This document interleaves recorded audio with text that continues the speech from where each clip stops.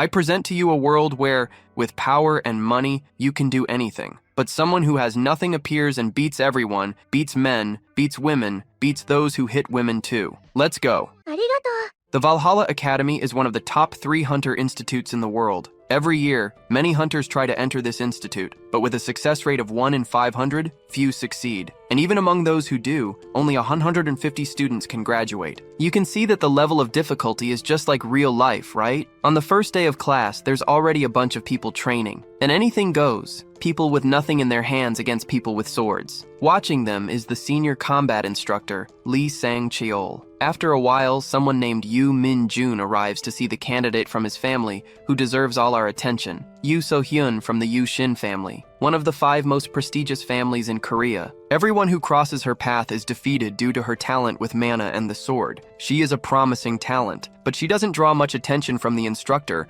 until it is mentioned that her family has communicated with a constellation guardian from the Yu Shin family. This grabs the instructor's attention. In this world, there are 5 chosen ones to be the constellation guardians, where it is normal for hunters to receive blessings and protection from the guardians or make a contract for it. Each of these 5 guardians has a different power. The Yu Shin family has the god of the sword, Jang San family, the god of spirits, Jin Choi family, the god of martial arts, Oseon family, the god of fists, Jeon family, the god of the bow. Yu Yan, having communicated with a guardian, is a great genius with incredible potential. Passing the academy test will be easy, they say. This is so important that the whole world is watching through cameras. The fight of the 17-year-old super talent will be against Kim Joo-ha, also 17 years old. The instructors are even surprised at how calm the boy was knowing who he was facing. Confident in an easy victory, the fight begins. Our girl draws her sword, but there's no sign of the boy. She decides to attack. Her swordsmanship was incredible, as well as her control of mana, and the attack was precise. Guys, believe it or not, he just punched her in the chest and won the fight. Our protagonist was even disappointed with the fight. And now we see the real truth 300 years in the past. 3 centuries ago, something had happened at the Tower of Destruction. 2 men were fighting valiantly. The owner, the King of Destruction, Brace, remarked that it had been a great battle, leaving the martial leader, Kim Hae-in-oh, greatly weakened. Brace wore strange blue glasses and had enormous white hair. Kim Hae-in-oh agreed that the fight had been excellent. The MC let out a slight chuckle. Kim Hae-in-oh became very alert when a panel appeared in front of him. It announced that the Tower of Destruction and its ruler, Brace, had been defeated, halting the world's annihilation. The enormous structure began to crack loudly. Kim Hae-in-oh realized the building was collapsing after he had defeated his enemy. He groaned in pain, lamenting that this was supposed to be his moment to live in complete peace. Since childhood, he had endured heavy labor as a hunter to survive, and all the money, fame, and life he had dreamed of were crumbling before him. He knew he should have brought his disciples along, but he reconsidered this thought, because that guy had been the strongest opponent he had ever faced, and everyone could have ended up dying right there. He bids farewell to the world with his hand on his wound, and soon begins to degrade right there. Suddenly, the boy opens his eyes. Kim Hae-in-oh had reincarnated into the body of a young man named Kim Joo-hyuk 300 years after the tower's collapse, and the current time of his reincarnation was satisfactory. Even though his physical condition was weak, all his knowledge had remained. He thought that simply adapting to the new body, he could live in peace until the translucent window appeared again, informing him that in 5 years, the Tower of Destruction would reappear, giving him that time to prepare. He was angry because that guy had already been defeated. He thought he should have burned Brace's body but couldn't just stand there regretting it for no reason. In that era, the conditions to conquer the tower should be easier, and this time he was determined to live and enjoy life. Something appeared on the panel, leaving him confused again. It mentioned finding lost weapons and memories in the Valhalla Constellation room on the 3rd underground floor. He realized everything he needed to do at that moment. It would be the 4th day in Valhalla, where the top 10 rankings would be decided. Those who were summoned had to head to the stadium. Kim Joo-hyuk got up excited to go there. All participants had to take their positions. The spectators were quite excited, watching everything. This was the same moment when the senior instructor thought there were too many people compared to last time. He observed everything from above. The newcomer, Kim Joo-hyuk, was ready to battle. The match would begin in 30 seconds, and his opponent was already in front of him. The eldest son of the Osen family, Osi-hyuk, aged 17, was there. He wasn't very good at literature, strategy, or martial arts. However, he had a talent of the others. It was his impressive and strong physique. He could do what others couldn't without mana, and even with little training, he grew significantly stronger. He was born with a top-tier physique that required no effort and was considered a genius for that reason. He stared fearlessly at his opponent with an extremely angry expression. The two were standing in front of each other. Kim Joo-hyuk showed the middle finger and insulted his opponent. This left Oh Si-hyuk furious and enraged. He charged at him, calling him trash. Kim Joo-hyuk thought that with the body he was reincarnated into, he wouldn't win in close combat and didn't know much about his opponent, with strength being the main issue so far. Even though the enemy had superior physical strength, it didn't mean he would win. Oh Si-hyuk tried to deliver a powerful punch to our protagonist. He dodged because he had martial arts to enhance his physique, and something very important as well. He swept the blonde bully's legs and brought him crashing to the ground. Oh Si-hyuk was left confused and unsure of what had just happened. Kim Joo-hyuk gave a slight wink with his right eye and revealed his ability to observe his opponent, landing a precise blow to his opponent's body, who rolled his eyes, blood coming from his mouth, falling unconscious and severely weakened. Kim Joo-hyuk won the battle, saying that if those two abilities weren't in harmony, this outcome would have been impossible. Even though this body was weaker than before and shouldn't have any problems hunting monsters and being a hunter as he once was, he headed to the exit after annihilating his enemy, leaving everyone who watched the battle perplexed. They commented on how Oh Si-hyuk was knocked out and brought down by such a simple attack. A man in the back thought deeply about all of this in silence. He was the head of the Osen family, the king of fists, Oh Chol-shin, very angry at the opinion of those ignorant enough to call the attack simple. Even though his son had only trained his physique, ignoring martial arts, he should have easily dodged that blow. But this time, it was something he couldn't evade. Stigako let his temper get the better of him and just charged at Kim Joo-hyuk. He had even used magic, which he rarely used, to try and end it quickly. But Kim Joo-hyuk tilted his head slightly to dodge. Since he was certain a strike was accurate, he shifted his entire center of gravity forward, making Oh Si-hyuk fly in despair, surprised by the missed punch. His opponent's hand was extended and open at that moment to counterattack. This meant that Kim Joo-hyuk moved faster than Si-hyuk at maximum speed, proving he already had a plan for the battle, and that alone was already a monstrous talent. Oh Chol-shin, after processing all of this, remained silent and deep in thought. Unfortunately, many people also recognized the value of that rookie, and not all of them were ignorant. Oh Chol-shin thought of the name Kim Joo-hyuk and resolved to ensure the boy would join the family no matter the cost. The stadium lights were turning on. Many fans of Choi Aren Nuna were there, cheering enthusiastically. The boy was quite impressed by those lunatics who had already served in the military,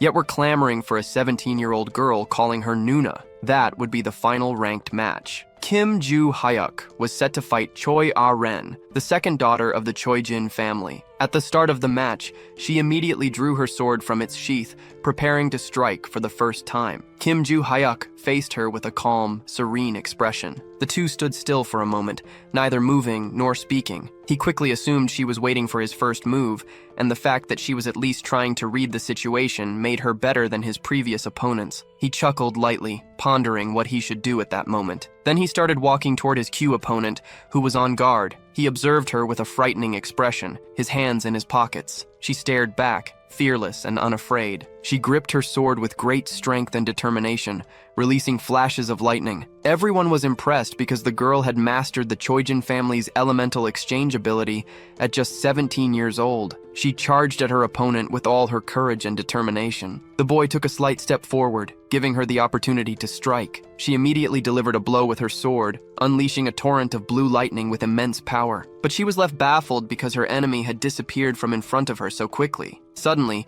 he remarked that if she revealed her attack's target with her eyes, it would be easy to dodge. He was standing calmly beside her. She was utterly confused by this, and out of nowhere, she was struck directly on her body. Her eyes widened, showing a mix of pain and agony, like she felt relieved to have defended the blow. Kim Joo-hyuk stared at her without saying a word. Choi A-rin quickly grabbed her impressive sword, flying backward with it in her hands. Kim Joo-hyuk was impressed because the girl had managed to block his blow with her sword, which was why he hadn't felt the impact on a human body, but rather on an object. She thought it was incredibly heavy. Suddenly, a fist touched her sword. Choi A-rin stared at her opponent before her, who challenged her to dodge the next attack. Then he unleashed a powerful strike, sending the girl flying far away with a desperate expression. She landed on the ground, sprawled, and left there. The boy thought there was something odd about that attack. It seemed like his posture was slightly off. But in the end, it didn't matter because the victory was secured regardless. The panel displayed the top 10 admissions to Valhalla,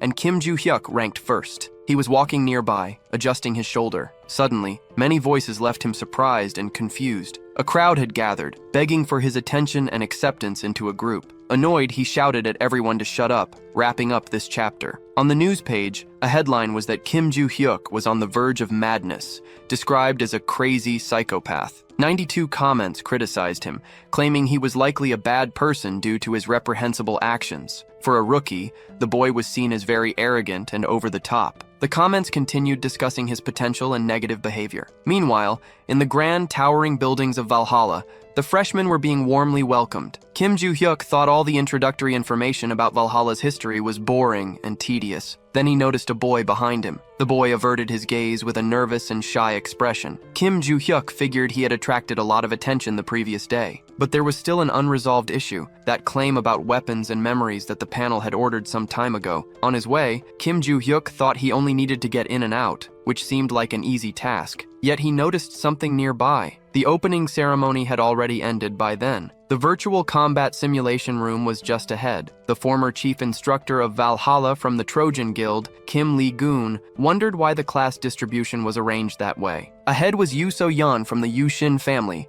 and beside her stood Areen from the Trojan clan. In the middle was Oh Si-hyuk from the Oh-sin group. They had said the classes would be distributed randomly, but 3 of the 5 geniuses from the families were in the same room. And there was something else interesting. The guy glanced at Kim Joo-hyuk and noticed that he was also in that class, completely condemning the man's year. He tried to calm himself to assert control over the situation right away. He introduced himself, saying it was a pleasure to meet the young ones, and that he was the person in charge of the class as well as their instructor. First, he pressed a button on the podium he was standing at. All the girls panicked at what happened next. Suddenly, they all appeared in a vast field. Everyone began questioning where they were as they had been in a completely different place seconds ago. Kim Lee-goon grasped the hilt of his sword and thought about showing a bit of bloodlust right there. Suddenly, several demonic beings, hideous and terrifying, appeared filled with rage and wielding various weapons. Everyone began screaming and panicking at the sight of it all. Oh Si-hyuk thought those were orcs and goblins,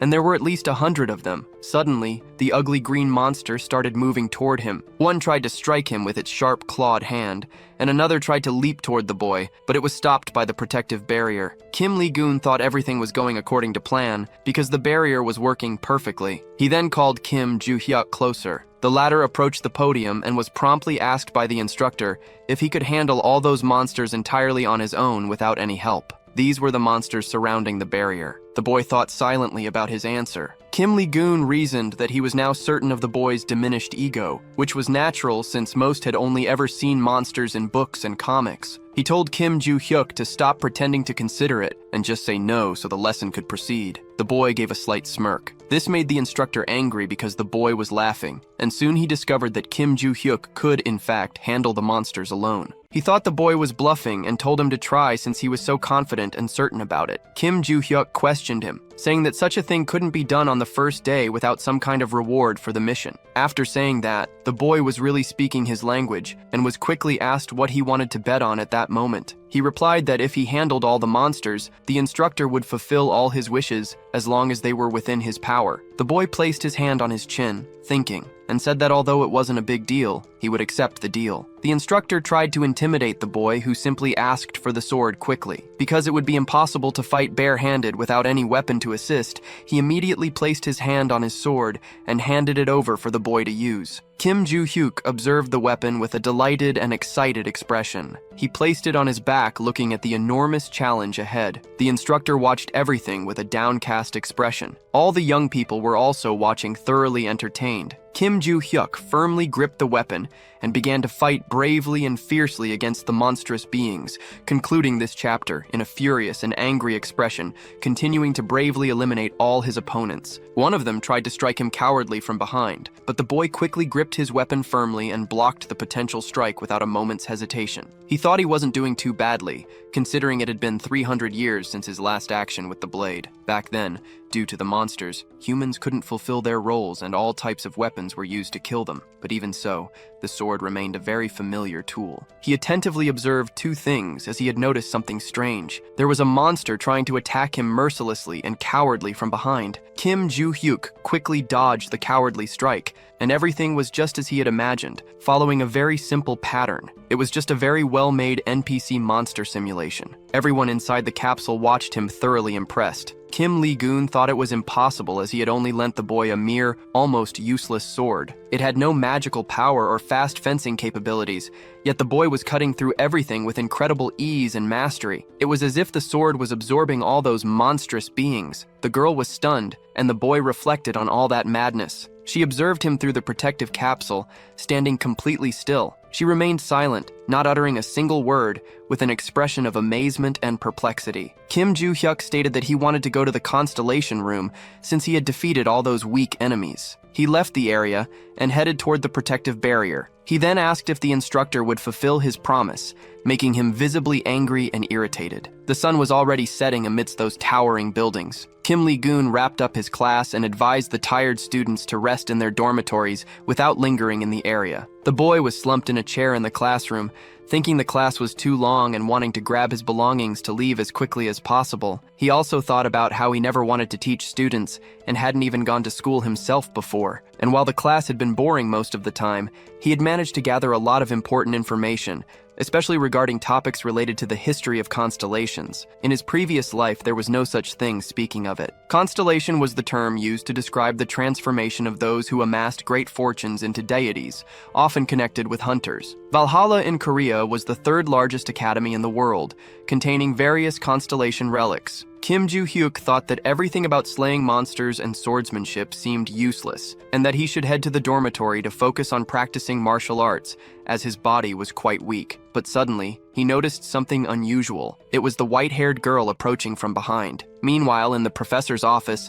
a man sipping coffee commented that his friend had been through a lot. Kim Lee-gun admitted that, to be honest, it was more embarrassing than truly painful, and questioned whether that boy was really a high school student to Lee Sang-cheol, who was astonished to learn that the boy had killed 120 monsters in the simulation room without having ever seen one in real life. What Kim Lee-gun was saying was absolutely true. From what the senior instructor observed, Kim Joo-hyuk seemed ordinary, but carried something in his past. Kim Lee-gun was impressed to discover that the boy was an orphan from a small orphanage in a highly dangerous area, and by no means was he lying, as Lee Sang-cheol had conducted his own research on the matter. Furthermore, a fraud wouldn't attempt to enter Valhalla by causing a scene at the opening ceremony. Lee Sang-cheol asked if the boy had requested to enter the Constellation Room, receiving an affirmative response from Kim Lee-gun. The senior instructor said he would let the boy go to the first floor of the basement, according to the director's instructions, making his friend very grateful for it. And since he had brought him there, he should take responsibility. Besides, he didn't know much about the completely restricted area on the 5th floor,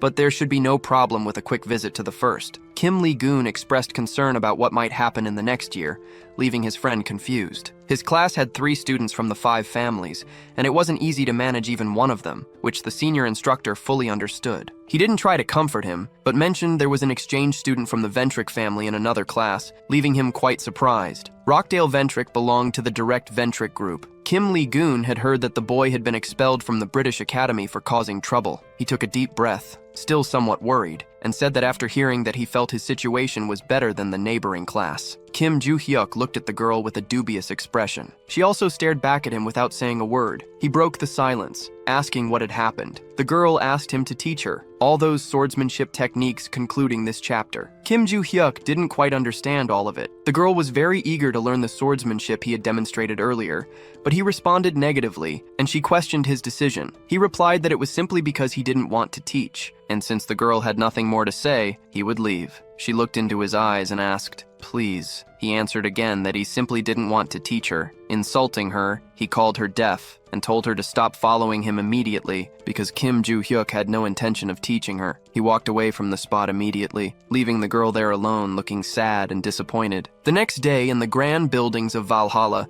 Kim Joo-hyuk was sitting in his classroom chair, very quiet and deep in thought at that moment. He looks at his hands and realizes his body was better than he thought. Yet he couldn't do much since he had no magical power, and it was hard to control his mana. This problem could be resolved if he found that thing, and for that, he would prepare a little magic. Suddenly, someone approached him speaking. It was a blonde show-off bully. He was Rockdale Ventric, accompanied by his assistant, Yuria de Felix. He walked over to Kim Joo-hyuk's desk. Kim immediately asked for his identity. Rockdale Ventrick thought the boy was uneducated since he didn't know his family. He quickly introduced himself and said he didn't want to waste time. He asked if Kim Joo-hyuk was interested in becoming strong. He invited him to join the main Ventrick family. In most families, the affiliated lineages had more difficulty gaining power and wealth compared to the main branch. However, the Ventrick family had a beak mask, a constellation guardian, making it different from others. Typically, an S-class soldier or higher would protect the organization, directly selecting a star member and granting them power and protection. But for the Ventrick family, they chose to sign an agreement with a non-constellation individual to avoid contractual misunderstandings. Due to this unique decision, the organization held significant power in Europe, and joining it would grant immense influence. With this authority, Rockdale Ventrick, supported by his family, had become excessively arrogant. Something had happened not too long ago. Due to an incident at the British Academy, he had been expelled, but he wouldn't cry over spilled milk. At the door of that place, alongside his assistant, he declared he always got what he wanted. And even though he had been expelled before, being from the Ventrick family meant they would always find a way to put him back on track. After all, that person would enjoy it too much. Returning to the present, he tried to talk to Kim Joo-hyuk. He thought he could have the boy, who had been the center of attention at the entrance ceremony, on his side. So he offered the boy a proposal to take him to the Ventrick family's constellation if he accepted, but he was arrogantly declined. He stood there, stunned and not knowing what to do at that moment. His assistant also made a strange face. He became furious. But Kim Joo-hyuk wasn't naive and realized he wasn't truly interested and had just won to Rockdale Ventrick angrily called the boy a rude, disgusting brat. Suddenly, an authority figure arrived, ordering everyone back to their seats and calling out the show-off. This made him even angrier because the man addressed him by his full name. The man was the senior instructor, Lee Sang-cheol. He emphasized Valhalla's rules, reminding everyone that this wasn't the academy. The show-off thought about that man, knowing he was a combat instructor. He gritted his teeth in rage and fury, returning to his seat quietly with his servant. He declared he would encounter Kim Joo-hyuk again someday. Kim watched everything with his red eyes without saying a single word. Later that day, a school ended. Kim Joo-hyuk thought about how he hadn't learned anything related to the Constellation Hall during the lessons and had instead gotten involved with an idiot that morning. He pondered many things about the Guild Scouts, students, and instructors who wanted to recruit him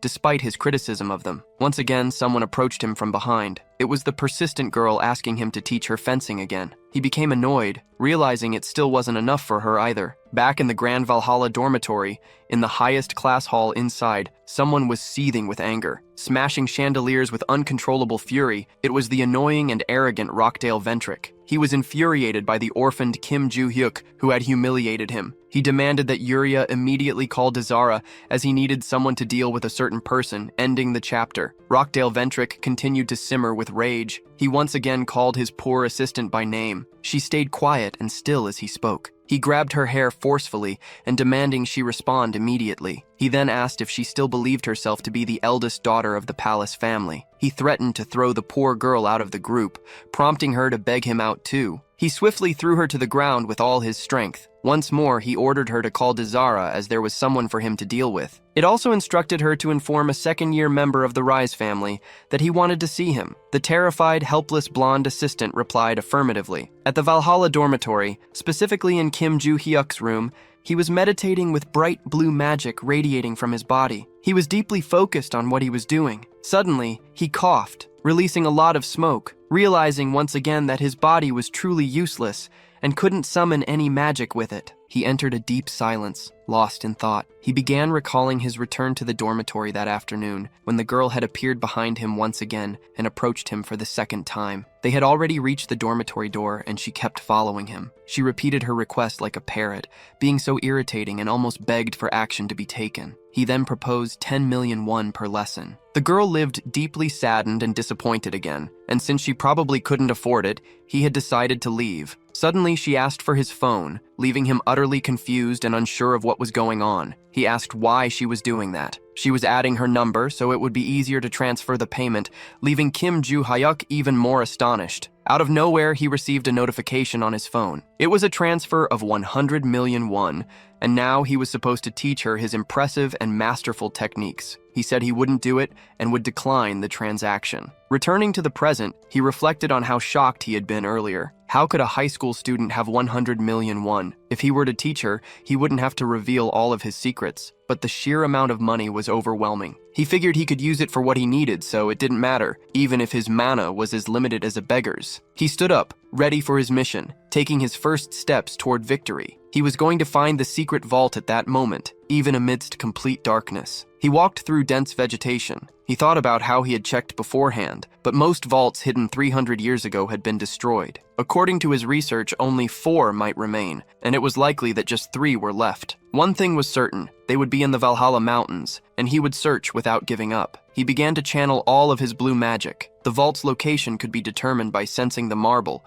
which responded to his abilities and could be detected even with minimal effort. A bright circle appeared on the ground. Finally, Kim Joo-hyuk had found something. He approached the glowing neon blue circle and started digging with his iron shovel, once again realizing how weak his body was. He thought that if he had known about this hardship, he would have buried it in a shallower, more accessible place. And if it weren't for the Tower of Destruction 300 years ago, there would have been no need for any of this. The world had been on the brink of destruction, and there was no safe place for his riches, so he had built great vaults and stored everything there. With great faith, he believed the contents inside would be safe and intact, as sun was already rising over the towering buildings of Valhalla. And at last, Kim Joo-hyuk found what he was searching for, the long-sought vaults of treasure. The location of the lock was a mystery, but he quickly found it. A regular key wouldn't fit in that lock, so he crafted a line of magic, shaping it into a special key. It fit perfectly into the keyhole, and he celebrated his achievement. The door began to open slowly, using all the strength he had in his frail body. At last,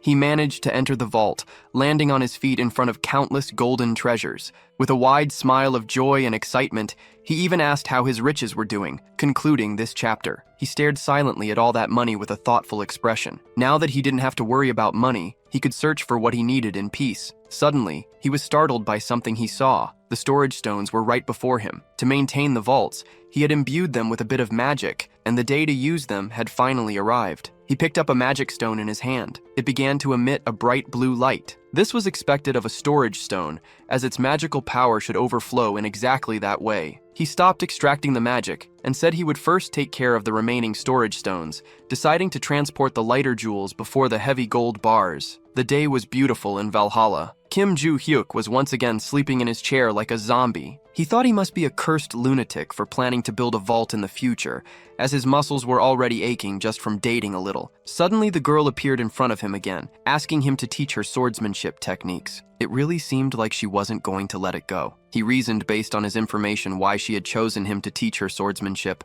and soon asked Erin Choi about her persistence, since she could learn everything from her family. She replied that she had never seen anyone handle a sword better than Kim Joo-hyuk. He then questioned her about her father, as he was the head of the Trojan family, and probably better with a sword than him. Just as she was about to talk about her father, the instructor called Kim Joo-hyuk to the teacher's lounge, leaving him very confused about it. But it was all related to the things he had asked about last time, and since he really wanted to know, he quickly got up without hesitation. He rose from his chair and left, leaving the girl standing right there. She asked for permission to speak. She remained silent for a moment with a slightly sad expression. Kim Joo-hyuk told her that the next day at 6 in the morning, she should meet him at the local training field. She was stunned by the information she had just received. The boy asked if she didn't want that opportunity. She had a moment of realization and replied that she would definitely be there. Meanwhile, in the nearby teacher's lounge, the instructor sat in front of the boy, and since he had a class in a few minutes, he spoke quickly and without delay. First,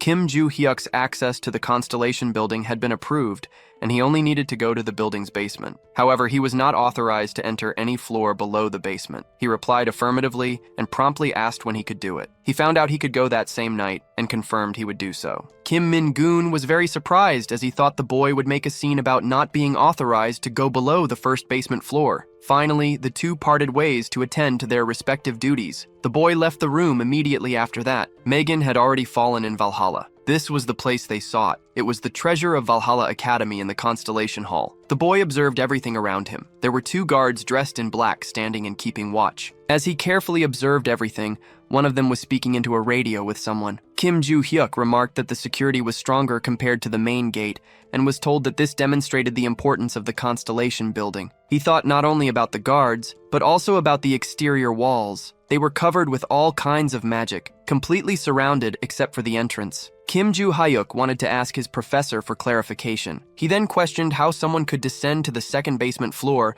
and whether it would be illegal. Kim Lim-goon quickly replied that it wouldn't make someone a criminal, but would get them expelled from there. Moreover, they'd go insane before leaving the school, leaving the boy slightly confused about it. Kim Lim-goon then explained that on the second floor, the magical power of the constellations flowed without restriction, and anyone who touched the magic would have their mind shattered. The boy quickly grasped the situation. Meanwhile, the instructor wondered why the boy had asked about this before entering the building, as it seemed like he truly wanted to go down there. But he soon dismissed the thought, reasoning that the top entry candidate wouldn't do such a thing since staying at the academy was much better. Kim Lim-goon informed him that he had only 30 minutes. The boy replied affirmatively, saying he'd be back soon. Suddenly, the panel appeared, displaying and ordering the same things as before. He observed it carefully right there. Kim Joo-hyuk didn't care about being expelled since he had come to Valhalla solely because of that place, and he had to go to the third basement first. He wondered why there were so many endless stairs in that building. As he descended them quickly, suddenly he saw something ahead of him. That place looked like a massive prison. He was sure the Constellation Hall was on the first basement floor. All of it didn't seem that important, leaving him uncertain about going deeper. Suddenly, the panel appeared again, informing him that the requirements were met and that he was being transported to the hall, leaving him uncertain about what was happening and where this place might be. Suddenly, he began disappearing from there along with the panel. Someone possibly familiar greeted him in the new location. It was the infamous enemy, Brace. He looked at Brace, utterly surprised and wearing a terrified expression. Brace remarked that after 300 years, this was their reunion. Suddenly, in the middle of his speech, he received a strong punch to the face. Kim Joo-hyuk had delivered a direct blow to his enemy, and he was quite pleased to see that cursed figure. Brace asked his enemy to calm down, but he received another punch to the face. He tried to pacify the situation for a proper conversation, but yet again he was struck because Kim Joo-hyuk only wanted his death. All his attempts to stop the fight were useless. He was already on the ground, weakened and defenseless, and Kim Joo-hyuk was growing tired of fighting. He then remarked that he wasn't the kind of person who used fists, but this case was different because Brace had destroyed his future. On top of that, Brace had ruined his wealth, honor, and all the time he had invested in his disciples. Brace then asked if Kim Joo-hyuk wasn't curious to know what kind of place this was. Kim Joo-hyuk admitted he was curious because there didn't seem to be anything peculiar about it. Brace explained that this was an imaginary world, a space within a relic, leaving Kim Joo-hyuk enthused. What Kim Joo-hyuk was seeing, according to Brace, was purely imagination because his body had ceased to exist 300 years ago. He wanted to say that he had always been within that relic. The boy was deeply shocked as this revealed something significant. Brace gave a slight smirk at that moment and declared that he had become a constellation, leaving Kim Joo-hyuk speechless for a moment. Then, in anger, he delivered another strong punch to Brace's face. Meanwhile, outside the building, Kim Lim-doon had been waiting for the boy for quite some time. Suddenly, something appeared before him. It was Kim Joo-hyuk being searched by the local guards. Lim-doon questioned if the boy had done anything strange, but Kim Joo-hyuk said he had only looked around. He added that he hadn't gone any deeper because he didn't want to lose his head. The instructor then ordered him to go home, and Kim Joo-hyuk agreed. He soon left the place. On his way back to the dormitory, he recalled a reunion with his terrible enemy from the past. He didn't care that Brace had become a constellation. He only wanted an answer. About what that transparent notification panel was, Brace claimed to know nothing about it, and immediately received another punch to the face because Kim Joo-hyuk wasn't joking around. Brace explained that after being killed, he had been trapped in that thing for 300 years without any power. Kim Joo-hyuk calmed down after hearing this, opening his hand, discovering that Brace had also received that same notification. The information stated that Brace was to contact the reincarnated Kim Joo-hyuk to retrieve his memories. And because of that, a suspicious figure had emerged, making him question the reason for becoming the owner of the Tower of Destruction. Kim Joo-hyuk was shocked and uncertain about who this man was and what he was doing. Brace then admitted he didn't know, as part of his memory was missing and wouldn't return all at once. He then asked what Kim Joo-hyuk's notification said. Kim Joo-hyuk explained that the notifications instructed him to find a weapon and memories, but he couldn't read the lower part as it was censored by some symbols. He also didn't recall losing memories because he still remembered the brace suggested that perhaps not everything had come to his mind yet, since he had already found the weapon, and the rest would come naturally. Kim Joo-hyuk was puzzled about the weapon. Brace explained that this space was the realm of the 4 village swords, which had become sacred relics, and that he had become a constellation because he had used one of them. Kim Joo-hyuk called him a curse, being once again filled with rage. Back in the present moment, Kim Joo-hyuk reflected on how his village sword had become a relic and housed a constellation, leaving him deeply confused. He wanted to destroy everything and leave it behind, but there was one issue. Kim Joo-hyuk grasped a blue magical sword with his hand. He began thinking about Brace, who had once been called the King of Destruction, and how the new mission on the panel was only achievable with the village weapon. Suddenly someone arrived, asking for his identification. They were a group of bullies and show-offs. The leader of the group was the eldest son of the Sunrise family, Lyric Sunrise, who said the seniors were away on a trip and demanded the introduce himself. Kim Joo-hyuk wondered what kind of senior and bully accepts freshmen. The show-offs commented on the boy's behavior and his lack of manners for not saying hello. One of them said he wanted to beat the boy up and receive the leader's approval. He approached Kim Joo-hyuk, holding something in his hand, but as he started talking about the differences between first and second years, he took a massive kick straight to the chest. Kim Joo-hyuk told the thugs to come at him and stop talking so much, ending the chapter. The short-haired show-off groaned in pain and agony from the kick he had taken. Kim Joo-hyuk leaped, preparing another precise strike, and delivered another blow, this time to his talkative enemy's face. The boy flew far, utterly destroyed and severely battered. He landed on his backside, causing a loud thud in the area. Finally, he hit a wall, stopping abruptly. The blonde boy thought Kim Joo-hyuk was insane and reckless. His eyes widened as he stared at him in fear. He noticed that the boy, who moments ago had no weapon, now wielded a sword. Kim Joo-hyuk commented that the perfect grip felt incredible, something he hadn't experienced in a long time. He quickly ordered the thugs to attack because if they delayed, they'd be crushed. 3 hours earlier, Rockdale Ventrick told the blonde boy he only needed to do something very simple. It was just to deal with one weak, useless student. And in return, a reward benefiting the Sunrise family would be given immediately. He provided the identification of the first-year student he wanted targeted. It didn't matter if the boy used weapons, as the mess would be easily cleaned up regardless. Finally, he asked if the boy would accept the blonde boy said he understood everything and accepted it. He left, slamming the door hard and quickly without hesitation. Thinking that the boy's first-place rank didn't matter because he was a first-year novice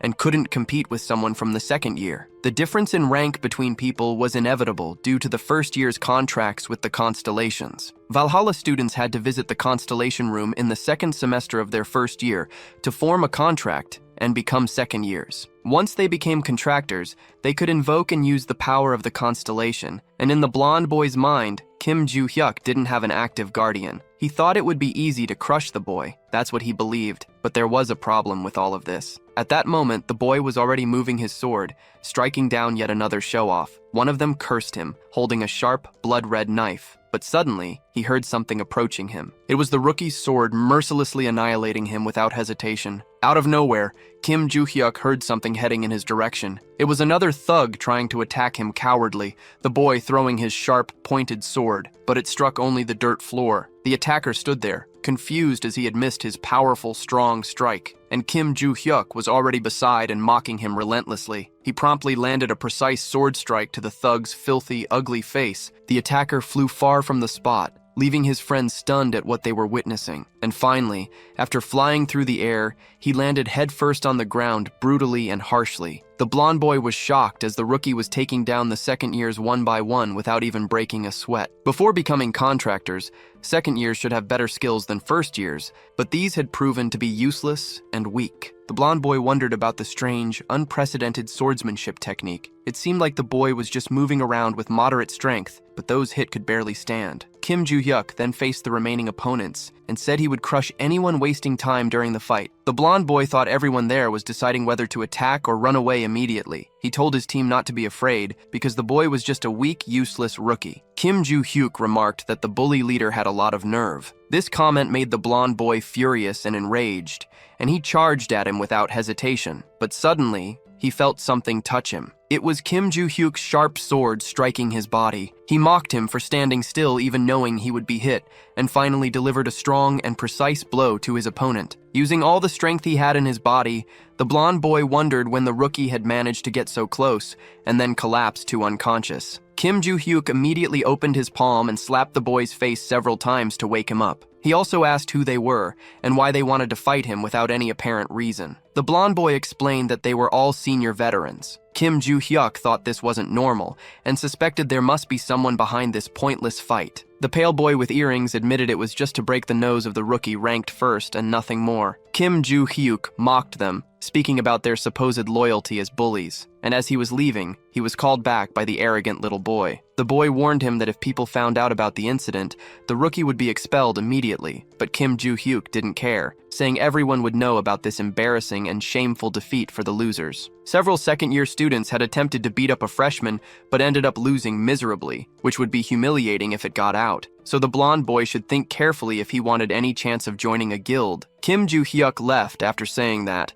leaving everyone on the ground beaten and humiliated. The clock struck 8:28. Rockdale Ventrick anxiously waited for a call with great anticipation. Suddenly, Merrick Sunrise called him, leaving him excited. He immediately asked the boy if the beating had been delivered as promised, but the boy simply revealed the contractor's name at that moment and informed him that he was withdrawing from the job and relinquishing the responsibility, ending this chapter. The chapter begins with Rockdale Ventrick being stunned by the boy's words. The blonde boy advised him to stay away from anything related to Kim Joo-hyuk from now on. He reflected on what had gone wrong with that cursed boy because just hours ago he had been confident. He suggested filing a report with the administration, because if there were any visible bruises left, there would likely be enough evidence to proceed. If the blonde boy did what Rockdale Ventrick requested, he would be rewarded and sponsored by the family. But the boy thought that even with sponsorship from such a powerful group, they wouldn't be able to recover their lost honor. He then hung up on Rockdale Ventrick, leaving him furious and enraged. He cursed the boy and smashed his phone to the ground. His assistant simply watched the scene,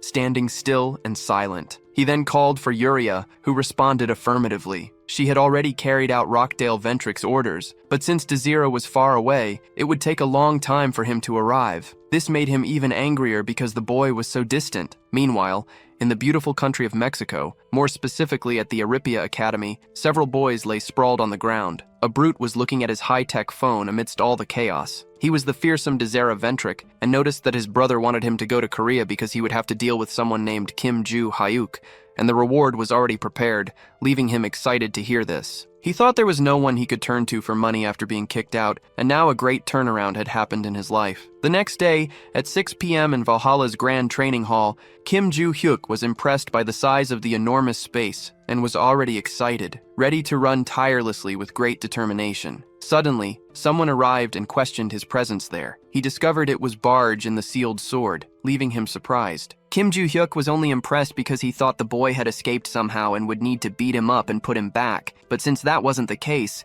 everything was fine between them. Kim Joo-hyuk planted his feet firmly on the ground and began stretching, while asking questions to his fearsome enemy. He talked about the sword that had become an artifact and was currently being kept at Valhalla, as well as how they had left the Constellation Room with it. Kim Joo-hyuk was concerned because Brace had swapped the weapon for a slightly identical replica. He was questioned about how he had learned to do that and replied that even after losing all his power, he could still create such forgeries. Kim Joo-hyuk discovered that Brace didn't know why he had such strange abilities. Suddenly, the gray-haired girl arrived at the scene. While Kim Joo-hyuk was still stretching his body, he was surprised by the girl's presence. She then asked about the swordsmanship lessons, but the boy wasn't going to teach her at that moment. Instead, they would start by improving her stamina. The cute girl looked very confused upon hearing this. Still, she was determined to learn, willing to do whatever was necessary. Kim Joo-hyuk had told her to start stretching immediately, and she responded affirmatively. Although it was basic, the girl needed to improve her stamina to better absorb mana and control it more easily. The current training method was quite strange since it prioritized one thing over another equally important aspect. Koi Aran,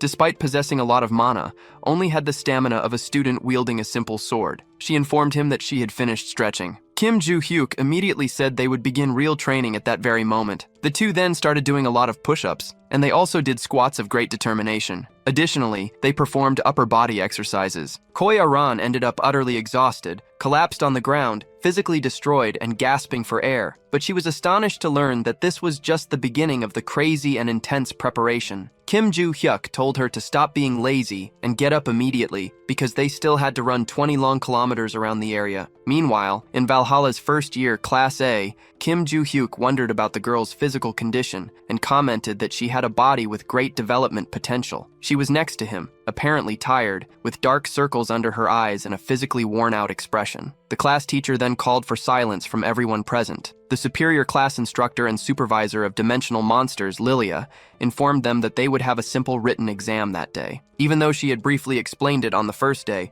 she had asked all students to study. So that day, she would test their knowledge of how to deal with each individual monster. The exam began shortly after. Everyone seemed deep in thought as they worked on it. Even Koya-ran appeared to be struggling with the test. Kim Joo-hyuk stared at her as if she were his most feared enemy. Suddenly, the teacher checked the time on her very advanced and stylish watch. She then announced the end of the time limit, instructing everyone on how to return the test papers. That test wouldn't count toward the general individual ranking, but would measure their skills for the next class. Once all the tests were submitted, she informed the class that next week they would begin the first official lesson in the virtual combat communication room. She then bid farewell to everyone as she quickly left the room. Kim Joo-hyuk remained silent after hearing all this with a thoughtful expression. Brace began questioning him about the method he used for the tests, leaving him astonished to learn that Brace had been watching everything. The enemy said he had nothing to do in there and was asked about his thoughts on the protagonist. He explained that, to be exact, you could only hear the boy's imaginations related to him. Kim Joo-hyuk said he had simply written the answers as he knew them,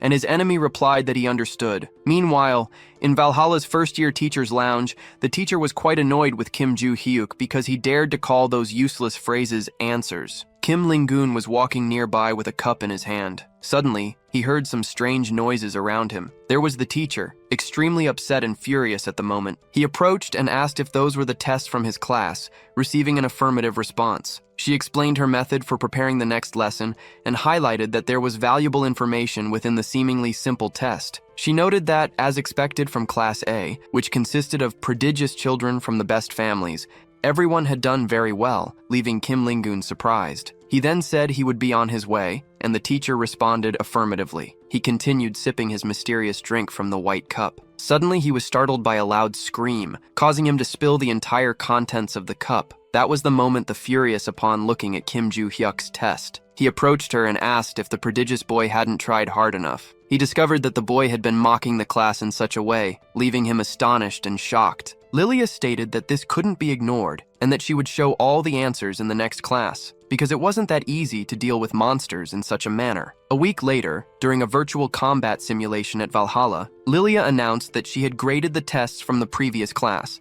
and although most students did very well, there was a caveat. She ordered Kim Joo-hyuk to step forward. Without hesitation, he did as instructed. The two stood facing each other. Lilia handed the boy his test sheet. It was marked with numerous red corrections. The teacher then revealed that Kim Joo-hyuk had received a 0, and it seemed he hadn't taken the tests seriously. He disagreed, insisting he had put effort into it. She had a few questions for him. The first was his answer to the question about the most effective method to handle a stone goblin. Kim Joo-hyuk replied that the solution was to strike it in the stomach. The second question asked what to do if 8 wild goblins were charging at someone. Kim Joo-hyuk answered that the solution was to send each one to hell, starting with the closest. The teacher couldn't believe he was serious with those answers, and he hadn't even tried to disguise his lack of effort. The best way to kill a stone goblin wasn't with a sword, as it wouldn't be powerful enough. Lilia doubted Kim Joo-hyuk could even manage it. He contradicted his teacher, saying he would finish the fight with a single strike. This left her irritated with his nonsense and boundless ego, but she understood his confidence,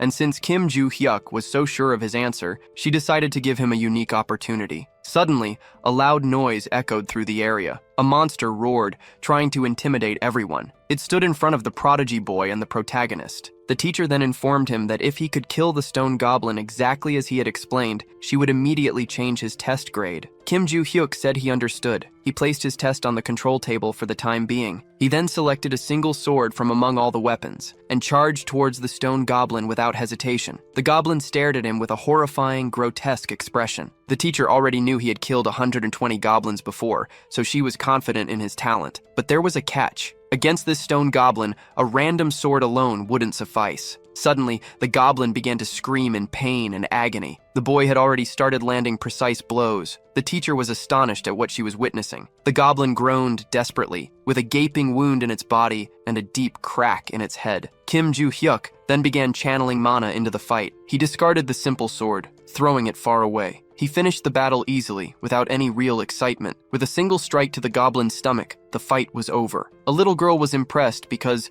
without any magic, he had killed a stone goblin with just one sword. The burly blonde boy watched in complete silence, utterly shocked. Even Choi Arin was visibly amazed. Lilia let out a deep sigh and asked how the boy had managed to do that. He explained that he had simply struck the goblin in the stomach, leaving the teacher puzzled. She felt that to kill a stone goblin with just a sword, one would need to be at least an A-class contractor, which made logical sense under these circumstances. Yet the boy had done it with just a weapon. He then asked if his answer had been correct, but Lilia replied in the negative, saying it had just been one question, and there were more to come. The boy was perplexed because it seemed like everything would happen again. Suddenly, the ground began to open. He was amazed at what he saw. It was a vast, dark tunnel stretching endlessly. Kim Joo-hyuk immediately asked his teacher what it was about. She told him to focus and look ahead. A faint step was heard. A few monsters appeared from the darkness of the tunnel. She thought it was challenging to control goblins with rage issues because using the wrong technique could trigger their scream ability,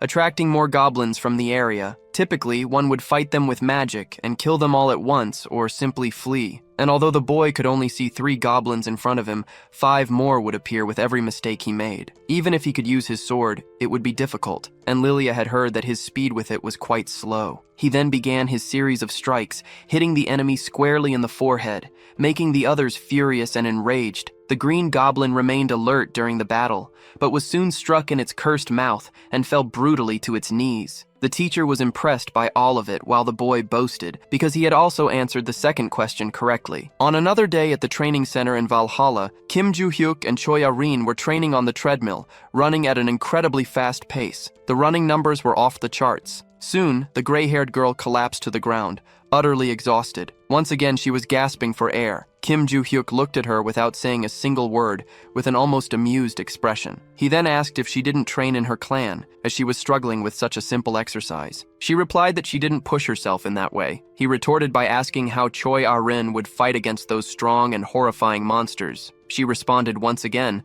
saying she could use her magical power by borrowing strength from the constellations. Kim Joo-hyuk thought everything was as expected, since instead of training their own stamina, they focused on magical power because they relied on the constellations. By not improving their physical abilities, it was fine as long as they trained enough to borrow power from a constellation, but the risks were immense. There was a chance of being caught in the middle of a labyrinth or dungeon with a magic restricting spell. Additionally, their mana could be completely depleted after prolonged battles, not to mention that constellation members might refuse to lend their power. After thinking about all this, Kim Joo-hyuk called the cute girl. He asked if she thought those stamina exercises were worth anything to her. Choi Ah-rin immediately answered affirmatively because he had told her he would teach her swordsmanship if she did them. He was stunned by that kind of response because it was basically the reason he had her do it. She was quite confused upon hearing all of this, but they brushed it off and wrapped up the day's training as they needed to head to the academy soon. She didn't understand why he wasn't going. Kim Joo-hyuk explained that he was going to do one more set of physical exercises. He asked if she wanted to join in too,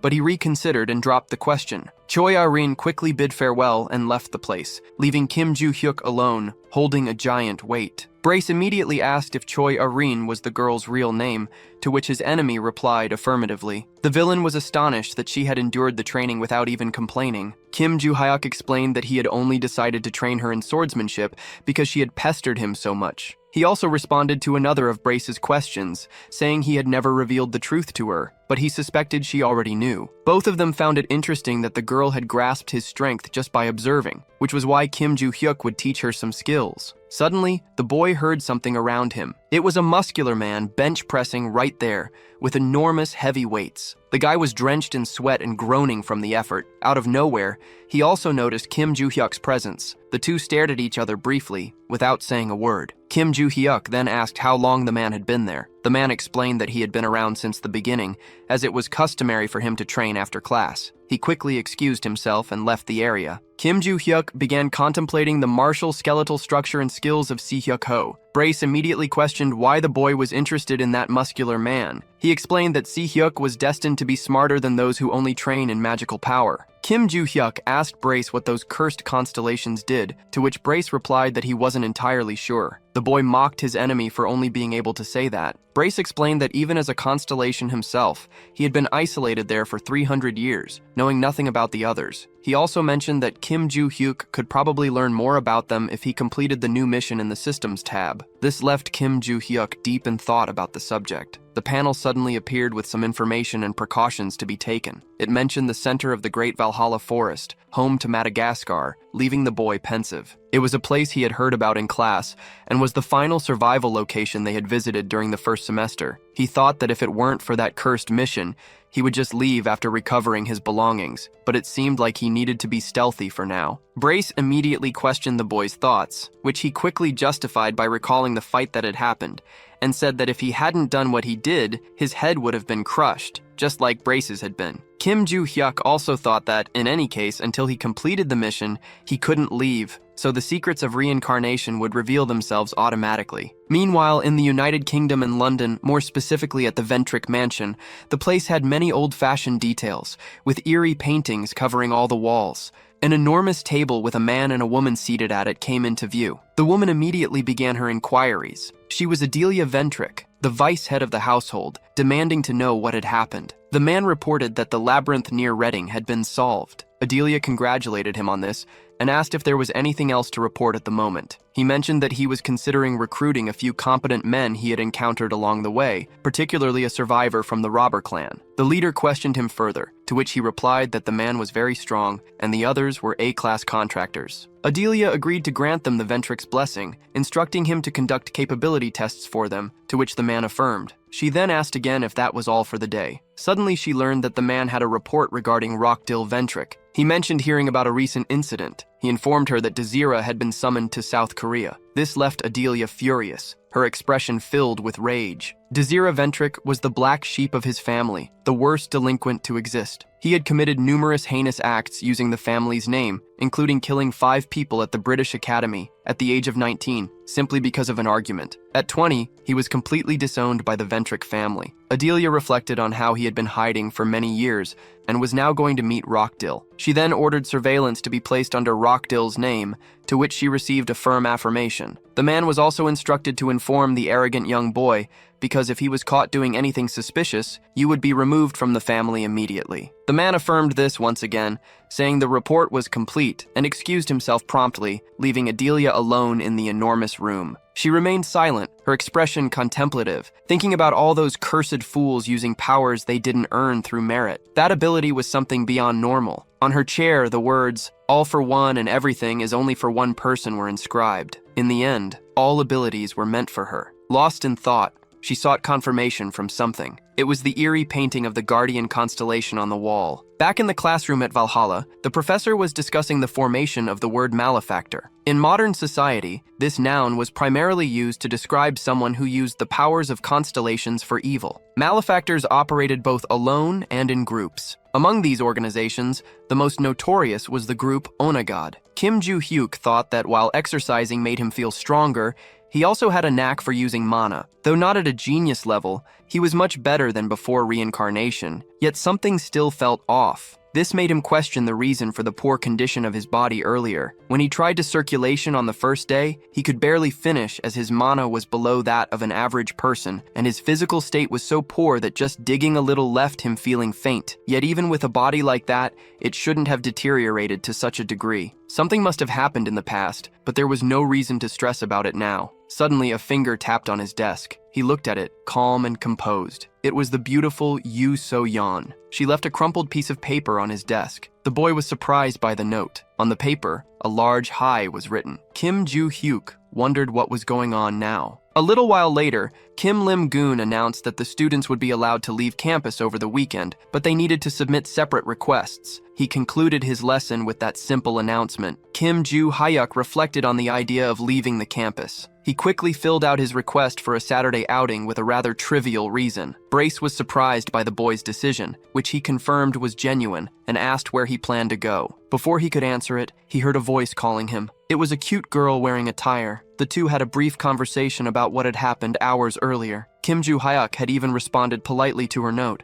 but she hadn't replied. He then urged her to speak quickly, as he needed to submit something and was quite busy. The little girl stumbles over her shy words. She can't form a single sentence without interrupting herself. Kim Joo-hyuk grows frustrated, calling her crazy and telling her to just nod. She becomes very angry at being insulted like that. She questions his comment, but is quickly retorted, being told that making someone angry for no reason was normal for her. He then asks again what she really wanted. She recalls a moment in time when she had been observing something. It was Kim Joo-hyuk's fight with that horrifying and ugly stone goblin. She had been impressed by that battle, especially because the boy had used only a sword without any magic. It was entirely different from what the books described. She only wanted to ask him how he had killed that ugly stone monster, but her pride hurt too much to allow it. Finally, she sighs and musters the courage to ask him. Just as she is about to speak, the teacher arrives and asks the very same question she had been about to ask. The gray-haired, bespectacled woman seemed very excited to learn the boy's tricks. Kim Joo-hyuk simply wondered where that crazy woman had suddenly appeared from. He quickly asked why she was intruding out of nowhere, as he thought she disliked him, leaving her confused. He then rephrased his words, asking if she didn't like him because he had embarrassed her. The teacher promptly replied that she didn't care about that, and had believed there was only one way to kill monsters, but the boy had shown her otherwise. She wanted to know everything immediately. She asked him if he wanted to be her assistant, to which he replied negatively, explaining that he needed to submit his departure form right away. That crazy woman tried to convince him in every possible way, with little success, and the two ended up leaving the cute little girl alone there. She then reflected on all the teacher's comments, feeling very confused. Taking a deep breath, she calmed herself and decided to let it all go, thinking she didn't need that humiliation. The next day, Kim Joo-hyuk was amazed by something in front of him. The enormous market was revealed, ending the chapter. Already in the immense dormitory of Valhalla, Kim Joo-hyuk sits in front of his gaming computer. Grace asks his host what he was searching for on his phone, receiving the reply that it was just information about the next day's location. The protagonist wanted to find a place where he could sell the treasure found in the vault, and that seemed like a decent spot. If the enemy had understood everything, then he had indeed found it. There was a virtual marketplace that existed on his phone. Based on some information, only an entry fee was charged to exchange practically anything in that supposedly dangerous dark web shopping environment. The reason for such an unusual marketplace's existence was explained by the fact that its creator was a guardian constellation called the Secret Ruler, according to the protagonist of the story. Thus, high-class individuals openly used the tool, and despite being completely illegal, governments dared not interfere in it. That was also the reason he managed to figure out how to enter so easily, deciding to use it for a Kim Joo-hyuk reads some simple tutorials on the internet. He soon notices that there was a link in the comments section of the post he was reading. Suddenly, some messages arrive from the little girl Choi Ah-rin. They were several bunny emojis crying a lot. She informs her trainer of her absence from the next day's training, to which he replies that he also had a commitment. Kim Joo-hyuk sends a few laughs in between the messages. This leaves Choi Ah-rin quite confused about their meaning. He quickly explains that he was just wishing her a good trip. He also asks her to stop sending so many emojis. Kim Joo-hyuk wonders about those virtual bunnies, but quickly shifts his focus to his real goal of securing a reservation and location. He quickly clicks on something dubious on his phone screen. Soon, he leaves his house dressed darkly, wearing a long hoodie and a hood over his head. The location was somewhere nearby. It was probably an old cafe in the region. The entrance was right in front of him at that moment. The wooden door of the place was old, and inside there was a huge mess. Kim Joo-hyuk opens the gates of the place to enter cautiously. He just needed to go inside and head to the right corner. The likely spot was right there, close by. He opens that gray door with his hand and slowly enters another room in the place. Soon, he sees something impressive in front of him. All of that was the grandiose black market. Night was already falling in the area, and the moon shone brightly in the darkness of the sky. All of it seemed very strange to Kim Joo-hyuk. It was his first time there, but the place was coincidentally very familiar. The purple sky, along with the clouds and moon, resembled the night he had seen 300 years ago. Suddenly, a man arrives, asking if it was the boy's first time there. The man had a cheerful expression,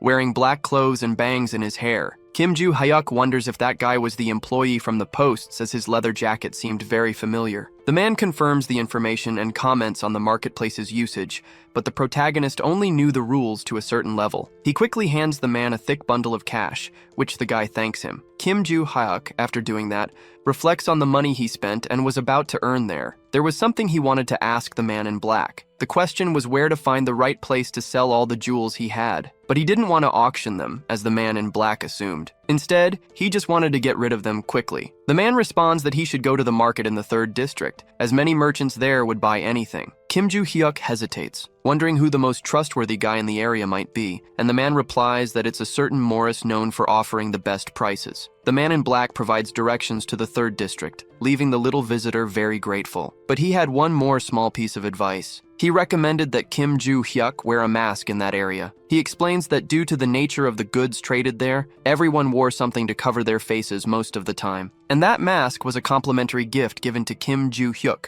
who thanks him from the bottom of his heart. The man in black asks him to enjoy his time in the area, now in the 3rd district of the Grand Black Market. A man in a white mask is seen observing a beautiful, shiny diamond stone. Soon, Kim Joo-hyuk approaches, asking for his identity. It's confirmed that the guy is indeed the real Morris of the good prices. The protagonist informs him that he has some valuable goods to sell. Morris said it all depended on the items, but if it was just gold or jewelry, the evaluation would be quick and practical. Kim Joo-hyuk promptly started taking things out of his large backpack. Quickly, a black bag, seemingly heavy, appeared from within. He stated that he wanted to sell the contents of that bag. Morris wondered about the objects inside it. He immediately began evaluating the ring that was there. Suddenly, he was quite surprised by what he was observing so meticulously in front of him. That ring was a rare artifact from the era of destruction. It was definitely an ancient and very precious item, regardless of the angle it was viewed from. Morris wondered if the other items were the same. Inside the bag, there were many of them shining brightly. The man with the white mask determined that they were all undoubtedly from the same era. Suddenly, he heard someone calling him, making him very alert. It was Kim Joo-hyuk, asking how much he would offer for all of it. This left him quite unsure about what to do. He wondered how such a young boy had managed to acquire so many precious, rare, and ancient artifacts. He then asked Kim Joo-hyuk where he had gotten all those items. The latter replied that such questions probably shouldn't be asked in that place. Morris, known for his fair prices, quickly apologized for it. He regretted the mistake he had made, which put his good reputation as a negotiator at risk. He then said he didn't know how much to offer for everything. He couldn't process those items as they were artifacts from the era of destruction, and he lacked the capital to buy them all. Kim Joo-hyuk then considered the pieces and asked where he should go to get a fair price. Morris explained about the tall auction building on the way. Another question was directed to him regarding how long the auction would take. He replied it would take 2 to 3 weeks because many people booked slots, making the process slower. After another question, Kim Joo-hyuk found out he would need to return to the market personally afterward. He lamented learning about all these frustrating procedures. He quickly asked the approximate value his goods would reach at the auction. This made Mr. Morris very thoughtful. He soon picked up his cell phone. He showed the approximate value, leaving the young man very surprised. The boy thought about how many zeros were on that screen and how expensive the goods were in the past, which is why he had kept them. He then asked how much of that value Morris would not have. Based on the estimated value, the man replied that he had only 3/4 of the total amount if he sold everything he owned. Kim Joo-hyuk, slightly confused, asked if that was truly the case. He then decided to accept the offered amount immediately. This left the man with a white mask very surprised, astonished, and perplexed. The artifacts from the era of destruction had a high value for another reason beyond their age. The other major reason was the constellations. They began to appear after that era, and strangely reacted well to artifacts originating from that time. Morris thought that a powerless person could form a contract with a powerful constellation, thanks to those objects, and the alchemist zone remained active. Holding a shiny and very magical ring between his fingers, he was impressed after a second inspection as the mana in the accessory flowed perfectly. The magic released at the end of the era of destruction still seemed present and bore all the signs. He was very pleased, having purchased 8 artifacts from that era for such a low price. Morris grabbed the little bag in which the jewels had been brought to him. He celebrated as he placed them inside, thinking it was truly his lucky day. Suddenly, he felt someone approaching. His eyes widened in fear. Standing there was a man dressed in black wearing a frightening black mask. Thus ended the character's participation in that scene of the story. Elsewhere, a huge door came into view. Kim Joo-hyuk opened it with all his strength. He quickly removed the mask from his face because it had been so uncomfortable that he had thought you might die wearing it. That place resembled the cafe from his starting location. He quickly grabbed his cell phone to check his account's transaction history. With that sale, his money troubles were solved and he celebrated his earnings from the 8 rings in the vault. Kim Joo-hyuk felt very happy because he still had many of them stored, so he wouldn't face any problems from now on. Suddenly, a suspicious notification popped up on his cell phone. It was a call from an unknown number. He answered quickly without hesitation. The woman on the other end of the line immediately invited him to have a meal together. He asked how she had gotten his number, and she hurriedly explained that she was a teacher from Valhalla. And soon she gives him instructions for the location of the meal without giving the boy any chance to question her, leaving him quite annoyed because she had hung up on him. Kim Joo-hyuk then decides to go to the location since he had nothing better to do, and the silly girl was going to spend all her money just to make him eat for free, thus concluding the scenes of this very unusual invitation. Once again, we return to the scene of the man in the black mask and black clothes. Morris asks why that man is there, and the man questions if their relationship is really that bad. Morris explains that a normal merchant cannot simply talk to the owner of the market, even if they've met a few times. That man standing there was the owner of the place known as the Black Cat, who comments that he greatly admires the merchant for treating him in that way. Morris asks why the Black Cat is there again. He explains that it's nothing significant, just that the merchant's participation in the auction for the first time in a long while seemed very strange. Morris quickly comments that the anonymity of the registration seemed to be very flawed after all. The Black Cat explains that as the real owner of the market was a constellation, he could access any information they wanted, and he immediately asked to see the items listed for the auction. Morris agrees without any issue though, thinking that the Black Cat's interest in all of this was very strange, as it was his first time doing this. He quickly throws the black bag containing the items from the era of destruction onto the table, leaving the little Black Cat deep in thought and speechless. He soon comments on the value of those objects, leaving Morris confused about what he was talking about so suddenly. Out of nowhere, a panel appears saying that the constellation on the other side is watching in shock. The message repeats incessantly on the device. The Black Cat quickly realizes that his constellation desperately wanted that ring, concluding this chapter of the story. In another location at the Valhalla restaurant, a fork gently wraps around the pasta, which looks quite delicious, and is soon brought toward the mouth. The teacher then savors the food slowly and comments that it is very delicious and tasty, but soon she seems a little confused, quickly asking why Kim Joo-hyuk isn't eating, to which he replies that he's just wondering how Valhalla has a place like this. She explains that besides the school cafeteria and the staff restaurant, there's also a normal place like this, but Kim Joo-hyuk isn't very interested in it. He then asks why she called him there. She's speechless for a brief moment. Then she quickly invites him to be her assistant, but she immediately declines. The teacher asks him not to refuse so quickly, as he would gain many benefits as an intern. She pleads with him to listen for a bit because it was obvious she would make this request. Kim Joo-hyuk shows a tiny bit of interest, asking about those benefits. The teacher says he would receive a scholarship and other financial aid, but he still isn't very interested. He would have the chance to write a paper with his mentor and could write about the 3 types of attacks on monsters. If that happened, his name would be listed in the World Association of Monster Research, gaining much glory and wealth, but he still doesn't care. The teacher keeps trying to convince him, even offering more days off from school,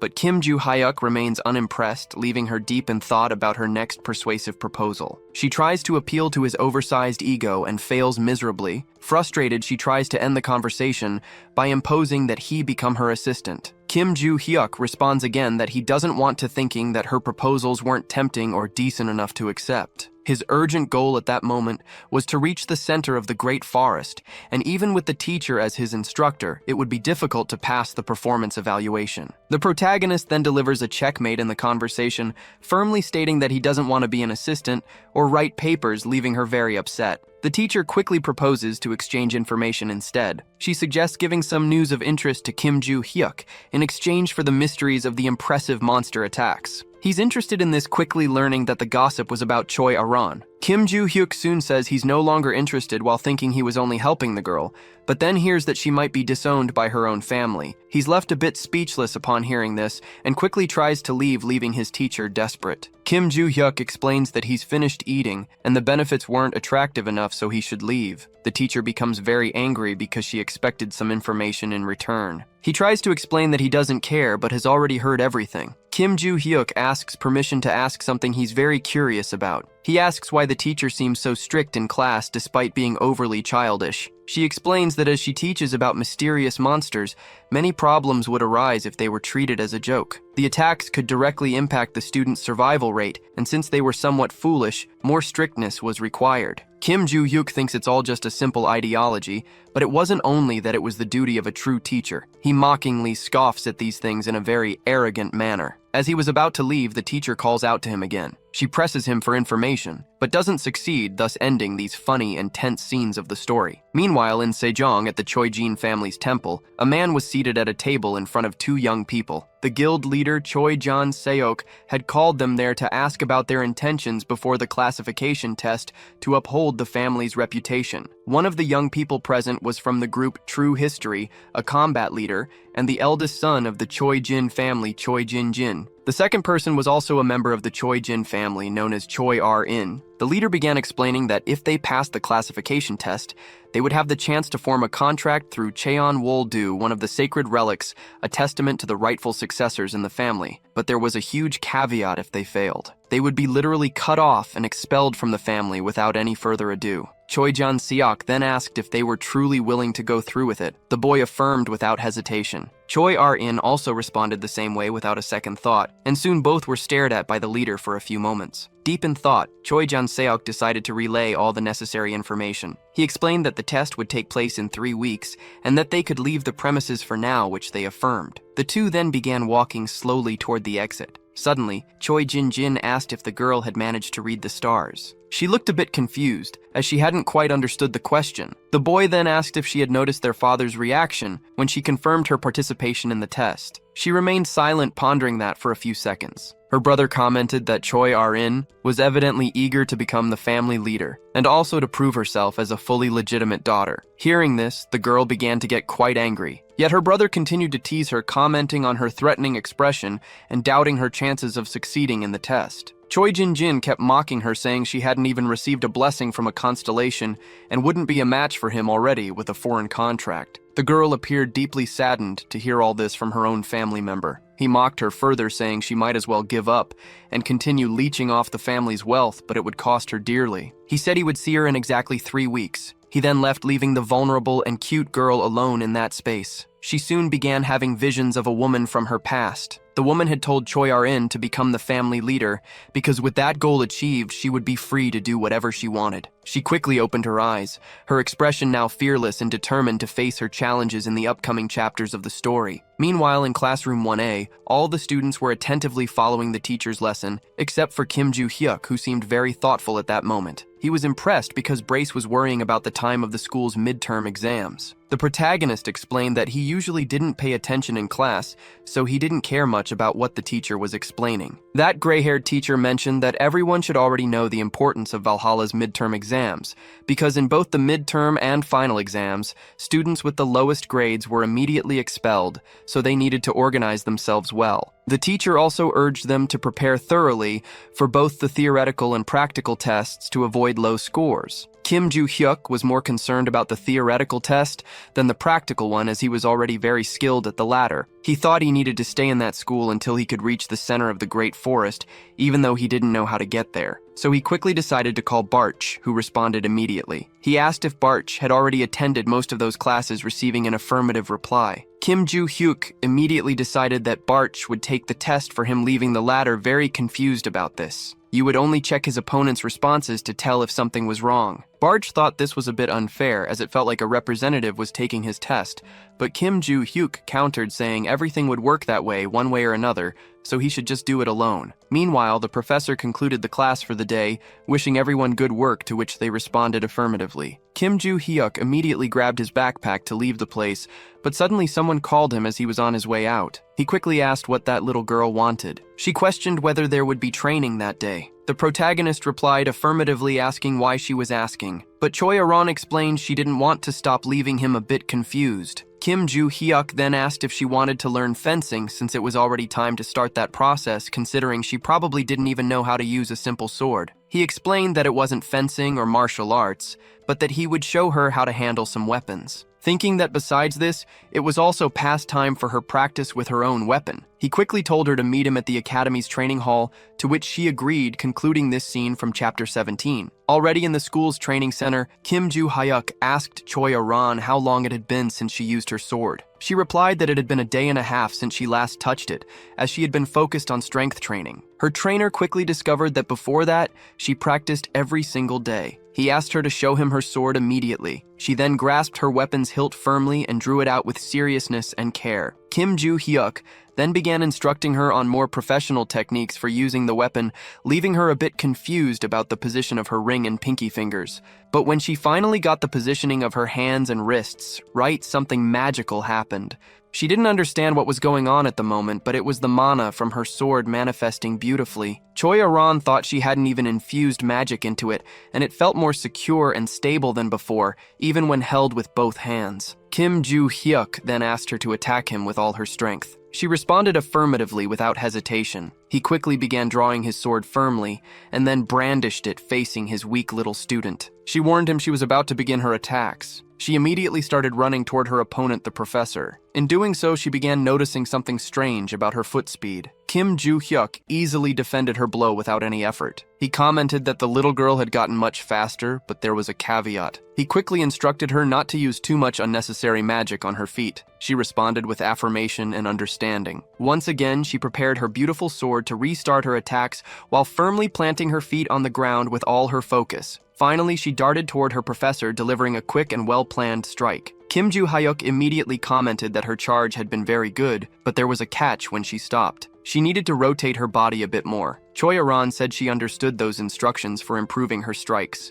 Kim Joo-hyuk quickly asked her to attack him without mercy again. She replied with an unhesitant okay. She quickly began implementing her battle strategies, trying to land several strikes on Kim Joo-hyuk's chest. Her attacks were so fast that the sword left trails of light in the air. The protagonist tirelessly tried to dodge those blows, successfully doing so as her sword only hit the ground. The two stared at each other briefly after that. Choi Aran thought everything was going as expected, while she bravely faced her opponent, trying to strike him mercilessly with no intent to give up. She was much stronger now thanks to Kim Joo-hyuk's impressive and useful training, who faced her bravely with a calm and serene demeanor amidst the battle. The duel was so intense that their swords clashed mid-fight, ending this tense and productive chapter. The sun was already setting over the Grand School of Valhalla. The scene then shifted to the training room in the area where Choi Aran and Kim Joo-hyuk were still training hard. The little girl was already very tired, her breathing heavy. Her trainer then announced that an hour had passed, deciding to end the training for the day, to which she agreed affirmatively. The girl in the pink outfit soon sat down, breathing heavily and visibly exhausted from the battle. She watched her trainer sheath his sword. She thought that his weapon handling was sharper than ever, and couldn't even be compared to his skills during the opening ceremony. However, there was still one major issue. She hadn't even managed to match Kim Joo-hyuk, even though she had clearly asked him to teach her the sword technique. She quickly called out to Kim Joo-hyuk after processing all of this. She asked him to duel her again at the next suitable opportunity. This left him slightly confused by her unexpected request. He thought it was definitely useful to duel with Choi Aran, in addition to being fun to teach her, as she was very talented and hardworking. He had sensed her familiarity with the sword technique during the entrance ceremony, even though she was out of breath, unlike him. In any case, thanks to her familiarity with the weapon style, she could help him regain his sense of technique. If it had been 300 years ago, she would have easily been his disciple. Choi Aran asked again if they would duel one more time. Kim Joo-hyuk thought for a moment and decided to tease her, saying he didn't want to at all. Choi Erin simply agreed, leaving her trainer a bit disappointed that she gave up so easily. She explained that it was because he was completely right. She thought that if she followed Kim Joo-hyuk's advice to the letter, she would definitely become much stronger. Slightly disappointed by her remark about him being correct, he replied that it was fine and that training was over for the day. Choi Aran said she would see him next time, and he responded affirmatively, ending the scenes of the chapter. Now we are at the Grand Valhalla Stadium. It was Yoo So-hyun's first time there since the opening ceremony. Oh Se-hyuk thought about the number of first-year students present, as he hadn't expected so many people. Choi Erin simply observed everything silently and quietly, saying absolutely nothing. Kim Joo-hyuk wondered why everyone was gathered there in that place. Grace replied, saying that the teacher had told him about this 2 weeks ago, leaving him quite confused as it had been so long ago. Suddenly, the head instructor called for attention as he was about to explain Valhalla's midterm exams. The first practical evaluation was a dungeon raid. All students would form groups to enter an artificial location, which was already being constructed right in front of them. While all the students were gathered, the senior instructor announced that they were free to choose groups of up to 8 members. The evaluation would be based solely on the level of contribution during the dungeon raid, and there was also a very important elimination criterion. If the allocated time ran out, everything would end immediately. The senior instructor also made it clear that the dungeon difficulty level was F+.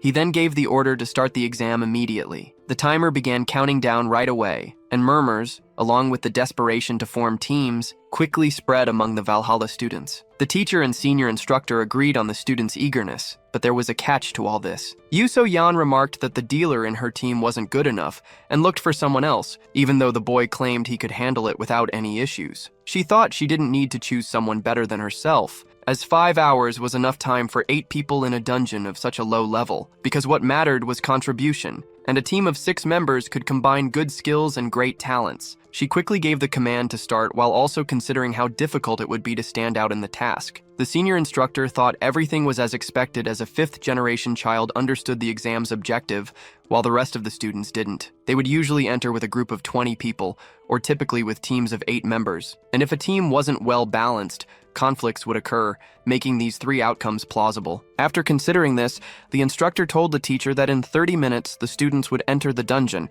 requiring readiness for the evaluation, to which the teacher affirmed. Meanwhile, Kim Joo-hyuk stood still amid it all, wondering if the students who had already entered were being evaluated. He was a bit confused and lost about everything happening in the place. Choi Arin was also there alone, quiet and shy. Kim Joo-hyuk quickly realized that she hadn't entered the dungeon yet. He immediately asked her what she was planning to do since everyone else was already prepared and inside the dangerous location. Choi Arin promptly replied that she would do whatever Kim Joo-hyuk told her to do, leaving him slightly confused after hearing this. He thinks about when to come over the girl, as she had been trying to follow his words like a sword since the last training session. Soon, Kim Joo-hyuk says he will enter completely alone. She responds that she will also enter without a companion, but he doesn't care much as everything seemed quite easy in his eyes. He then leaves, leaving her alone. She remains silent and unresponsive after all that. Some boys comment about Choi Arin being alone and without a group. One of them decides to approach her,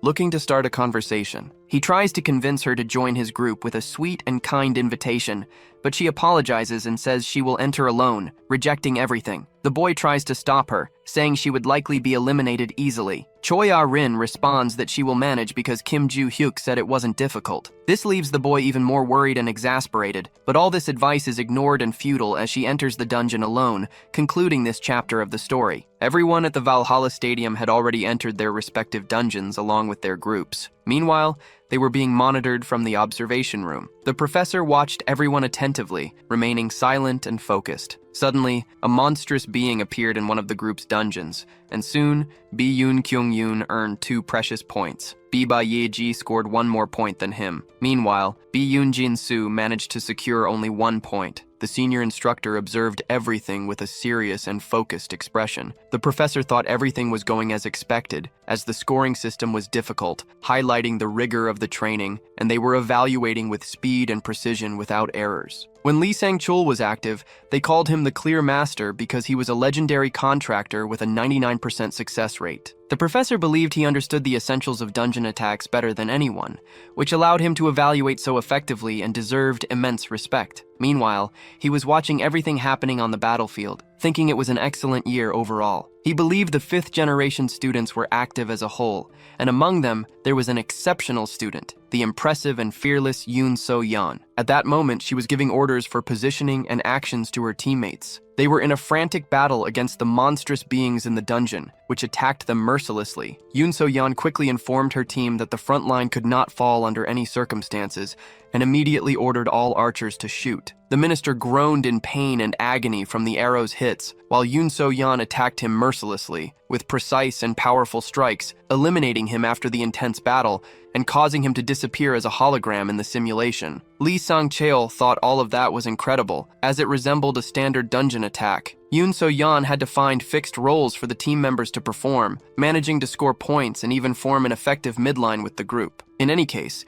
if she performed well in the bi-monthly exams, it was only a matter of time before she returned to the top, because if not for Kim Joo-hyuk at the entrance ceremony, her record would not have been tarnished. After thinking about all this, Lee Sang-cheol decided to check how the story's protagonist was doing in the practical test. An error appeared on the panel, indicating that he hadn't been found. This left the senior instructor very confused, as the search machine could easily retrieve all the students' information in the dungeon. He became very tense and worried about the situation, and soon decided to check the list of completed artificial dungeons in the bi-monthly exam. He quickly discovered that Kim Joo-hyuk had completed the test in just 23 minutes and 32 seconds, ranking first in the practical test leaderboard. Lee Sang-cheol was impressed because the boy had completed everything without a group entirely on his own. What was even more impressive was the short completion time of just 23 minutes and 32 seconds. Even so, the senior instructor was skeptical of the boy and wanted to review the footage, doubting the capabilities of a 17-year-old student. The recording quickly appeared on the control panel,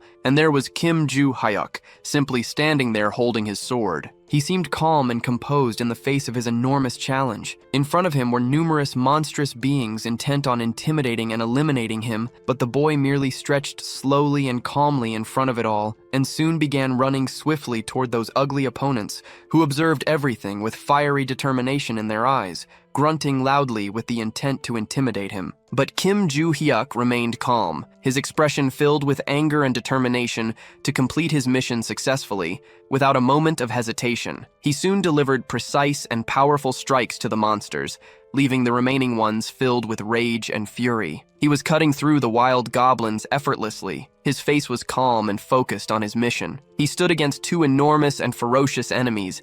They roared loudly, trying to scare him. But Kim Joo-hyuk quickly rushed toward them, preparing to deliver a precise strike to both, and soon destroyed them, bidding farewell to the orcs. All the missions were completed quickly, leaving the superiors impressed, astonished, and speechless. But one target still remained on the battlefield. He faced that giant monstrous being without uttering a single word, Lee Sang-cheol. Watching this scene, thought that the enhanced golem was specifically simulated for the midterm exam to challenge groups of 8 people. The golem was massive and fearless, showing no signs of weakness, and Kim Joo-hyuk seemed very excited to face it at that moment. He soon delivered a precise and powerful blow to the chest of the special golem, which was immediately defeated with great ease, and began to disappear in his simulation hologram. Seeing all of this, Lee Sang-cheol was impressed. He quickly decided who would take first place in that midterm exam. Clearly, it was Kim Joo-hyuk, thus concluding this chapter of the story. A group was already leaving the dungeon, extremely weakened and worn out from all the battles they had faced. Another team exited more animatedly, with happy and victorious expressions. Yusoya wore a sour expression, clearly in a bad mood. That blonde boy also had an angry look on his face, and Choi Aaron stood there silently, observing everything. Kim Joo-hyuk was also present at the scene as the midterm exams concluded. The narrative then shifted to the teacher's lounge away from the Valhalla Stadium. The teacher was attentively observing the students' ranking table for the midterm exams. He made a face of total shock and surprise at what he saw on the tablet. He quickly approached and informed Lee Sang-cheol that the results had been officially published. He explained that the results were unexpected, as Kim Joo-hyuk had ended up in first place on the ranking. This was met with the response that those results were indeed very surprising. Lee Sang-cheol had expected the boy to take first place, but completing the dungeon alone and unscathed was utterly impressive. If he matured and entered the industry,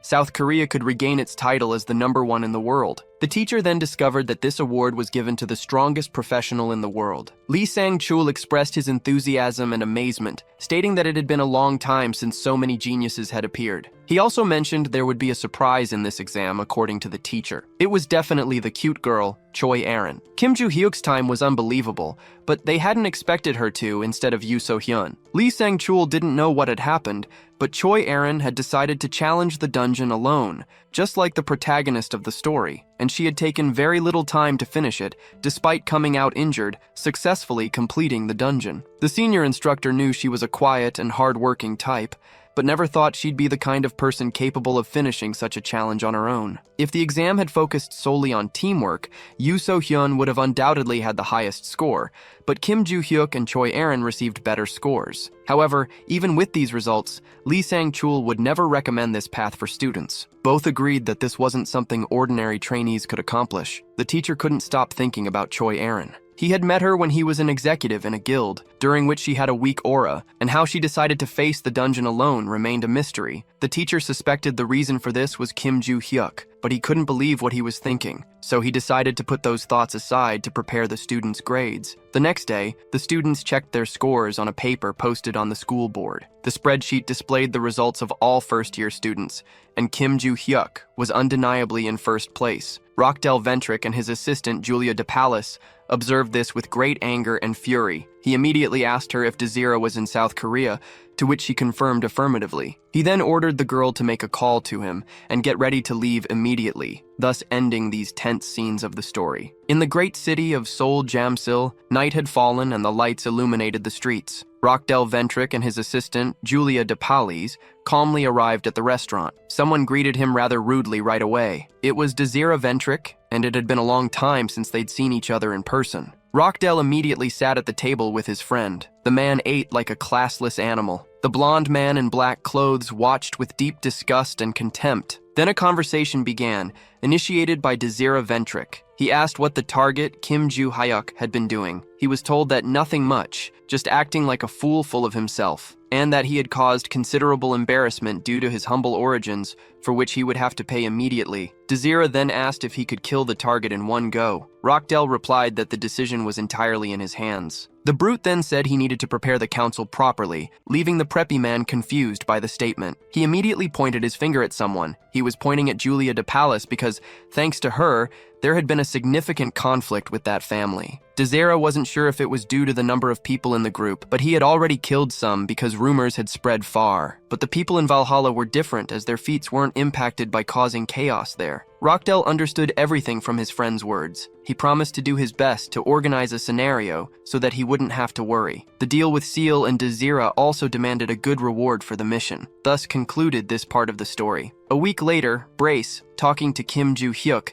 discovered that he was filing a request to leave the school again. Brace was a bit confused, but the protagonist explained that he had permission to leave the school once more. If he performed well in one of the exams, he would receive another opportunity to leave, according to Brace. Kim Joo-hyuk confirmed this, not wanting to miss the chance to check his grades. The man in glasses asked where the protagonist was going, ending this scene of the story. The setting shifted to the province of Suwon. Kim Joo-hyuk was already heading toward his goal, checking his phone for the location, which seemed very close. Suddenly, someone intimidatingly called out to him. It was Desira Ventrick, with a terrifying look in his eyes, saying it was a pleasure to meet him, concluding this chapter of the story. The plot begins in the market of Area 7. The boss, Black Cat, was observing his enterprise from the top of a building, deeply focused, wearing his highly intimidating black mask. Suddenly, he spotted something that put him on high alert. It was the constellation on the other side asking when the ring would arrive in their hands. Black Cat responded, saying it was already on its way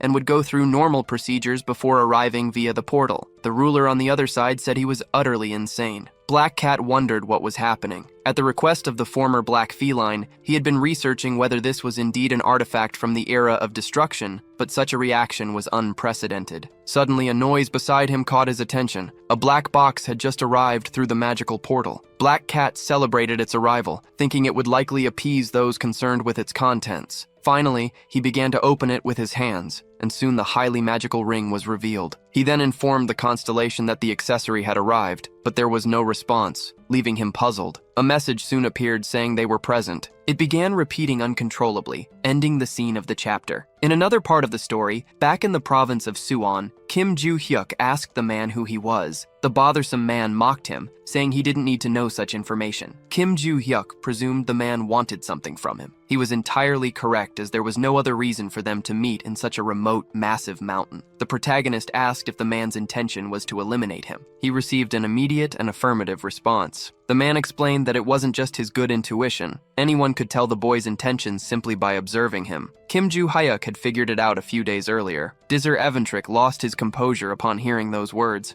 stating that for someone ranked first in Valhalla, the protagonist seemed foolish and petty. He then charged toward him, demanding not to be disappointed. He prepared an extremely powerful and potent attack. But impressively, Kim Joo-hyuk dodged the punch effortlessly, making his opponent crash into a tree nearby. The cocky guy even groaned in pain afterward. His hand had literally split the strong wood of the tree in half, making it fall to the ground immediately. Dizzer Eventrick remarked that Kim Joo-hyuk was lucky to have dodged the punch, as otherwise he'd already be dead. Kim Joo-hyuk provoked him, saying the punch was too slow, dismissing the idea of luck being involved. But he thought there was a catch to all of this. That opponent was undeniably strong, seemingly on the same level, or even more powerful than Osyuk. Still, it was dangerous for him to block such a punch with his fragile body, and his strategy to win the battle was very simple. Out of nowhere, Kim Joo-hyuk started running quickly, leaving his enemy confused about what was happening, because he was fleeing, forcing the boy to chase after him. For someone in Kim Joo-hyuk's position, fleeing was a wise choice according to Dizzer Eventrick, as he would have been beaten to death if he hadn't done nothing. But the persistent brat definitely wouldn't let him escape.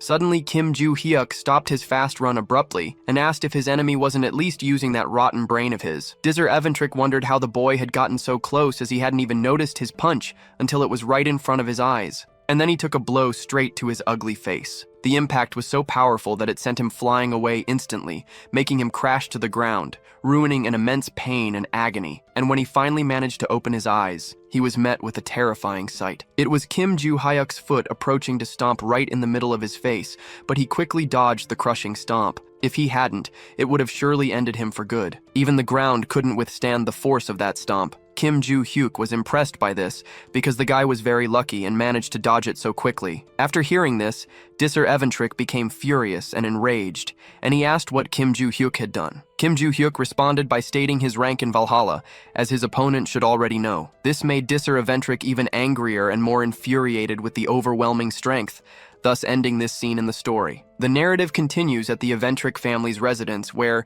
in the past, they had used the blonde boy's talent to slightly boost their own status. That talent was an innate aptitude for elixirs. The boy was drinking an elixir. He was capable of consuming any potion without any issues, and his parents had given him some very expensive ones to drink. Suddenly, the glass bottle slipped from his hands and shattered completely on the floor. At 16, the boy had already become stronger than an adult. His parents wanted to use him to gain recognition for the family, but there was a catch to this. Dizzer Eventrick stared intently at his guardians in this scene. Suddenly, his expression turned completely furious and psychotic. It became clear that he didn't want to spend his entire life under their control. In this scene, his father was shown lying dead on the ground. His body was sprawled in the mud. Dizzer Eventrick's overwhelming power meant he no longer needed to worry about the family's recognition. His sister entered the scene with a very angry and furious expression. The boy was definitely a thorn in the Ventrick family's side, and he was ultimately expelled by a member pretending to be the family head. But he didn't care, as all of his problems were solved with money, and he had grown even bolder after cutting ties with the family. When he received a request from Rockdale Ventrick, there was a lot of money at stake. But his interest in Kim Joo-hyuk was much greater. Kim Joo-hyuk had placed first in the entrance exam for Valhalla, and rumors said he was a crazy guy who cursed and kicked all guild scouts out of there. It could be fun to mess with someone like that, and Dizzer Eventrick sought entertainment in it. But there was a catch to this whole story. The question was who exactly this guy was. Returning from Dizzer Eventrick's imagination, Kim Joo-hyuk called out to him. He asked what kind of drug he had used to become so strong, since elixirs were far too expensive for an orphan to acquire. This left the boy quite puzzled. He soon started laughing at his opponent's assumption, because it was hilarious to think that he was probably being accused of using steroids. The guy seemed like a cheat who abused drugs. But Dizzer Eventrick didn't care about such accusations, and asked again how the boy had become so strong. Kim Joo-hyuk responds that he has never used drugs, and his strength is the result of intense training and rigorous exercise. He adds that in some ways, Disser Eventrik could be compared to Oseok, but it would be very rude to compare a naturally muscular man to a little druggie. After hearing this, Disser Eventrik becomes extremely angry and enraged with Kim Joo-hyuk. Though he lacked the power to use his trump card, he decides to draw his magical sword nonetheless. Kim Joo-hyuk is quite confused by the display of magical power. Disser Eventrik can feel his power growing significantly. He then calls the protagonist to a big battle, declaring that he wouldn't let him get away so easily. But suddenly, he takes a hard, painful punch to the face. After landing the blow, Kim Joo-hyuk mocks him, remarking that no smart opponent would wait for their adversary to prepare for an attack. Disser Eventrik flies a long distance, screaming in pain and agony. Not satisfied, the protagonist charges at him again mercilessly, landing another strong, powerful strike on his ugly opponent's face. The screams of pain grow even louder from the brutal blows. Suddenly, Kim Joo-hyuk desperately demands that he calm down. Disser N, now weakened and dazed, struggles to stay conscious. The protagonist angrily chastises him, saying he couldn't lose consciousness yet. He adds that he might have forgiven him if this was just a petty quarrel, but the earlier truth revealed about handling oneself removed any chance of immediate pardon or amnesty. Still, Kim Joo-hyuk had something to ask him. Disser N, with a completely destroyed and hopeless expression, listens as Kim Joo-hyuk tells him to clench his teeth tightly while preparing another painful blow, concludes the scene of this chapter. Now we shift to the grand dormitory of the enormous Valhalla Academy, specifically in Rockdell Ventrik's room, the arrogant little brat. He's thinking that by now, Disser Ventrik should have dealt with Kim Joo-hyuk, and given his personality, might have even killed him. Though cleaning up Disser N's messes was annoying, at least it wasn't on school grounds this time, which made the moment perfect for Rockdell, leaving him feeling very relieved. Suddenly, he calls for his assistant, Julia de Pallas, who promptly responds affirmatively. He orders her to fetch a car immediately, and she agrees without hesitation. Out of nowhere, a familiar noise comes from his phone. It was supposedly Disser N calling at that opportune moment. He asks if Youngnim had already finished off Kim Joo-hyuk, but no one responds immediately, leaving a tense, eerie silence on the line. Once again, Rockdell Ventrik calls for Youngnim, only to hear a terrifying groan. The screams of pain, agony, and despair don't stop at any moment during the call. Suddenly, someone begins speaking on the line, heightening Rockdell Ventrik's tension. It is Kim Joo-hyuk, speaking calmly and coldly. He translates Disser Ventrik's groaning and agonizing, saying that Disser wanted Rockdell to burn 2 sticks of incense if he died at that moment, and that Rockdell Ventrik should wait for Kim Joo-hyuk, concluding this tense chapter of the brilliant story. The protagonist tries to call Rockdell Ventrik on the phone again, but only hears a click as the call disconnects. He becomes very angry at Rockdell Ventrik's rudeness for hanging up on him without replying or saying goodbye. He begins to rationalize a few things. The first thought is what to do with Disser Ventrik,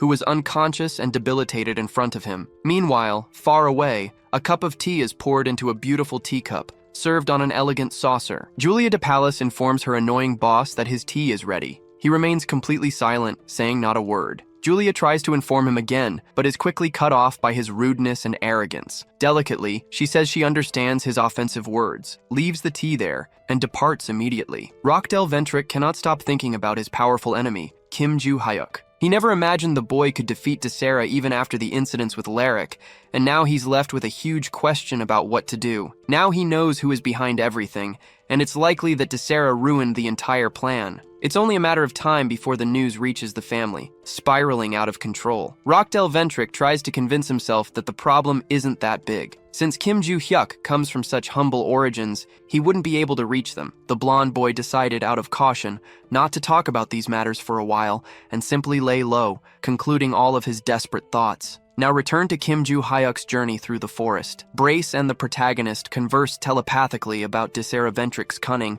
and the plan to expose him in the future, since there was nothing they could do at the moment. The guy with the odd glasses asked why Kim Joo-hyuk hadn't just killed that show-off boy. He replied that past matters shouldn't be confused with the present, and the question was understood. Besides, Brace had another question, which piqued his friend's curiosity. The question was about the magic Disser Ventrik had used moments before, because that magic seemed oddly familiar. Kim Joo-hyuk appeared confused about this, so Brace explained that while it wasn't confirmed, he had definitely sensed something similar before. The protagonist, speaking with his friend mentally, replied that 300 years ago, monsters sacrificed dogs and cows to use that kind of dark magic. Brace mocked Kim Joo-hyuk, saying he lacked the skill to differentiate people based on magic and was incapable of such abilities, which made him quite annoyed. He then asked if the hidden side of the sword Desera Ventric mentioned was related to that power, to which Brace replied with an uncertain maybe, and thus their mental conversation ended. Kim Joo-hyuk asked the show-off boy who had sent him to find him. The boy only groaned in pain, unable to speak a word. Kim Joo-hyuk then realized that Desera Ventric's jaw was dislocated due to the beating he had received earlier. He quickly positioned both his thumbs inside the boy's mouth and warned him of the pain he was about to feel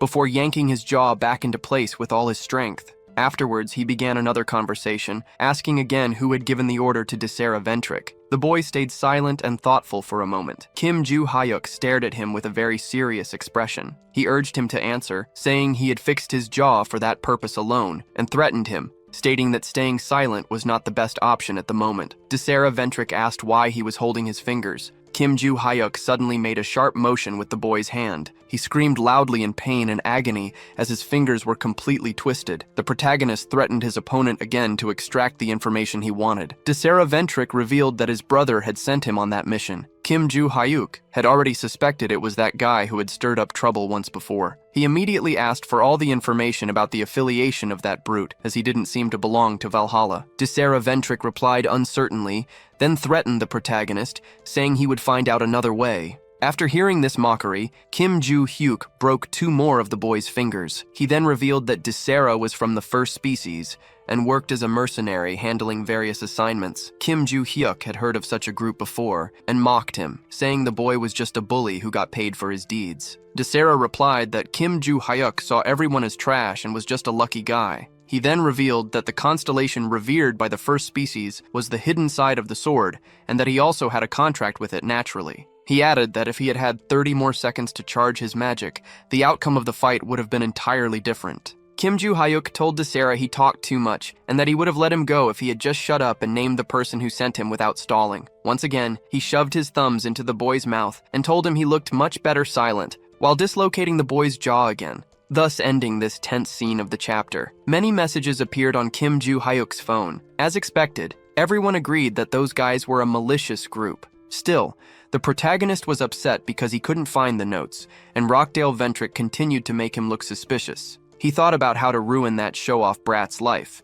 concluding that at this time he should use more modern methods. First, he had recorded all of Desera's confessions, and he needed to quickly find a place to post all that. Suddenly, Kim Joo-hyuk made a phone call. It was to his teacher, who was quite surprised by it. She thought the boy had finally agreed to be her personal assistant, but that wasn't the reason for his call. He wanted to know if she happened to know any renowned and well-known journalists, thus concluding this tense chapter. News quickly spread about the attempted assassination by the Ventric family targeting a Valhalla student. Numerous reports highlighted the shocking and surprising case. Some people clarified and summarized the chaos that had occurred in internet posts. Consequently, Kim Joo-hyuk's name was revealed on social media, directly linked to the case. He felt pleased with this modern war. Race praised his adaptation to contemporary culture, to which Kim Joo-hyuk replied that it was all the result of suffering and effort, reading forums and watching the news. Thanks to all of that, Kim Joo-hyuk had been able to become who he was now, fully understanding everything. However, there was a catch in all of this that Barchi didn't quite grasp. Kim Joo-hyuk explained that his goal was to ruin only Rockdale Ventric, but the news had ended up affecting the entire family. Nevertheless, the journalists recommended by his teacher seemed to be quite famous, causing the story to explode dramatically. By then, a podium for the Ventric family's statement had already been set up. The group's leader was preparing to speak. She was under heavy pressure, with many photos being taken by paparazzi. First, she expressed her sincere apologies to the attacked student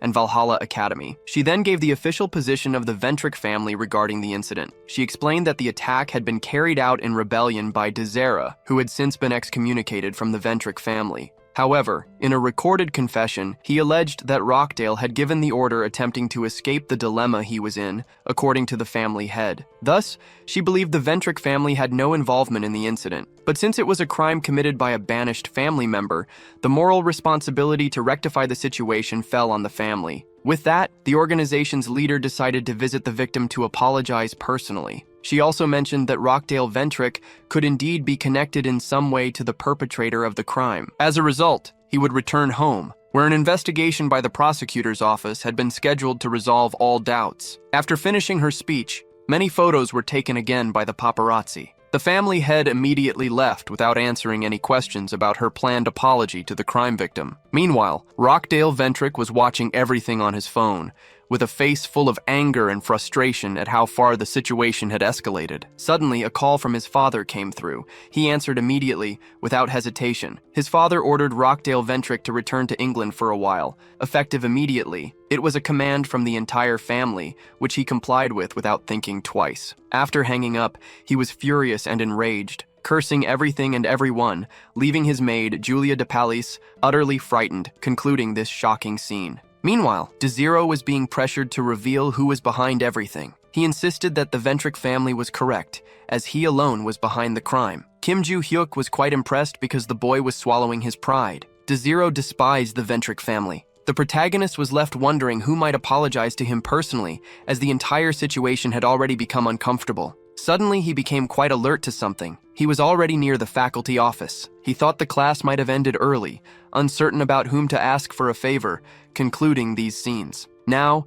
he moved to the Valhalla Cafe. The gray-haired teacher was in a very good mood, but Kim Joo-hyuk replied to her with another no. He already knew she would ask him to be her assistant. It was obvious. She then asked why he had called her, as she was a very busy and overworked person. She was utterly stunned, thinking it might have been a romantic meeting, only to be immediately scolded by Kim Joo-hyuk. She pondered over his words, as they were far from respectful. He replied that they had spoken this way for some time, to which she agreed. Kim Joo-hyuk then explained that the reason for the call wasn't boredom, but gratitude for the journalist. He offered to share some information on dealing with monsters, which made her very happy to hear. However, this came with a simple request, which she immediately accepted as it was an easy favor, allowing him a day off from school. The teacher tried to convince him once again to become her assistant, but to no avail, concluding this part of the chapter. Now we move to the Northern Pacific, specifically aboard the criminal transport ship AL-08. DeSera was in one of the cells aboard the vessel. He was furious, as he could never have imagined being thrown onto a ship and treated like cargo to be transferred to the Tower Prison. It was a prison in the middle of the North Pacific Ocean, a towering facility. An S-class constellation had created that isolated refuge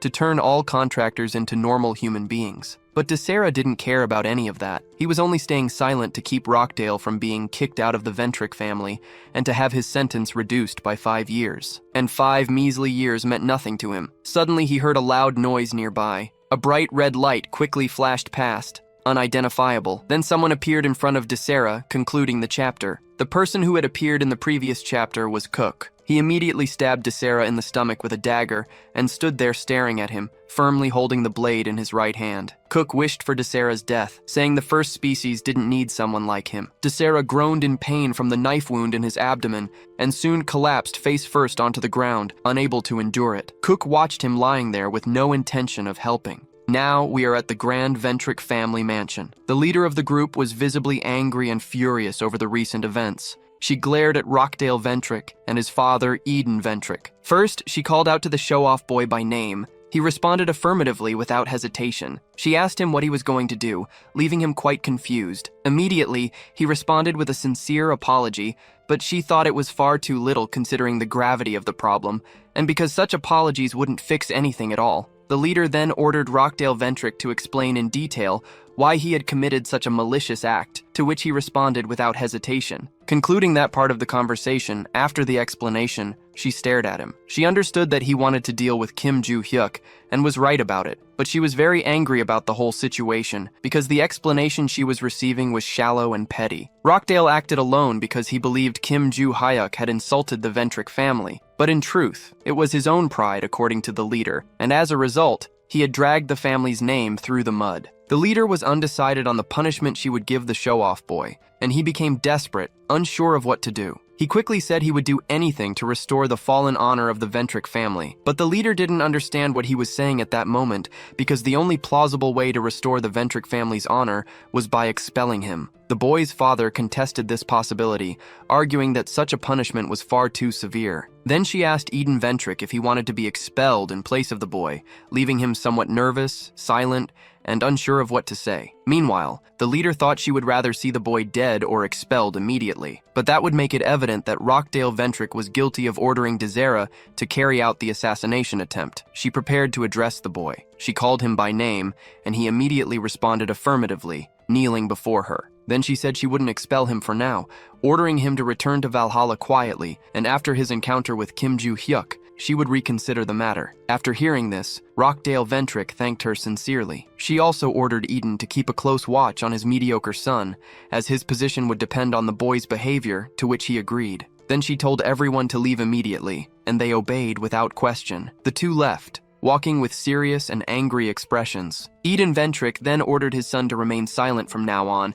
and avoid acting recklessly. But it seemed his father hadn't understood what the family leader had said. The truth was that Rockdale Ventrick would be expelled sooner or later, and with the media keeping a close watch, no action could be taken immediately. But once things calmed down, he would release that revelation, leaving everyone stunned. However, something had to be done before that, considering there was no one left to interfere. And Rockdale Ventrick also stated that his father should assist with the plan. Eden simply asked his son to proceed carefully, to which he agreed, thus concluding these dramatic scenes of the tense chapter. Now a few days later, we are at Valhalla Academy, specifically in the interview room, where a conversation was taking place. The teacher explained to Kim Joo-hyuk that the head of the Ventrick family would call him to apologize in person. The boy rebuts, stating that it had nothing to do with the group and that she had explicitly highlighted their non-involvement in the incident during the delegation. The professor explains that it was still a good idea to apologize, especially since the woman was probably already on her way to Korea. Kim Joo-hyuk thinks that the family likely wanted to handle Rockdale Ventrick's punishment personally, probably attending only because they had no other choice at the moment,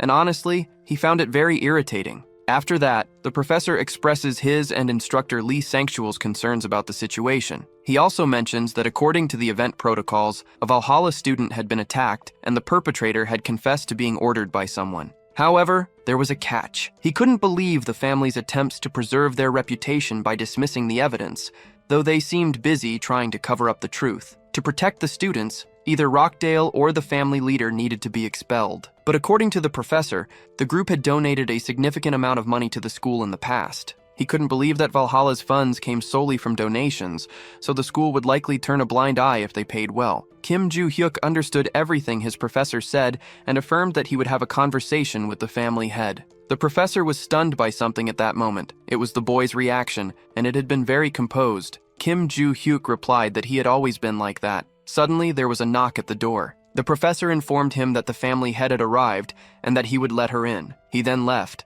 wishing them a good conversation. He quickly opened the door for the woman, bowing to her at the first visual contact and welcoming her with a sincere greeting, which she returned with gratitude. She entered the room slowly, meeting Kim Joo-hyuk. Adelia Ventrick introduced herself and greeted the boy. He greeted her in return, concluding this chapter. The chapter begins with Adelia Ventrick sitting across from Kim Joo-hyuk. The two stare at each other for a brief moment. Then she began discussing the incident with Desera, immediately offering a deep and sincere apology. Kim Joo-hyuk retorted that since Desera was being expelled, everything was fine so far. She responded that she had heard rumors about Rochdale Ventrick also causing trouble for him, to which he replied it had only happened once and was in the past. As she pointed out that Rochdale Ventrick had nothing to do with the incident, there would be no public statements, according to the boy. Adelia stated that she needed to have a serious conversation with Kim Joo-hyuk about this case. She emphasized the creation of an official statement, but the media and citizens weren't giving it much attention. Kim Joo-hyuk agreed,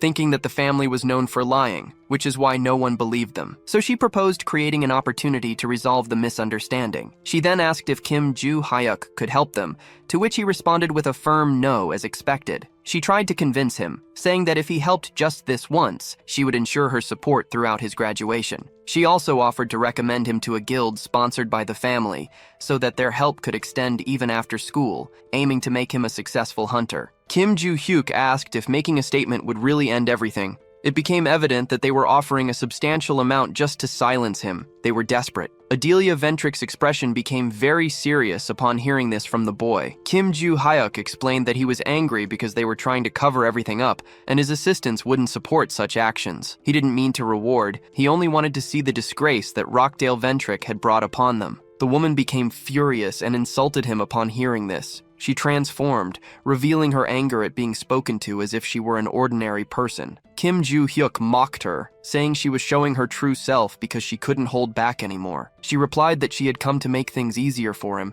but in return, she only received arrogance. At that moment, she wished to kill him. She had wanted to be generous, but the boy was throwing it all away. Kim Joo-hyuk provoked her, telling her to try attacking him, making her even more furious and enraged. He commented on her public statement in which she claimed the family had nothing to do with the case, trying to uphold that lie with money while now wanting to kill him. Once again, he doubted her abilities, making her even angrier. He stated that she couldn't kill him anyway, adding fuel to the fire and further provoking her rage. Adelia Ventrick transformed back to her normal appearance and immediately invited Kim Joo-hyuk to talk, saying she would make him regret everything he had just said. He thought she couldn't do anything in the end and was just talking nonsense. Race then intervened, saying Kim Joo-hyuk didn't need to go that far. The two quickly began a mental conversation. Kim Joo-hyuk told Bark that he hated those arrogant fools the most, and he knew exactly what Adelia Ventrick was going to do, cursing her a lot. He also said he hated Barch, who didn't seem to care much. Kim Joo-hyuk then calmed down,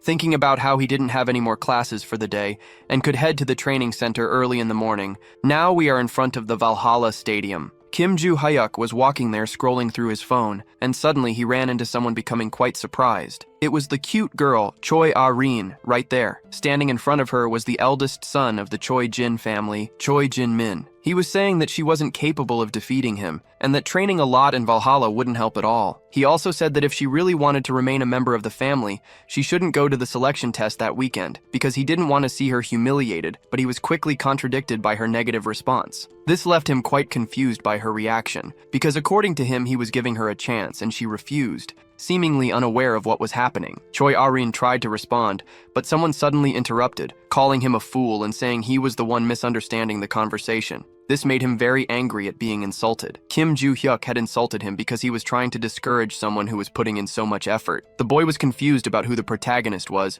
especially since they didn't know each other well enough to exchange insults. Kim Joo-hyuk responded to that arrogant fool, boasting about his authority, saying he didn't care about his rank. He also ordered him not to invade school grounds to demand anything from a student and told him to get lost. The protagonist then asked Choi Ah-rin if she agreed with that. She immediately replied yes. This left Choi Jin-gun very annoyed and angry. He said goodbye to the girl, saying they'd meet at the test, and then left the area. Choi Ah-rin thanked Kim Joo-hyuk a lot, but he simply ordered her to head to training. She then revealed that when asked if she agreed, she was actually thinking of a different alternative. This made the protagonist very curious to know more. She explained that instead of telling him to leave, she would have insulted the boy, to which Kim Joo-hyuk reprimanded her. Thinking she was crazy, they quickly started planning their training as they walked to the training center.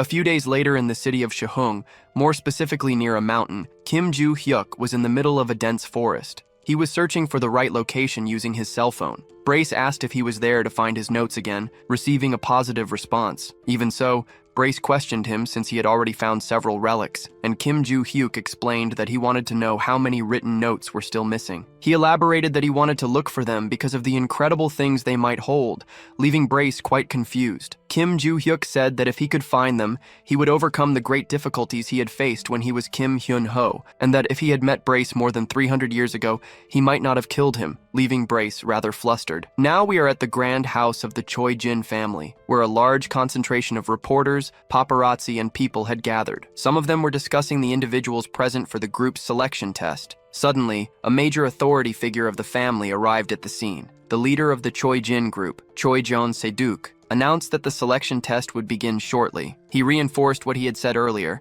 emphasizing that the winner would be recognized as the successor, and the loser would be immediately expelled from the Choi Jin family. Choi Jeon-se-duk then asked if the candidates were ready to begin. They promptly responded with complete affirmation. He took a deep breath to initiate everything. Then he declared that the task of the test was to find the double blade hidden in the enormous mountains. Whoever managed to find and bring back the object would be definitively recognized as the winner of the selection test. It did not matter how they found it. He then gave the order for the battle to commence. Choi Ah-rin's opponent celebrated running ahead, as it was not an urgent test. His plan was to let her find the blade and then steal it, ending everything. The boy clearly intended to snatch the double from the girl. With this overly elaborate plan, we conclude the scenes of this chapter. Now we return to the past with Choi Jin-gun bidding farewell to Choi Irun. He walked away after Kim Joo-hyuk metaphorically kicked him out. Suddenly, at that moment, his cell phone rang loudly in his pocket. He quickly answered, immediately identifying himself. A man on the other end of the line promptly asked what had happened to the double blade. Choi Jin-gyun explained that he would need to take the selection test, making the process more difficult and time-consuming. The man became slightly annoying with the boy, as it was the second time he had mentioned such a test. Choi Jin-gyun, knowing he was late, immediately apologized. He asked if by some means he managed to obtain the double blade. Would the man keep his promise? He was immediately reassured with a firm affirmation, since such an agreement had been made in front of a constellation and was destined to be fulfilled. For this reason, the man instructed the boy to focus solely on the target, to which he received confirmation. Returning to the present, Choi Jin-gun thought this was his. Therefore, he would have to find it one way or another. Choi Aran suddenly stopped running and used her mana. In that location, she sensed a trace of the double object's magic, concluding it was likely still there. She estimated it would probably take another 15 brief minutes. Suddenly, she pinpointed the correct direction of the double blade, but out of nowhere, her enemy, Choi Jin-gyun, arrived at the same spot. He asked if she was tracking the double blade using magical traces and who had taught her to do such a thing. The girl replied that Kim Joo-hyuk had trained her for. At this moment, we returned to her past thoughts, where she had asked about magic control. She had been told affirmatively since she already knew some basic things. Kim Joo-hyuk informed her that she had already mastered the technique of altering magic into thunder, noting that this was just the basics, to which she nodded affirmatively. He instructed her to practice small, controlled magic exercises, not limiting herself to the grand ones, and was promptly questioned about the method to be used. Kim Joo-hyuk did not quite understand her question, as he assumed her family had already taught her this. She ended up feeling a little sad, with a very downcast expression, but the protagonist said it didn't matter, and asked if she only knew how to borrow power from the constellation and gather magical energy, receiving an affirmative response. He also admitted he wasn't particularly good at it either. He then ordered her to stop answering and relax her entire body, using the tips of her toes and fingers to slightly extend the magic. She was supposed to slowly spread it as if she were directing the mana to every strand of hair. In that state, Choi Arin had to try to sense the magic in the air according to Kim Joo-hyuk. She immediately focused on it without hesitating at all. Suddenly, her vision changed completely, revealing many unexpected things. She immediately widened her eyes in fear. Choi Arin took a deep breath as Kim Joo-hyuk asked if she had already felt it. The cute little girl answered affirmatively, explaining that she had seen the form of magic surrounding him. He replied that this was how magic felt even when it was weak and didn't leave the body, as it could be controlled with precise mana usage. Kim Joo-hyuk advised the girl to use more of it, as it would make it easier to sense the magic residues in the ground and air, to which she agreed. He explained that if the magic's appearance was like his, Choi Arin would be able to identify the magical traces from each object, and if she trained more, she would be able to see the silhouette clearly. But he couldn't teach her beyond that. She would have to train alone. Upon hearing everything her trainer said, the girl responded with full agreement. Now, we return to the present, where she was searching for the double-edged object. Choi Jin-gun asked her who Kim Joo-hyuk was, but soon remembered. He called him shameless and stupid, amazed by such talent. Choi Arin immediately gritted her teeth in rage after hearing that. She said that Kim Joo-hyuk was stronger than this brat and asked what he was doing there. Choi Jin-gun mocked her after hearing all that. He then began to unsheath his magical sword. He explained that his presence was, for that reason, engaging in a sword battle with Choi Ah-rin. Suddenly, he felt something very unusual. The little girl, who seemed so frail, was pushing him back effortlessly. He quickly withdrew his sword from the difficult battle. Then he took a deep breath, quite impressed with everything. He wondered when the little girl had become so strong, ending this dramatic chapter. In this chapter, we begin with Kim Joo-hyuk's search. He was using all of his magic to find the lost object. He realized there was nothing there, lamenting because he had hidden so many, and only one was in Valhalla. Suddenly, an incredibly bright light emerged from the ground. Kim Joo-hyuk celebrated because another note was there. He focused on after it. It was already very close by. Out of nowhere, a kind of large explosion was seen, leaving him quite confused about what was happening in the area. Now we return to the battle between Choi Arin and Choi Jin-gyun. The war was frenetic, with the two fighting tirelessly, wielding their sharp swords. The little girl quickly prepared to deliver a powerful blow to her opponent. Without much hesitation, she struck with her sword with all her might at Choi Jin-gyun. He flew far away and stopped. breathing heavily, visibly frightened. He mocked her, saying she was lessons on how to be a wild boar in Valhalla and was evidently physically stronger. Choi Ah-rin told him to give up on the double-edged sword. He retorted, asking if she was crazy or out of her mind. He claimed that an illegitimate daughter like Choi Ah-rin didn't deserve the double-edged object. Choi Ah-rin focused as she watched the boy charge toward her. She gripped her sword firmly with all her strength. The boy quickly approached with an angry, furious expression,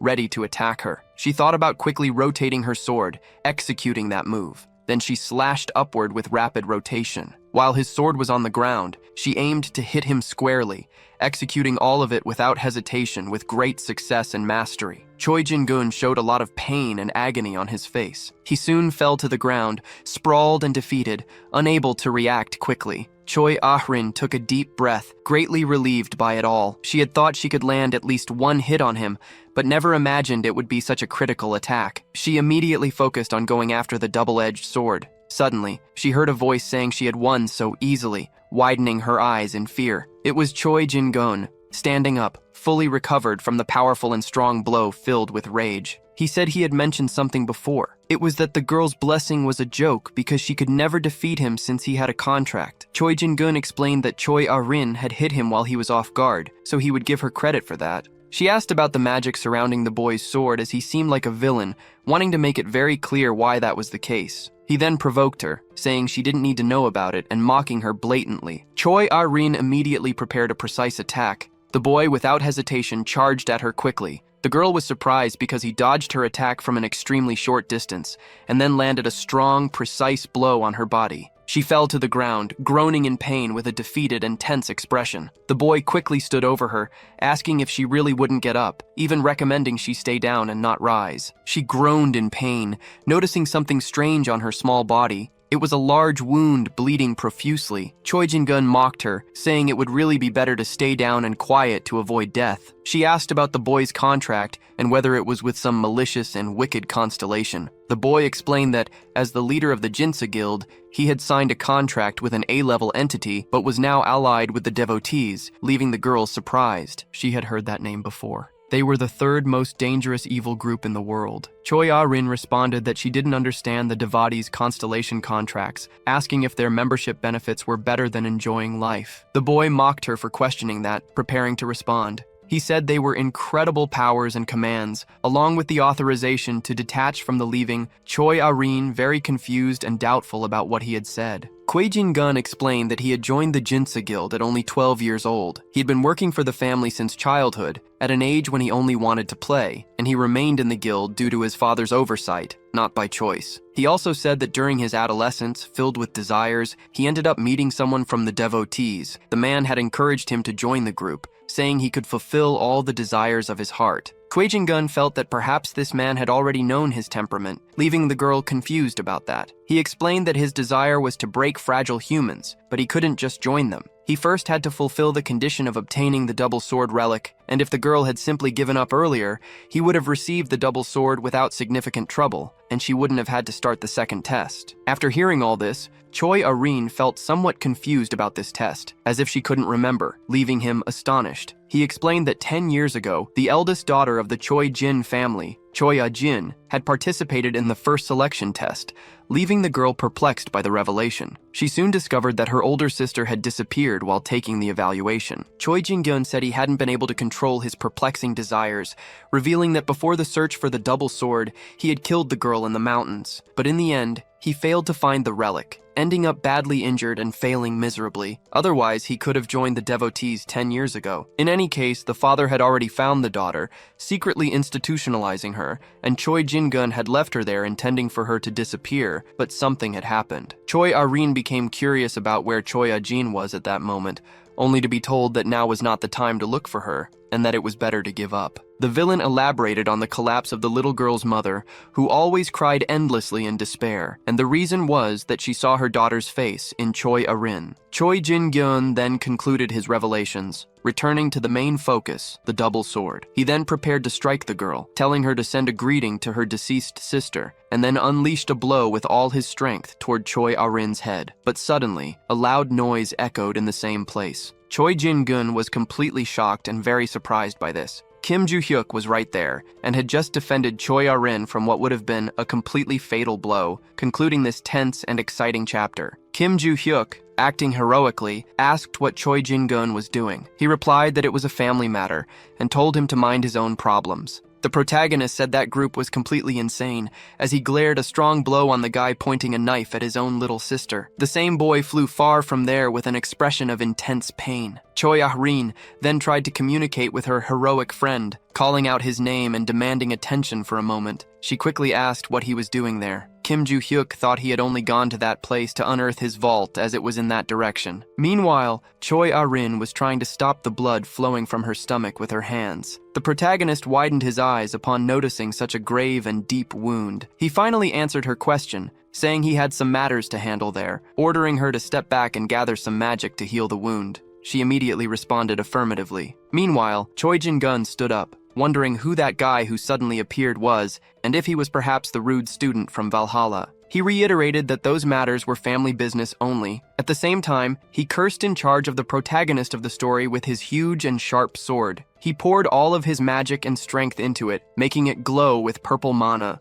But something unexpected happened just as the strike was about to land. It left Choi Jin-gun stunned and deeply impressed. Kim Joo-hyuk can easily dodge the stab without any effort. He then began explaining how to stab someone properly. Choi Jin-gun, he said, shouldn't aim at a stationary target, but should target someone who was moving like himself, while demonstrating this by striking him. The boy screamed in pain and agony, his mouth expelling a vital red liquid after the powerful and potent blow. But Kim Joo-hyuk didn't stop his onslaught at that moment. Choi Jin-gun thought his enemy was pursuing him, while simultaneously pushing him back. Suddenly, he took another powerful and potent strike to the middle of his weak and useless body. He was driven into the ground, causing significant destruction. His expression was no longer that of a living person, but of someone utterly defeated. Kim Joo-hyuk watched him on the ground without saying a single word. He then asked if Oram was okay, receiving an immediate affirmative response. He also asked if she could walk while she attempted to move. Suddenly, a purple magic aura caught the protagonist's attention. Choi Jin-gun's body was exuding abundant magical smoke at that moment. Brace commented to Kim Joo-hyuk that it was a magical sword,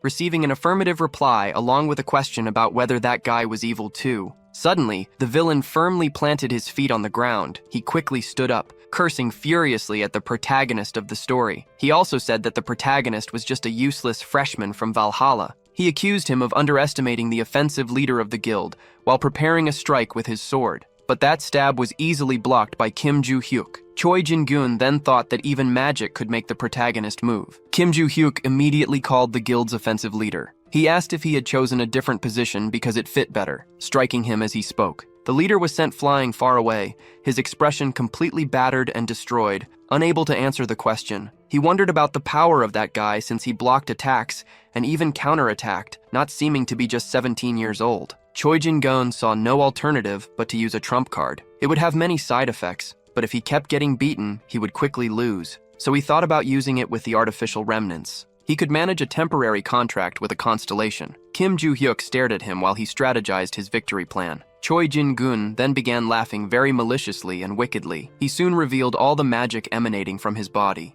Suddenly, everyone at the selection test site was in despair as an earthquake began at that moment. A reporter called his friend saying he was seeing something very unusual there. Purple smoke was rising high from the middle of the forest. The family leader wondered what it could be. He concluded it was a magical sword dense enough for everyone to see. Moreover, it was right where the double-edged swords were. Traditionally, he wouldn't intervene in the selection test, but since it was very dangerous, he decided to take action. Meanwhile, at the site, Kim Joo-hyuk and Choi Jin-gun were intensely staring at each other. The protagonist said he was just observing everything, yet the villain increased his magic. Choi Jin-gun responded by cursing and saying it was just an extra effect. He explained that all those things were only part of the power he gained through the temporary contract while threatening Kim Joo-hyuk. Suddenly, the information surfaced that the dragon that kills everyone had already recognized this sacred relic, showing its teeth as if very satisfied. And it had already activated its ability, the eye that penetrates nature. Kim Joo-hyuk observed all that with a very calm and serene expression. Out of nowhere, the dragon that kills everyone widened its eye. It timidly glanced at the protagonist of the story staring at him. Suddenly, the dragon that kills everyone deactivated its eye that penetrates nature,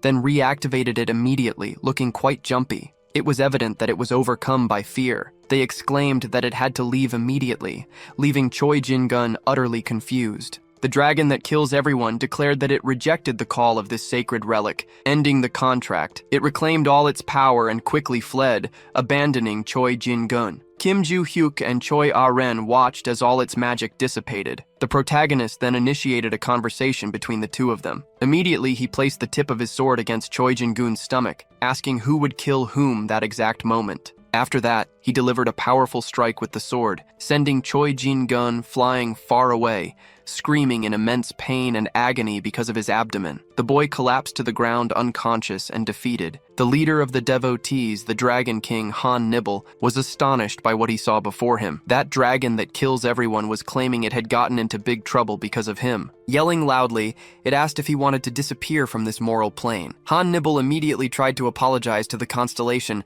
and was promptly slammed headfirst into the ground on his knees. The dragon that kills everyone warned him not to distribute any more artificial relics in the future. Han Nibble responded with immediate affirmation. The constellation also warned him to behave properly. Soon, the great leader of the devotees began to rise from the ground with an expression of great pain and confusion. He wondered what that had been and why the constellation had become so angry and furious. And regarding the artificial relic, he could tell that the brat planted in the Choi Jin family had done something wrong. However, the problematic words of the constellation suggested that it was afraid of something. The leader of the devotees urgently needed to find out what was happening. Now he returned to the dormitory at Valhalla School, more specifically to Kim Joo-hyuk's room. He felt relieved after everything that had happened. He quickly reached into his backpack to grab something, celebrating finally having obtained it. It was the impressive and rare divine arts. Brace seemed a bit confused about it, and Kim Joo-hyuk explained that it was the main reason he had been searching for the notes. He also mentioned that it was an extremely efficient breathing technique to increase magical power. Brace immediately asked about the protagonist's old strategy, which Kim Joo-hyuk dismissed as something he used only when he was an insignificant being.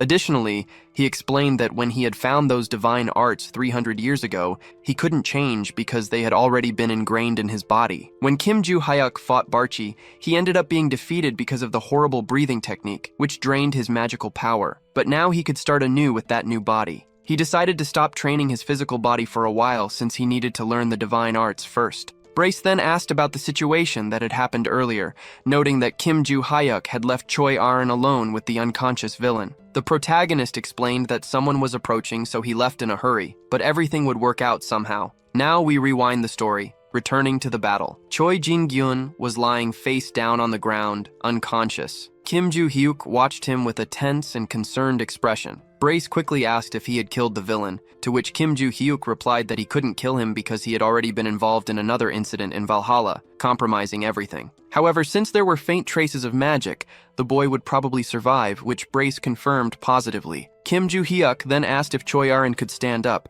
discovering that she could, according to her, and just as he was about to say something else, he noticed someone approaching at that moment, likely the girl's family on their way, which could interfere with finding the notes. The protagonist then called the girl, and she promptly responded. He ordered her not to strain herself since her family was already arriving, and informed her that he had to leave due to obligations, which she acknowledged. Kim Joo-hyuk told Choi Ah-ren to claim she had dealt with the villain alone in case her group didn't know. He revealed that the boy had lost a lot of energy in the last attack while bidding farewell to the girl. She said she understood everything, bidding him farewell and planning to see him again at school. Now he returned to the present, concluding the protagonist's memories, as he continued to plan something regardless. He wanted to retrieve the inventory stones as soon as he mastered the divine arts, since last time he couldn't absorb all their magical power. But up until that moment, he just wanted to rest for a while. Now he returned to the Trojan family province. The family leader was gathered with several people at a table at that moment. He said that thanks to the press present at the selection test site, news articles had been published very quickly. He found out that most people had already read them. One of those articles stated that the Trojan family was a joke. Another claimed that the group had ties to the devotees. The family leader was very concerned about the chaos, stating that he couldn't believe there was a malicious infiltrator in the Trojan group. Furthermore,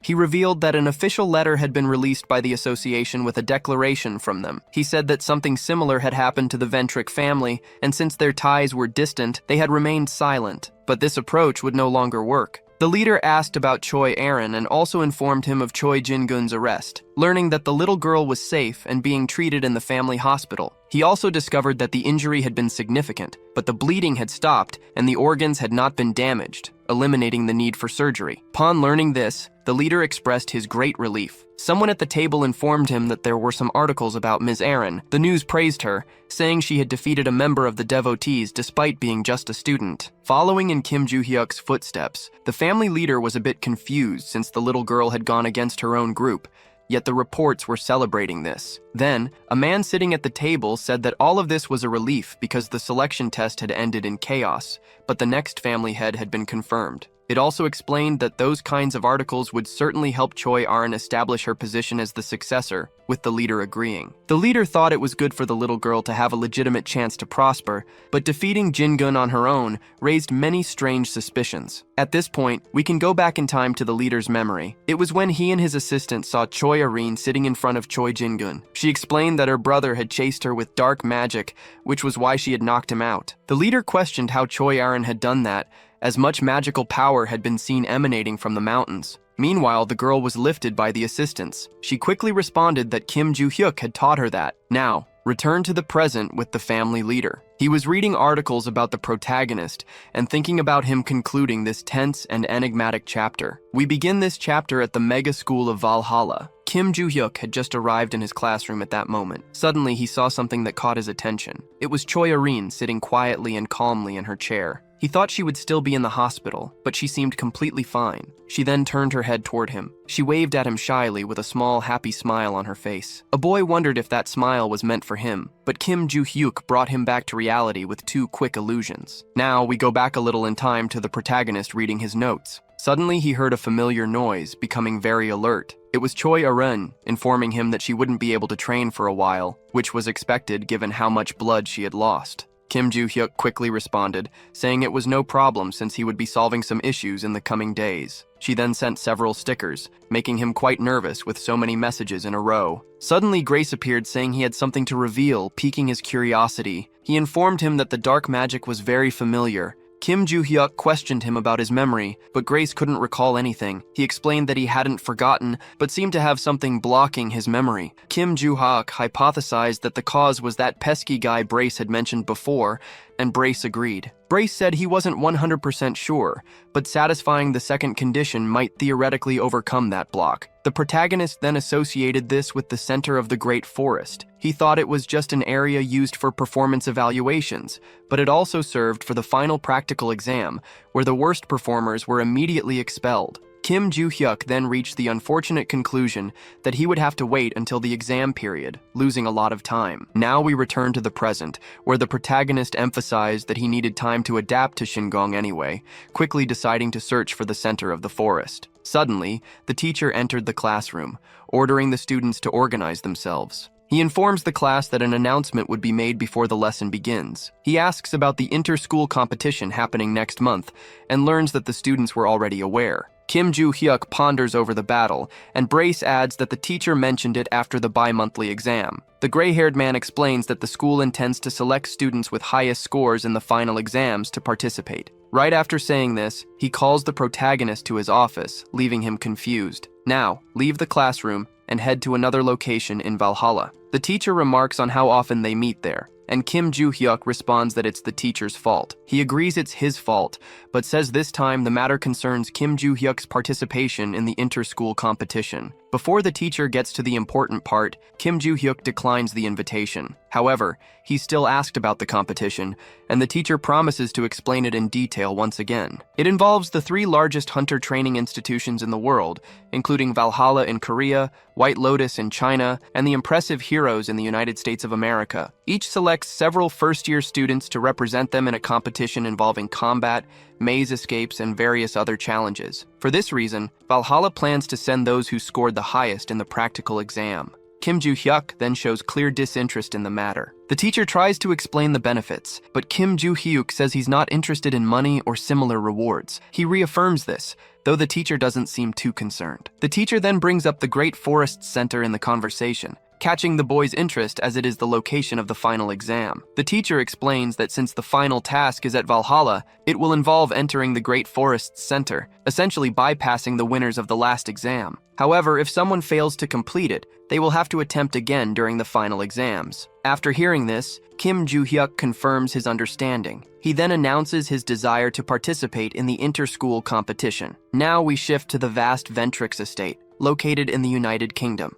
There, the family head, Adelia, asks about the progress of the preparations. She is told everything is going well, but it will take another month to complete, to which she responds that everyone should simply continue their efforts. She also inquires about Valhalla and the people of Rockdale Ventrix, discovering that no issues have been reported regarding their movements. She immediately orders her employee to voice any suspicions, and he responds affirmatively. He then mentions news unrelated to them, but quite disturbing, piquing her curiosity. The rumors suggested that certain people were building a structure made entirely of paper notes in the market. Adelia is shocked to learn this, and discovers that Black Cat is likely responsible for the deed. She wonders what they are planning, as such a thing is highly unusual. Adelia quickly opens her tech panel, discovering that the Beat Mask was demanding a more detailed report. She immediately calls for Ms. Constellation, concluding these scenes of the chapter. Now we are in the 7th territory of the market. There, the movement of machinery is observed, and Black Cat watches everything from a vantage point. He states that he would do anything ordered by the Constellation, but the purpose of building a structure entirely of fragile paper notes was unknown.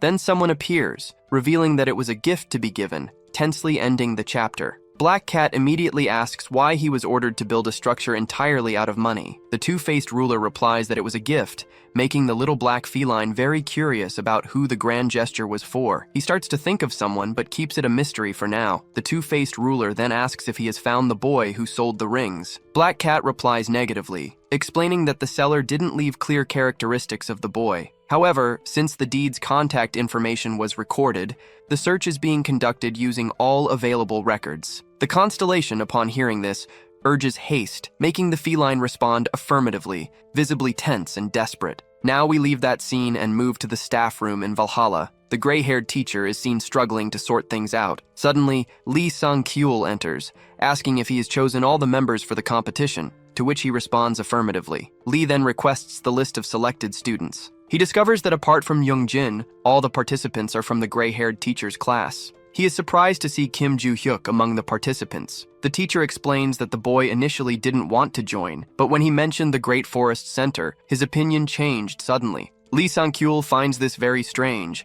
noting that most people hesitate upon hearing about it, and the teacher fully agrees. But it was unlikely that he didn't know what the center of the Great Forest was, even if he slept through all the lessons, as everything was explained clearly. Lee Sang-kyul then fought out the room of constellations, highlighting Kim Joo-hyuk's ulterior motives for being at the school. He soon asked if it was okay to gather all the students for training, receiving a positive response, and the professor arranged a schedule. After that, the two parted ways in a tone of friendship and camaraderie. Thus ended the conversation of this scene in the chapter. Now we can fast forward a few days to the small auditorium at Valhalla. There was the muscular Oh Se-hyuk, the powerful, fearless, and impressive Yoo So-hyun, alongside the cute and strong little girl Choi Ah-rin, plus Do Young-jin, who wasn't part of the gray-haired professor's class, and our beloved protagonist Kim Joo-hyuk. Suddenly, Lee Sang-kyul entered the auditorium where all these prodigious students were gathered. He immediately noticed the 5 selected students were present. He said it was a pleasure to meet them and introduced himself as their combat instructor. Lee Sang-kyul explained why the students were there and that he would later describe the training they would undergo. There would be a total of 3 trials to complete. The first was a duel between students, very similar to the entrance test at Valhalla. The second trial involved a team battle with the 5 school members competing against students from other schools. This test emphasized the leader's situational adaptation skills, as all teams would be fighting simultaneously, according to Lee Sang-kyul. The third trial involved the center of the Great Forest, which greatly intrigued Kim Joo-hyuk. Due to the final exam being brought forward, Lee Sang-kyul couldn't provide much information, only stating that the center of the Great Forest was a fearsome labyrinth. As the name suggested, the place had many trees and an extremely secure gate designed to block anyone, allowing entry only to authorized personnel. All Lee Sang-kyul could say was that each group would enter the center of the Great Forest, with instructions given on the day itself. Even with limited information, everyone understood. He decided to proceed, explaining the team battle specifications and format, as there wasn't much else to elaborate on. He expected everyone to have some knowledge, given their experience with the dungeon raid, while Kim Joo-hyuk pondered the vague explanation about the Great Forest. Since there was a barrier he couldn't just enter, it wasn't that simple. Thus concluded the initial explanation and the protagonist's line of reasoning. After explaining the team battle, Lee Sang-kyul also outlined the training process. Before proceeding, he asked if the group had any questions, and the only one to raise his hand was Kim Joo-hyuk. Once authorized to speak, he asked if there was any issue with training alone. Lee Sang-kyul replied that it didn't matter, as the boy could train however he wished. After answering, he again asked if anyone else had questions, and this time, only the cute little girl raised her hand, also expressing her desire to train alone. Lee Sang-kyul found it very strange that both Kim Joo-hyuk and Choi Er-rin wanted to train alone, but he agreed anyway, and asked if anyone else had the same intention. As the others remained silent, Lee Sang-kyul assumed they didn't. He then decided to wrap things up for the day, informing them he would see them again during training. Receiving an affirmative response, the students began to stand and leave the venue. Kim Joo-hyuk thought that before the competition began, he would have mastered the technique, fully absorbing the mana and improving his condition. All of his free time would be dedicated to training, and while thinking this, someone called out to him. It was Choi Er-rin, asking if participating in the training was a good idea. He was slightly confused by this question since, in his mind, she planned to train alone. She had also mentioned she couldn't push herself too hard, reinforcing that idea, but then she considered that there was a catch to all this. Suddenly, we delve into her memories from some time ago, where the professor mentioned reading the newspaper articles and wanting to understand her decision better in person. He asked if she really wanted to participate in the event. She asked if Kim Joo-hyuk would be attending, to which the professor confirmed. Thus, Choi Er-rin decided to participate as well, leaving the professor quite impressed, given that her body hadn't fully recovered yet. She assured him she would be fine, gaining the trust of the gray-haired professor. Now back to the present, Choi Er-rin thought that little time remained before she could become the head of the family, but there was still a catch. Thanks to Kim Joo-hyuk, she had found another goal to pursue. This goal was to grow stronger as a team, helping him achieve his individual goals. Just as he had previously helped her willingly and generously, he was somewhat confused by her odd way of speaking, stopping and smiling, but nonetheless advised her not to overtrain, and she responded firmly. Kim Joo-hyuk then explained that most of the training would focus on mana control, and that their physical preparation would center on walks, which she confirmed positively. After giving all the instructions and tips, he bid farewell to Choi Er-rin, informing her he would finish his work and then help her a bit more. Now we find ourselves in what appears to be a prison, with the moon shining in the dark sky. A man with broken teeth was screaming in agony, begging for mercy in that place. He just wanted to leave, offering bribes to the men there. One of them held an extremely sharp and large knife in his hands, with a dark and frightening expression. He suddenly struck the young show-off in the chest, making him groan and bleed heavily. The man collapsed to his knees, his hands behind his back, unconscious and defeated. Lisa asked why Elle hadn't finished the situation already, and he replied that it wouldn't be fun to end it so quickly. The girl became enthusiastic, as another mission had arisen to be successfully completed. The boy asked if it was a new target to kill, and she responded affirmatively. On the girl's phone was a picture of Kim Joo-hyuk, the young man from Valhalla, ending the chapter with a shocking mission against the protagonist. The vigilante's victim was still there, bleeding with a knife in his chest. One of them began a conversation as he removed the weapon from the boy's body. Nandul asked why they had taken on the job of killing a useless student. Lisa replied that the client had probably paid a fortune for it. The deadline was a month since the boy needed to be killed during the inter-school competition. Nandul asked Lisa why they didn't just finish the mission now, and she explained that the dormitory's security was strong, making it almost impossible to breach the barrier. They countered that, theoretically, it would be even more complicated during the school competition, considering the other schools present, something Lisa had already heard from Aaliyah. They said the third day's task would be in the Great Forest's center, involving a mysterious maze. Lisa also learned that the goal was for students to traverse the area, and Nandul grew curious about whether instructors would be present. She explained that no one would be there except for a drone and a few guards at the entrance, as the teachers and counselors would be watching from afar. They would have to hide after Aaliyah infiltrated first, which Nandul found boring. Lisa emphasized that completing the mission was the priority, and Nandul agreed. Now we fast forward a month to the first day of the inter-school competition. All the students were excited about the event's start. Rockdell Ventric observed everything in complete silence. He then delved into his mind, going back some time. On that day, he answered a call from his dear father. He informed him that he had received the money for Eden Ventric, which his father acknowledged positively. He also mentioned that with the money, he had paid for a divine contract, ordering Il Shinjo to kill Kim Ju-hyuk. His father was shocked to hear this, but Rockdell Ventric explained there was nothing linking the two to these malicious actions. Regardless, he would ensure that was the case, as the Samseol do Il Shin group had already accepted the commission. Eden Ventric had heard of the senior assassin group, made up of 3 individuals working together to become an unstoppable force. Because of this, his father urged his son not to draw too much attention, to which Rockdell agreed. Now back to the present, Rockdell Ventric reflected that Il Shin had already sent confirmation that Kim Ju-hyuk would be handled during the competition. Thus, he didn't need to sit and watch. He immediately called his assistant Julia to leave the area. Suddenly, a man dressed in black appeared on the podium, welcoming the students and spectators. It was Shim Dakin, the president of Valhalla's council. Before the competition officially began, he wanted to introduce the representatives from each school. He started with White Lotus from China, followed by the heroes from the United States, and finally, the remarkable students from Valhalla representing South Korea. The competition will last for 3 days. Today's task is an individual duel between the students, he announces. After passing on the information and holding the ceremony, he asks everyone to return to the waiting room. The chief instructor is eager to see the results of the new generation. Moreover, he was also eagerly waiting for this guy, the senior instructor of the heroes, Jack Rover. The two already know each other, and our senior instructor jokes with his friend, calling him Mr. Third place. Jack reminds him that Valhalla didn't come in first that time either,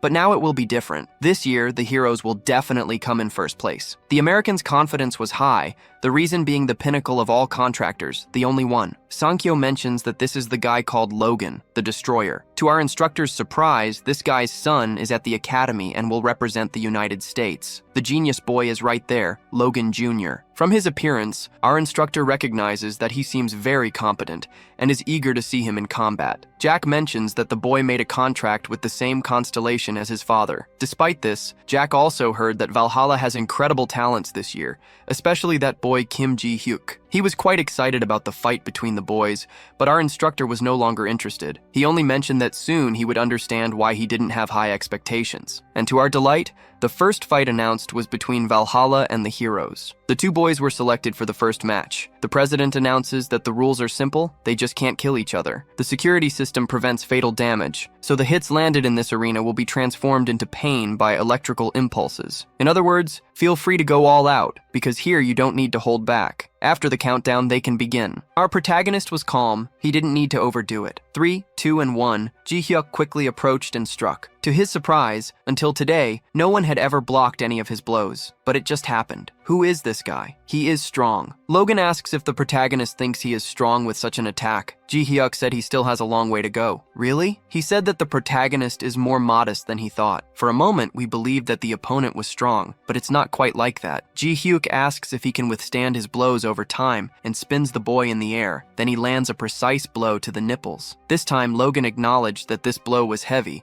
and our protagonist recognized that the opponent is quite tough. The 2 instructors were watching the fight. Sankyo states that Logan is quite tough for withstanding a blow from the protagonist. Jack saw all the videos of this boy and trained the students. Ji-hyuk wasn't supposed to be this scary, but it is still too early to give up. Logan hasn't used destruction yet, and now he attacks using magical energy. With this kind of power, our protagonist has to dodge. He feels that this energy is dangerous. Despite having destructive power, he doesn't have the same level of fighting skill. His hair was cut. Ji-hyuk is sure that this boy Logan would be a great hairdresser. Logan realized that if he can't land his blows, there is no reason to use destruction. In fact, he doesn't have to use it conventionally. He places his hands on the ground and channels his energy through the stadium. Using his power, he can distract the opponent by raising pieces of the arena. If the opponent can't locate him among the debris, he won't be able to dodge the attacks. This is the expectation of an inexperienced boy. However,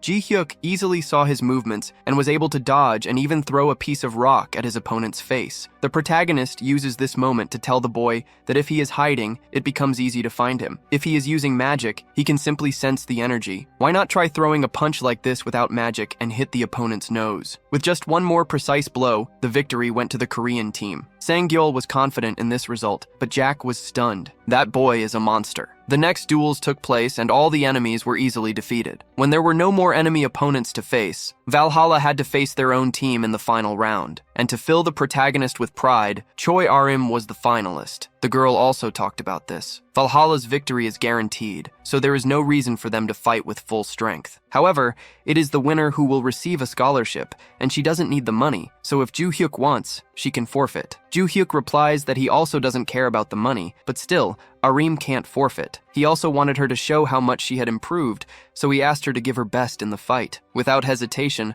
the girl prepared to attack with her thunderous sword. Before, her skill was already something incredible. Now, her control was on another level. The fight between these two monsters shocked the entire arena. Even the senior instructors couldn't believe what they were watching. This was a high-level battle. The victory went to the protagonist, and Barche spoke in his mind that he is very cruel, and if he had hurt her, Joo Hyuk held back. He says he didn't hit her abdomen. The girl changed the trajectory of the attack at the last moment, and he also did it to hit the sword. However, his power is so different that the result of hitting the sword was something like this. Despite his monstrous growing strength, Choi Arim is also incredible and surpasses all other students. The first day of the competition ended, and during the night, Sankyo congratulated the team. They were incredible and won the first day. Everyone wasn't hurt due to the defense system, but they should still rest and visit the infirmary. He was also going to mention something about the formation to use tomorrow. However, Joo Hyuk began to doubt if he really needed to wait longer to go to the center of the Great Forest. Maybe his strength was enough not to have to follow the rules. The meeting ended and Sankyo left the boys alone, but Joo Hyuk wanted to talk to the instructor first. He had a question. If he managed to defeat everyone and finish the test in record time tomorrow, could they do the third test on the same day? At this point, he didn't even question if it was possible, and just said he would look in the rule book. He investigated and discovered that there are exceptions for this to happen. If the test was done very quickly and the preparations for the next test were already ready, they could be done immediately. In other words, the protagonist says he will finish quickly, so he asks the instructor to have everything prepared for him to take the final test on the same day. The man didn't even question if it was possible. He says he will do it that way. So in that case, the protagonist will hear tomorrow. They say goodbye, and our hero is impatient and hates following rules. And then he quickly discussed with his pet sword. Do you want me to finish you off too? Our hero is completely anxious and can't wait another day to follow the system's orders and get more answers. The next day, the sun rises. The weather is great for the second day of competition. The Academy president says again, "It is a pleasure to have everyone here for this beautiful day. The group battle will take place in the forest, and everyone will watch everything through ultra-modern drone cameras." This is the new favorite team to win the competition. But Ji-yak wasn't with the group. Yoo So-yeon asked her colleagues if anyone knew the whereabouts of that boy. At that moment, the latecomer joins the team and apologizes for being late. Although he is the strongest in the school, he can still get scolded for it. The instructor was clear when he said everyone should be here 30 minutes early. Didn't he forget? It's not that he forgot, he just wasn't paying attention. The protagonist stated that he would take care of everything, so there was no need to come up with a strategy. They know he is strong, but the test is a group battle now.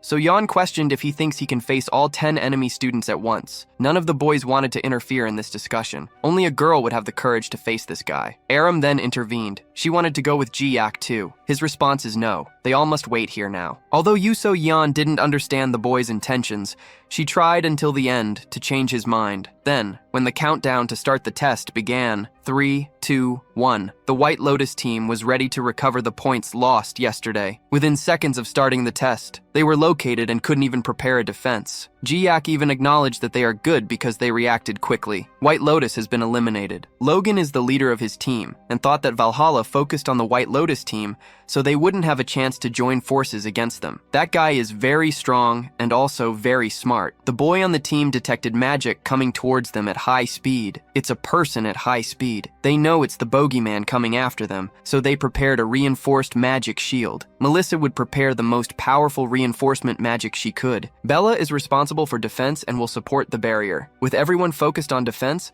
Logan will be ready for the attack. This is a formation entirely focused on defense, so Melissa questioned why all this if it's just one person. Logan stated that this person is Ji-yak. She must have seen in the first test that he is different from everyone else. Bella said that Melissa didn't fight him yesterday, so she has no idea how strong that blow to the chest is. Melissa was sure there was no one stronger than Logan, but Logan himself admits that he doesn't compare to that guy. They waited for some time and the enemy's mana disappeared. Despite this, they maintained the formation for longer. The boys on the team seemed duplicated. While they waited, the monster appeared on top of the trees. Logan's rear felt chills. Before he could look in the direction of the enemy, his vision was already blocked by a sword. Ji-Yak infiltrated their formation from above and defeated the only DPS. Bella didn't have a chance to use her shield, and Melissa didn't fight him before, but now she can defeat him. But first, she needs to land a hit. She experienced what everyone went through yesterday, a blow to the stomach. The two boys from before had the advantage of attacking the opponent from behind,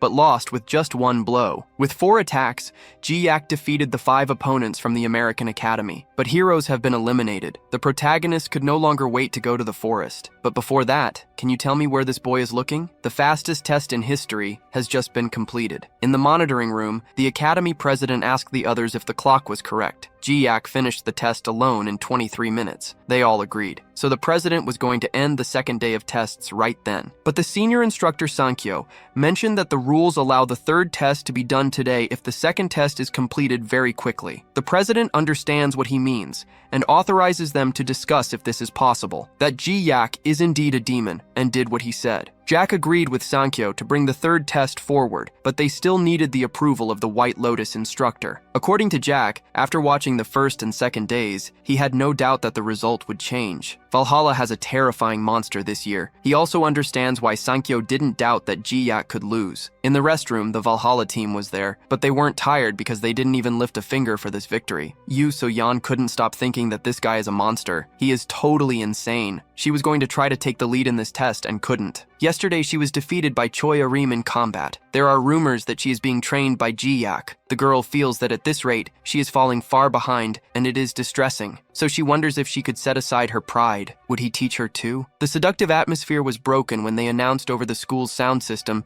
that the test for tomorrow, Survival in the Labyrinth, had been brought forward. Before everyone went to the forest, the protagonist said he had an announcement to make to everyone. He would go alone to the center of the forest, so they are all on their own. If they have problems, they can call him, and he will help. So-yeon was once again irritated. Another solo move. They already won the previous 2 tests, so they will pass anyway in this test. But why does this boy insist on doing everything alone? She wanted to say something to him, but she couldn't. Ji-Yak then asked if the little bird wasn't going to say what she wanted. Why do you keep giving me nicknames? You are confirming the nickname. I wanted a nickname too. After a while, everyone went to the gate to the Great Forest. The president then announced to everyone that the final test of the competition would begin. Once again, everyone would watch through the magical screen in the stadium. In the center of this place, there is a labyrinth unlike any other in the world. A dense forest where the rain never stops falling, dangers threaten at all times. The content of this test is as follows. All participants will be evaluated at the beginning of the test. After 5 hours inside this forest, the closer the students are to their current state before entering, the higher the grade they will receive. Group combat is prohibited, so let the test begin. Now that the final test has been announced, those 2 crazies are lurking in the abandoned warehouse at the academy. They were waiting for the 3rd day to do their job and just found out that the test was brought forward. A woman came to inform the 2, so they would also bring forward the job they have to do. They are teleported from where they are, and immediately the camera system in the control room is interrupted. The instructors have no idea what kind of failure could cause all the cameras in the forest to fail simultaneously. Did I forget to pay the internet? You call the provider and the gate security. The instructors agree that the students could get into trouble in there, so the instructors will enter to end the test. When they went to the gate, all they found were the ruins of what used to be a gate. Inside the forest, they were fighting against the rain, waiting for time to pass. Melissa said that Bella wasn't doing very well, but the girl didn't want to hinder the team, saying she got too wet in the rain. Logan, as a good leader, couldn't ignore the signs and ordered them to build a shelter to get out of the rain. With his power, he can make a cave in the ground. Something unexpected appears in front of him, a black and purple orb. Then 3 people emerge from it. The bald man, with a scary look, says Ji-Hyuk should accept and die quickly. Their boss or something like that says that this is not the target. Their teleport identified the wrong target. Logan heard very well the bald man's words. They want to kill Ji-Hyuk. So who are these people using dark magic? The girl tells the bald man to hurry and not leave any witnesses. They will have to face the genius of the Heroes Academy for that. This competition is no place for worms using dark magic. Logan tried to attack the target in front of him and was stabbed in the back. The bald man's power can do something like that. So cowardly. This guy really did it. He did it to someone as important as me. When did he get behind me? The bald man then told him to look back and understand better. Logan realized that this guy mastered the shadow clone jutsu and was cruel. He received a fatal blow and fell. The sound of his fall was heavy, and the two girls asked if he died instantly, but that wasn't the case. He would bleed out to death. These people were used to this. But Bella had never seen someone close to dying. The D1 girl ordered the bald man to hurry up and eliminate the witnesses. They had to hunt down the target before anyone interfered. While they were attacking the survivors, our protagonist was running through the forest. The system ordered him to go to the center of the great forest, but he didn't believe there was anything in this place besides trees. Along the way, he noticed the presence of the American students. The blonde girl was standing and seemed to be the last survivor of the group. The bald man had eliminated them all and noticed that another witness had appeared. However, the man saw that his prey had come to them on its own. A lucky day. Melissa also noticed Juyak and heard that these people were after him, but they were caught by mistake. The pair of executioners celebrated the fact that the prey came to them. Even knowing he was a target, Juyak was calm and had a cold look. Seeing these innocent people on the ground was something he couldn't ignore. He asked the blonde girl to take care of the fallen friends and stop the bleeding. Perhaps they could be saved. Juyak noticed they were hit in a non-fatal way, just to bleed slowly. These criminals are savage. Before they started fighting, he asked some questions. What was their goal with all this? The bald man said the brat was spoiled, thinking he could ask questions. The entrance was destroyed. All observation drones were destroyed. No teacher would arrive in time to save them. The bald man estimated it would take at least an hour to get through the destroyed gate. This was to scare the boy, but Juyak thought the forest was huge and the rain incessant. What if he didn't find his goal after solving this problem? What would the bald man think of a boy saying he would solve this and then do something else? The bald man attacked in two directions to eliminate the target. It would be impossible for anyone to dodge both attacks, but the impossible happened. He hit the ground. Where was that boy? Juyak called out, this way, and then said they were in big trouble now. The blow was so strong that the bald man flew meters until he hit a tree. The two criminals didn't have time to process the information. They were hit from behind and immediately lost consciousness, falling like sacks of potatoes to the ground next to the bald man. Juyak ordered the blonde girl to use her healing magic on her friend's wounds. If she couldn't handle it alone, she could run west until she found the Valhalla students who would help. The rain hit her tears, but she was determined to heal her friends as quickly as possible. The bald man woke up quickly and saw his partners beside him. When he looked ahead, his target was staring at him. He had another chance to complete the mission and flee with the sacks of potatoes. Juyak, on the other hand, said that before killing, he needed the bald man to explain one thing. Who ordered his head? Despite being a criminal, the bald man asked what kind of assassin he would be if he revealed the client's identity. Juyak was impatient. Usually guys spill the beans when they know they have no chance of survival. The bald man blacked out for a few seconds, but now regained his senses. He would take it seriously and finish off this boy now. His clone was behind Juyak, ready to deliver the fatal blow. Even without vision, Juyak perfectly dodged the attack. How did he do that? Juyak said the guy was a coward, attacking from behind. He destroyed the clone and asked if he wanted a surprise attack that wasn't cowardly. Take this broken nose. The man was hit, and it was clear that the roles of prey and hunter had reversed. Juyak asked again, for the last time, what the client's name was. The man insisted it was impossible to lose to a kid. In that case, Juyak started hitting until he gave in. The attack was so powerful that trees were torn apart like paper. After some time, the instructors managed to reach the group of students. They followed the noise and found the American group along with the Korean one. The Americans were in bad shape. Juyak was very worried and wanted to know what happened. Logan and the others couldn't stand up, but they were fine. They still hadn't said what happened. Logan said they were attacked by surprise by villains, 2 women and a weird bald guy. Judging by their appearance, Sankyo deduced it was the Samsal group. But where are the attackers now? They have to hunt them down. Logan pointed to the side and said they didn't need to. The bodies there were of the 3 criminals. The scene was frightening. It looked like a meteor had fallen on them. The D1 girl and the bald man were destroyed by Juyak. More impressive than professional assassins being here is knowing that Juyak defeated them. It's impossible to judge how strong that boy is. Logan said that before he lost consciousness, he saw Juyak fight for a few seconds. It was truly incredible. The criminals couldn't touch him. Melissa saw the whole fight too. They thought Logan was the strongest among high school students, but now his arrogance was gone. Jack told his pupil to cheer up.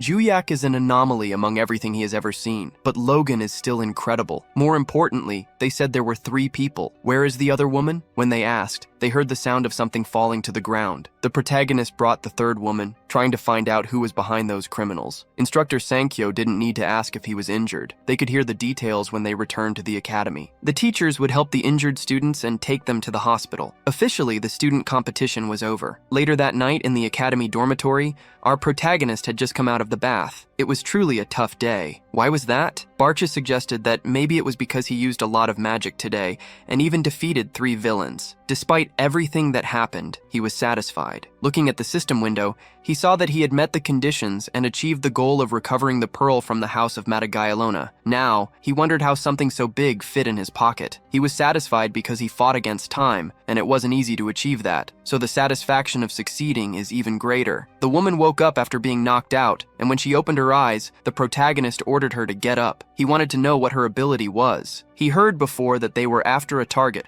and were part of a group called Samsao. Judging by the formation of the 3, the girls should be the support of the group. So what was her ability? The woman was furious and wouldn't reveal anything. They might have failed, but she could escape from there. Her teleportation magic was interrupted by Jia. The girl couldn't imagine it was possible to interrupt her magic in the middle of the process. Just seeing the magic in action once was enough for the protagonist to understand how it worked. She could basically move using a black orb. The protagonist commented that this was very useful and that he needed her help now. He had something to find, and if she helped, she might keep all her teeth. And that's how our hero managed to find the great center of the forest. Barcha commented that Jia didn't keep the promise of not doing anything to her if he found what he was looking for. In that case, he said it was her fault. He asked who their clients were and she didn't want to talk, so he had to insist a bit to try to get the answer. He knew who the Samsao were, and now about who hired them, he deduced it must be the damn Rockdill. That was his deduction. And if he was right, the Ventrix would try to act again until they succeeded. In that case,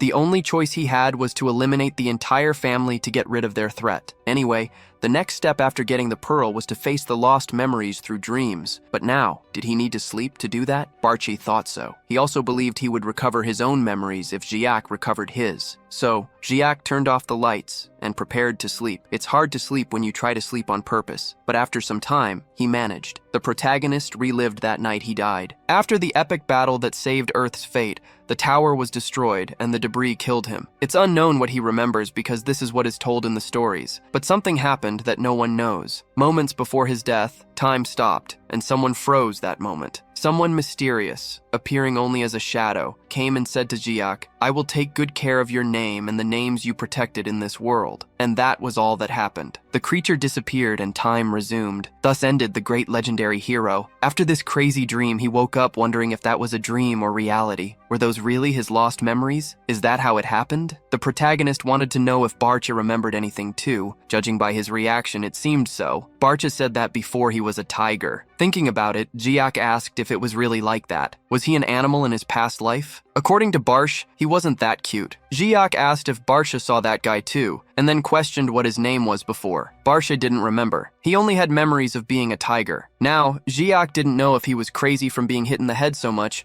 or if this was true. Anyway, he looked at the system again to find out more. The new information was about a secret room in Valhalla. The system wanted him to go to this place and watch the truth. Jiak didn't know if this was the last mission or not, so he decided that after today's training, he would ask the teacher about this place. Later, during physical training, Choi Aram was by his side, as always. The muscular guy was also lifting weights. The big surprise for him was a new person there, Makema, who came for the first time and had the courage to ask why the big guy was in this place. "Is this girl an idiot? Where else should a mountain of muscles be?" Jiak asked why Makema was there. This question hit her sore spot. She confessed she was there for the same reason as Jiak, out of envy for Jiak, and came to train like him. The big guy corrected the girl. He was there not because of Jiak, but because he frequented that place long before him. But he understood how the girl felt. She was there because she lost to Choi Aram too, not just Jiak who surpassed her. In the fight between the girls, Makema was the favorite and believed she was the second strongest. But Arim was more resilient and had even stronger attack power. She managed to cut Makema's attacks without hesitation.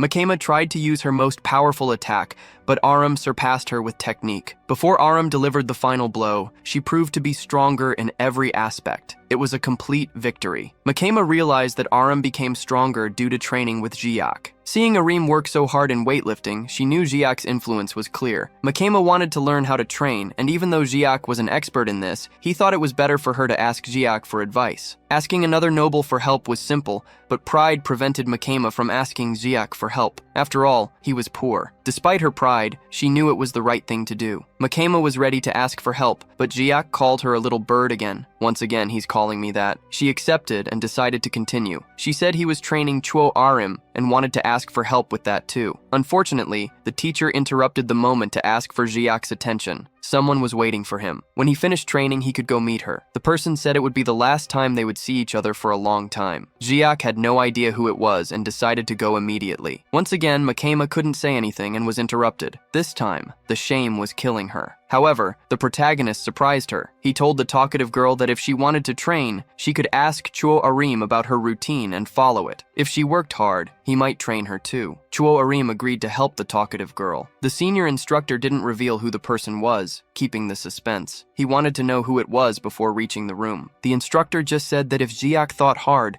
it could only be one person. Jiak had a guess. When they reached the room, he confirmed. It was Rock Do Van Trick, and he looked terrible. Jiak wasn't excited at all to see or talk to Rock Do. On the other hand, Rock Do couldn't wait any longer. Despite his arrogance, he knelt and begged for forgiveness. Rock Do threw himself on the ground begging, and his pet girl was beside him as always. He kept saying, "Please forgive me." Jiak didn't know the reason, so he asked the instructor if he knew why Rock Do was there. Senkyo expected Jiak to know. It was Rock Do who hired the 3 assassins from before. Hearing this, Rock Do's body froze. The instructor also reminded him that the first time they tried to ambush Jiak, it was Rock Do who orchestrated everything and then got away. Now, he committed the same crime again. In the press, this was being reported everywhere, but Jiak questioned if it mattered. He believed the Van Trick family would cover everything up and pamper Rock Do. Senkyo surprised everyone with the news that the Van Trick family had expelled Rock Do. That was why he was there, and in such bad shape. Senkyo explained that not only the Van Tricks but also Rock Do's father had disowned him. Unlike before, the Van Tricks didn't do anything to cover up the news. Rock Do's reputation was worse than a cockroach that came out of the sewer. Jiak then asked the criminal directly. Now that he was without protection and all that was left was jail, how could he save Rock Do? The boy saw a glimmer of hope and shouted that there was a chance. The most important thing was Jiak's testimony. The protagonist heard this and showed no reaction. Rock Do begged him to say something, to say that he was innocent and nothing had happened. This request was absurd, but Jiak simply replied that he wasn't in the mood. Rock Do begged again and apologized more, even offering his body, but our hero didn't want any of that. When the instructor heard Rock Do offering money to be forgiven, he got angry, but Jiak, even being poor, didn't even consider the offer. With no ideas on what could convince Jiak, Rock Do had an idea. He grabbed his property by the arm and offered her. If Jiak wanted to own the girl, he could give her to him. She was from the royal family of England. Owning her would bring status to Jiak and help him rise in power. Of all the offers, this one stirred the protagonist. Would he give the girl as if she were an object? Rock Do showed his usual face and stated that the girl was his property. It was natural for him to sell, use, or trade her. He showed her neck, where there was a mark proving she was his property. So what did he think of that? If he wanted, he could transfer ownership right now. Thank you all seeing this. Remember that this was a taboo. Sealing someone with magic was forbidden. It was a spell that prevented the person from acting against their owners. But a normal person couldn't cast such a spell. Who did this for Rock Do? The protagonist couldn't take it anymore just listening. So he said darkly that people like Rock Do had existed for a long time, people who used forbidden spells on others for evil. Jiak placed his hand on her and used his mana. The girl realized he was doing something but didn't know what it was. When Jiak removed the seal from her body using his power, she understood. The magic was broken. Slowly, the seal disappeared. Rock Do had just lost his most valuable possession. Jiak asked the teacher if he could authorize a punch on him just this once. Senkyo doesn't accept anyone breaking the rules. Violence among students isn't tolerated, but the story is different when the other person is a criminal. Besides, the instructor himself doesn't like the Ventric family, so he authorized it. The negotiation was made while Rock Do watched without being able to react. Now that it was authorized, it was time to relieve the anger. The protagonist was kind, asking the victim to clench his teeth so he wouldn't hurt himself. Despite the warning, the punch was so strong that he flew several meters and lost some teeth. Later, everything was resolved. Barche, who can talk in the protagonist's head,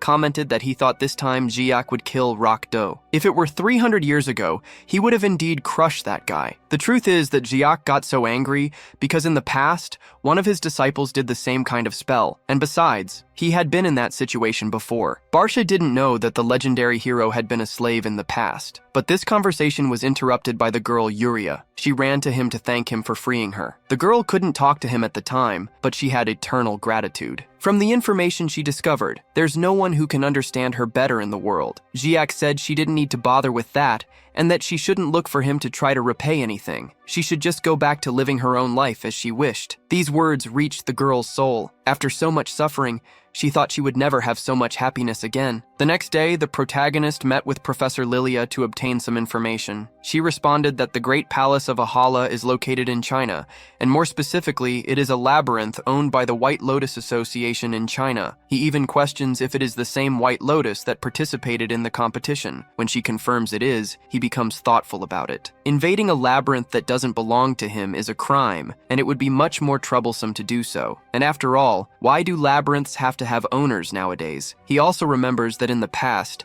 animals would mysteriously invade dungeons. Perhaps he could do the same, or even destroy everything in his path. Although it might be quicker to do something like that, he prefers not to cause trouble and turmoil for people. He wants to extract some information from the professor. Is there any way to access this dungeon? She explains that the dungeon is open to students of the White Lotus Academy. As soon as she finished her sentence, she covered her mouth as if she did not want to have said what she just did. Then she charges her student, saying he cannot just stay there, gathering information without giving anything in return. So for that, she asks to give more information. She wants 3 things in exchange. After that, she shares more details. Our protagonist then does not hesitate and stands up, telling the professor to enjoy her coffee alone. Of course, she begs, says she will tell him everything he wants to know. Then he just sits back down. I can bet her intention is still to make him her assistant, but I doubt she'll succeed. They sit down. Then he says, keep talking, since she wants to earn his respect. She gets startled and says that what she's about to say should be a secret, so she will speak more softly. The issue is that the Great Palace of Ahala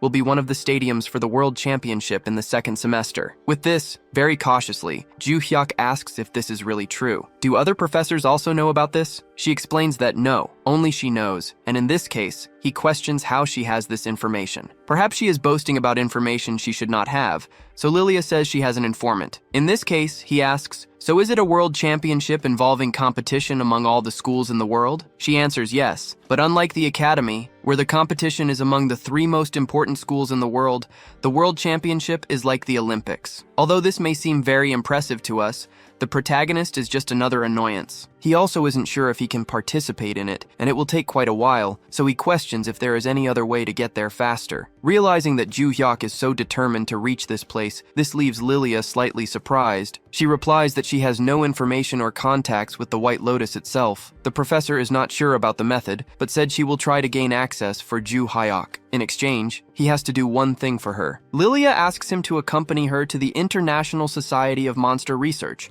It is a one-day event, so he won't have to worry about losing much time. So, sometime that we do not know how long it is, they are in the north of London, in Tottenham, where the International Society for Monster Research is located. When he arrived at the event door, he was already furious. Having spent so many hours traveling just for this, that talk of just one day was also a lie. She ignores his words and responds that they are here on the weekend. She might even extend his day off at the academy to Monday. Most importantly of all, Ju Hyuk asks why they are really here. Then, to answer that question, she puts him in a test room to attack a monster. It seems that people evaluate the boy's performance. He is here to prove the article she is writing. In exchange for her information, he must kill some monsters for her. The boar attacked quickly and took only 1 hit and then disappeared. And it wasn't just a few monsters. It was an hour and a half of killing all kinds of monsters until he was tired at the end of that time. Ju Hyuk questions Lilia again. She lied again, as she said there would only be 3 monsters. So why were there so many? Professor Lilia pretends she doesn't know what he's talking about. Anyway, Ju Hyuk asks what happened with the climate here. As soon as they enter this place, people began to look strange at the two. He then asks if she fought with these people or asked them to be her assistants as well. The professor finally reveals her intentions. She said that for decades people believed in certain techniques and theories. Then, suddenly, an article appeared out of nowhere, contradicting everything they thought and believed. The protagonist realizes that these people want to maintain an archaic and less efficient knowledge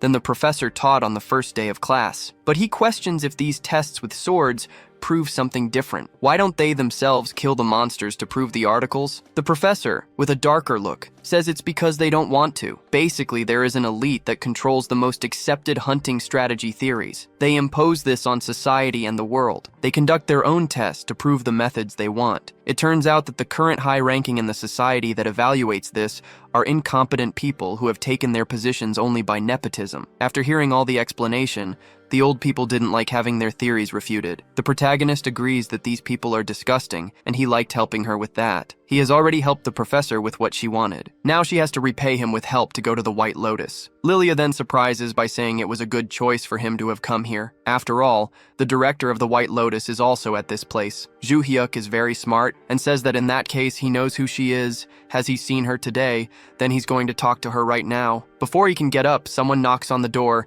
and asks if student Ju Hyuk is here and if they can speak with him for a moment. The protagonist recognizes the voice. It is familiar, and he says yes and can come in now. The room is immediately illuminated with such beauty. The person before them is the director of the White Lotus Academy, and definitely one of the most beautiful women in this story. Not only that, she politely says it's a pleasure to meet him. Her name is Zillion. Our protagonist reciprocates the courtesy and says his name as well, and asks what can he help her with. The woman says that in fact, she's here to ask for a favor if he could handle a person for her. Professor Lilia says that since the conversation seems to be getting serious, then she'll leave him alone. Then she exits the room. Ju Hyuk asks her what he needs to do. She explains how her Geo family was the first to be founded after the era of chaos. Thanks to that, they managed to build the White Lotus Academy and educate strong warriors. However, there was a genius in the family who at 13 could defeat adults. This person stepped on his brothers and members of the Ziolan clan family. Even the family head was run over by this person. In the end, this person concluded that there was nothing more to be learned in the world outside and locked himself in the family Gio's training room at the White Lotus Palace. Ju Hyuk asks if she wants him to run over this arrogant person. Zillion says yes. However, Ju Hyuk questions that there must be several strong people out there for her to ask this task. He even points to her and says that her magical power is far from weak. The girl acknowledges that our protagonist has good eyes. She says she even used magic to hide it. But there are two reasons that make things complicated. The first is that the person fights using only their physical strength. The second is that the person is the same age as Ju Hyuk. After watching the competition, she knows he is physically strong. So, if the person lost to someone of his own age, his pride would be damaged, and that's why she personally came to ask the favor. Ju Hyuk accepts, but doesn't expect it to be for free. Zillion agrees and says she is very important, and also a very important person. She can also ask for favors without needing to pay anywhere in the world. Our protagonist interrupts the woman and makes it clear that he doesn't want money. There is a place he wants to go. Can she arrange for him? This totally catches her off guard. The scene cuts to a little later, and they are now in China in front of the White Lotus Group building. Ju Hyuk tells her he did not expect to do this on the day he agreed to it. Zillion says he said he was free until Monday, so the sooner the better. He agrees, then she asks if the place he needs to enter is the Great Palace. Ju Hyuk says yes, then she says it will not be a difficult request, but they should enter first. As they enter, some of the students seem surprised to see her walk in. Then they enter a room. He tells her he is curious about something. Zillion asks what it is, and he says it doesn't seem like she paid attention to the competition, but she wants him to deal with this person so much. Zillion recognizes and agrees. She explains that for her, it is more important to destroy the arrogance of this person and then organize the White Lotus to reach the top again. Ju Hyuk says he understands, but he doesn't know if he agrees that such a person can be so important. She then tells him that everything is here and that, when he steps on this magic seal, he will be transported to the training room. He says that's fine, then steps on it and asks Zillion what the person's name is. The woman says the person's name is Yan Lang. Upon arriving there, we see the person so special. It's an arrogant girl. She says if he was sent by the family to make her leave, it won't work, so he should go away. Ju Hyuk asks if she is always so rude to people she just met. He punches her with much form,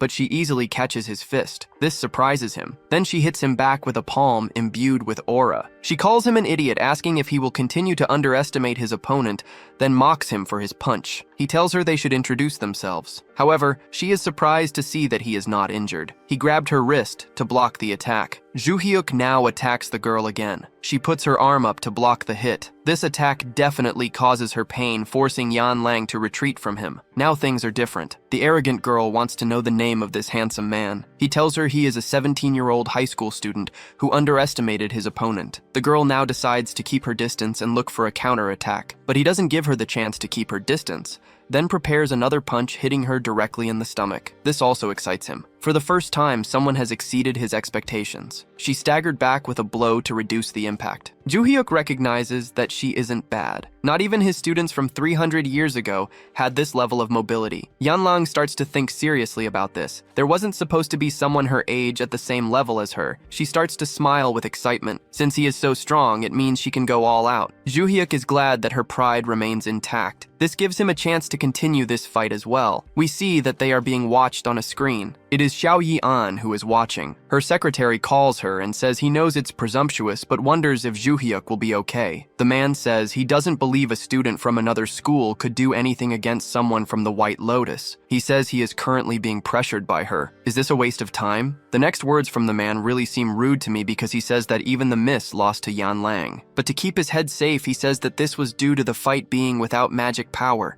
only with physical strength, and only in this way the master could lose. Despite not liking this fact, she acknowledges that she lost to the girl, but even if she used magic, she doesn't believe she would win. The man didn't expect these words and doesn't accept it. However, the woman explains that at the time the difference in magic power between her and Yan Lang was minimal, and this was several years ago. Xiao Yan believes the girl must have become even stronger physically and mentally than before, so she already has more chances of winning, not even with magic. Not enough, this reality shock. The man also questions that Joo-hyuk will die if she continues to face Yan Lang. Despite the man's concern, the woman remains unconcerned. She says that boy is not normal. Something in him is strange and his feats in Valhalla prove it. We return to the battlefield. The manaless ninja girl attacks our protagonist. She likes very different nails. Her cutting blow is fast, but Joo-hyuk dodges. However, Yan Lang quickly follows with a knee attack. She feels she hit and thinks she got him now, but soon the pain grows and she screams while clutching her knee. Yan Lang questions if he has a steel head and he doesn't deny anything. The girl is sure she hit. He decided to test if his forehead or her knee was harder. Is this guy crazy? The girl starts to get annoyed with her opponent. Even her strongest attacks are not having an effect. She internally says that this hurts her pride, but the physical strength of this guy is greater than hers. Then she questions why he is fighting without using magic. The protagonist simply says that's because Yan Lang prefers it that way. Upon hearing this, she gets furious. She tells him to use everything he has because she will do the same. Now it will be a dispute with the maximum power from both sides. Joo-hyuk realizes that the girl started to accumulate magic, so she also knows how to fight this way. He questions if she is angry,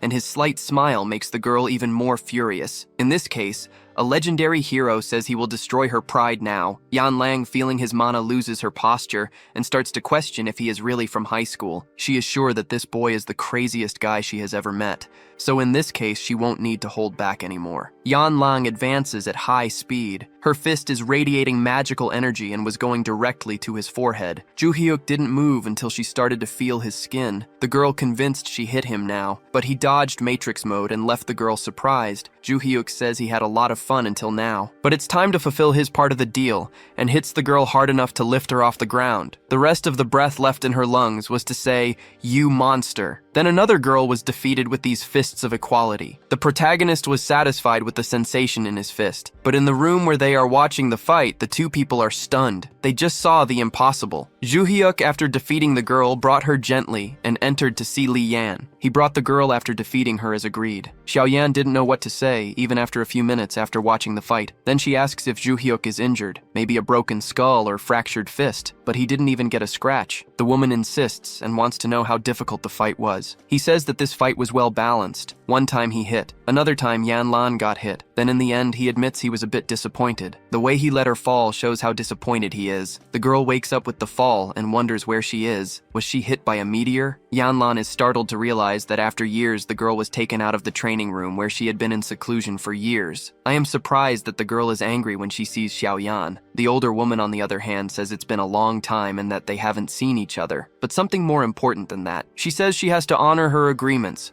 so it's time for payment. She repeats again what the protagonist wants as a reward: access to the Great Palace. He confirms once more, then she says she can let him enter now. Joo-hyuk doesn't hesitate in anything he does. The protagonist agrees, and they immediately proceed. Yanlan has just been run over and was left aside in the room. The assistant does not know how to handle this situation and asks if he wants to take care of the injuries. The girl says she wants to know the name of the guy who defeated her. He hasn't said it until now. He replies that his name is Ju Hae-yak. After hearing his name, the girl smiles and says that he is the strongest person alive. She is sure of it. All that arrogance turned into admiration. So all she wants now is to fight him again. Cut to a mysterious person talking to themselves, asking something about the strongest. Then we return to Ju Hae-yak. He questions if this place is really a labyrinth. He recalls that Xiao Yan said that the Great Palace is a unique labyrinth that looks exactly like a castle. She explained that he needs to be careful of monsters called living armors. And besides that, there should be no difficulty in exploring. He had questioned how long he can stay there, and she says about 5 hours. In that case, Ju Hae-yak starts to stretch since he's under a time constraint. So these living armors attacking him will delay him. Sometime later, and we see the last living armor rushing at him, and he quickly slices it in half, and then it just falls into multiple pieces. Then he wonders where the office is, saying that he has already searched more than 20 rooms. It would take a long time to check all. However, Bachi tells him to enter that room. He says it's just a hunch. When Ju Hae-yak enters, he immediately notices an old painting on the wall. And looking closer, the place looks like an office. The protagonist wonders if this painting is of a liftery, then notices that there is a name written underneath. It's a liftery Johnny. In this room, there are various items, but his goal here is to find some secret passage. Ju Hae-yak decides that searching isn't working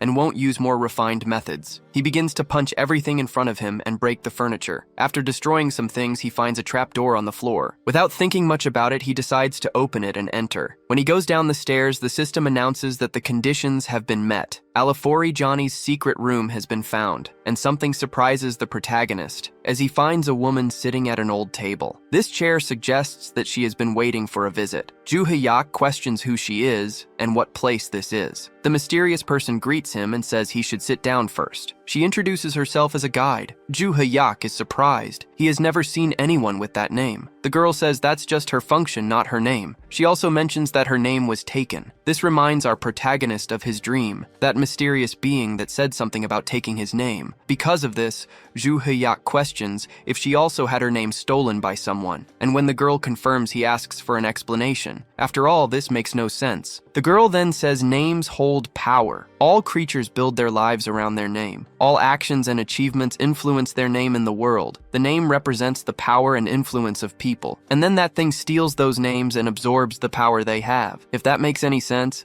Ju Hae-yak questions what happens to those who have their names stolen. Her answer surprises him. She says he already knows people like that. Those who have their names stolen become a constellation. The protagonist questions if all who have their names stolen really become a constellation. The girl confirms that yes, and adds that everyone except for one reincarnation, which is his case. Ju Hae-yak is cautious about this person. After all, how she knows about this. Realizing his distrust, the girl questions if he still doubts her. She explains that the reincarnated receive a system window. This leaves Ju Hae-yak with other doubts. So does this girl also have a system window? The protagonist decides to ask directly what she knows about who promised to take the name from the Tower of Doom. She tells him the name is the Lord of the Labyrinth, he who sent the Tower of Destruction to Earth before to make a name gained power. This explanation does not make sense to Ju Hae-yak, and much less to us. However, when Ju Hae-yak questions that a Lord of the Labyrinth would only have the power to send a tower to a labyrinth that he controls, before she answers, his eyes are filled with astonishment. The mysterious girl says he must have realized the world they live in and is called planet Earth is a labyrinth. Of course, Ju Hae-yak doesn't accept this,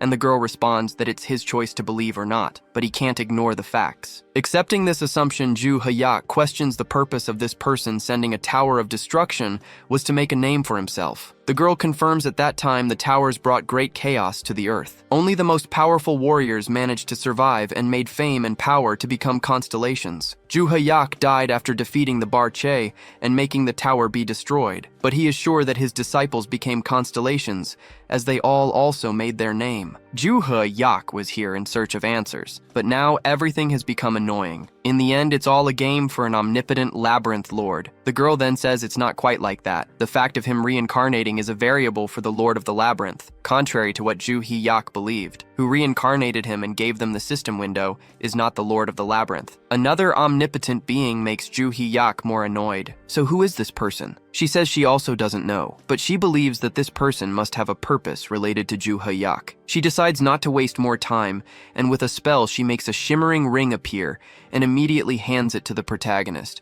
Despite wanting to talk more after finally finding someone, she says she doesn't have much time. What he needs to know is that this will be the chance for the counterattack. Ju Yak asks the same question you must be thinking of making too. Why doesn't she have time if they are here and now? The girl responds that the Lord of the Labyrinth is hunting her. It is dangerous to stay longer, or he will find them. She then says that in the future they will meet again, snaps her fingers, and in the blink of an eye, Ju Yak appears back at the entrance of the labyrinth of the Great Palace. After so much annoying information, the mood of our reincarnated hero is not good. That damn tower was sent by someone who steals the names of heroes, so the culprit who prevented him from living a good life is alive to this day somewhere. This damn Lord of the Labyrinth has to pay. He examines the ring and is sure that it is not revealing his location. After thinking about everything he regained from his past life, those storage stones contain a lot of magical energy from that time. He has not yet absorbed them all, so this will be his next goal. Despite people in this era being much weaker than 300 years ago,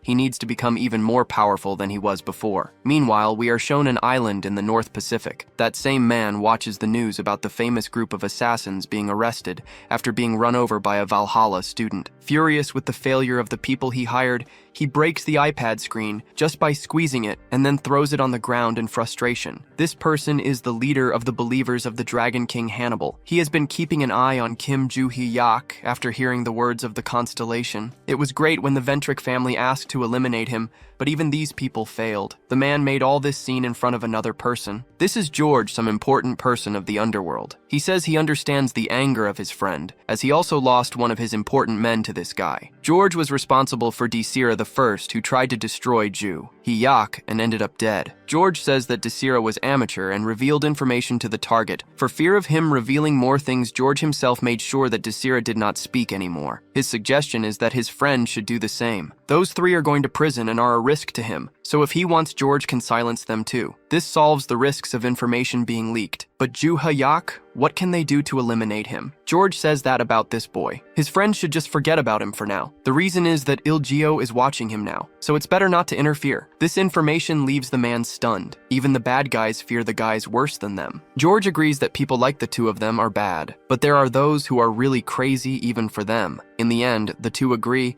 that if they touch a target of that person, it will be bad. So for now, all they can do is watch Ju-hee-yak. Then we are shown that these people are already moving to meet their death earlier. I mean to meet their target Ju-hee-yak. The protagonist was surrounded by them, so he asks who they are and what they want. He is already in Valhalla. And then Ju-hee-yak questions whether it's a good idea for them to get involved with a student inside the academy. Despite the situation, it's the criminals who start feeling cornered. Then another scene is shown. Adelia Ventric's men report that they are all ready. The woman comments that it took quite a while for them to finish the preparations. Despite this, she was calm. The man explains the preparations that needed to be made. All she wants to know is if they are ready for him. Despite some hesitation, the man affirms that they are, also explaining about a certain transformation of the sanctuary. Finally, Adelia orders the butler to be in the contact group, and then he must lead the elimination group. The man accepts the orders, but for a moment he questions why his mistress is so cautious against a mere student. Despite her calm demeanor, she makes it clear that she does not tolerate insubordination, but her anger is only so that they understand this. Once they grasp her intention, the woman calms down. The most mysterious of all is that Adelia is following the wills of her constellation, so their intention is to invoke the Ventric family's constellation. Things still seem confusing, folks, so wait to better understand her intention. The soldiers, after surrounding Ju-hee-yak, begin the stage of creating a distortion in space to prevent him from escaping or anyone interfering. Our protagonist realizes that a subspace has been created around this area, but he is not frightened. He praises the men's strategy, as drawing the attention of the academy would be terrible for them. Moreover, he was curious about who is responsible for this idea. Ju-hee-yak even comments that he has a hunch his bet is on the Ventric family. Despite being experienced, the man reacts with surprise and questions how Ju-hee-yak knows this. Our protagonist simply deduced the two enemies he made so far. Only the Ventric do not use dark magic. Since they were discovered, the butler says they no longer need to hide and should call the elimination team now. When the subspace magic is undone, hundreds of armed people appear around Ju-hee-yak. Their intention is quite simple: to eliminate the target. However, even in this situation of the greatest possible disadvantage, Ju-hee-yak is not shaken. He even jokes about all of them. How can so many people be needed to handle a mere student? They make it clear that orders are orders. So since he has no choice, the MC decides that he will have to act according to the circumstances. All the men prepare to attack together. With just one body movement, Ju Hyak pushes all the people on his right backward. Only one person was able to make dozens fall backward. The butler, using his fencing, tries to hit Ju Hyak and fails. The protagonist decides to draw his sword too, and comments that it's disappointing that these people only know how to swing a sword. The other men try to hit him by attacking from behind, and even with a surprise attack, Ju Hyak dodges. He easily manages to dodge and defeat everyone effortlessly. The butler's expression darkens when he decides to attack again. It was his turn to try to hit the enemy from behind, but he also failed. He leads the group and is not able to hit the target. For sure, this is not the strength of a high school student. Despite the intention of these people to take his life, the protagonist does not use lethal weapons. He uses the hilt of his sword and shows how painful it can be to be struck in this way. When his blow hits, it seems like the man's soul leaves his body. Before he faints or maybe even dies, he can only think that he shouldn't have ignored his leader's concern and should have prepared more. After the defeat of the leader of the soldiers, Ju Hyak is happy to realize that the one responsible for this finally appeared. Adelia personally came to see the target. She looks at her fallen soldiers and includes her butler. She always made sure to recruit people stronger than average. This boy defeating all of them like this is frightening. Adelia draws her sword and says, Ju Hyak should be proud. Seeing the sacred relic of the Ventric family is an honor that common people could never receive. The MC laughs and says that a simple dagger like that is nothing. Moreover, seeing that this family prides itself on using so many people to attack a student is pitiful. Tired of being insulted, Adelia attacks with her incredible dagger that she is so proud of.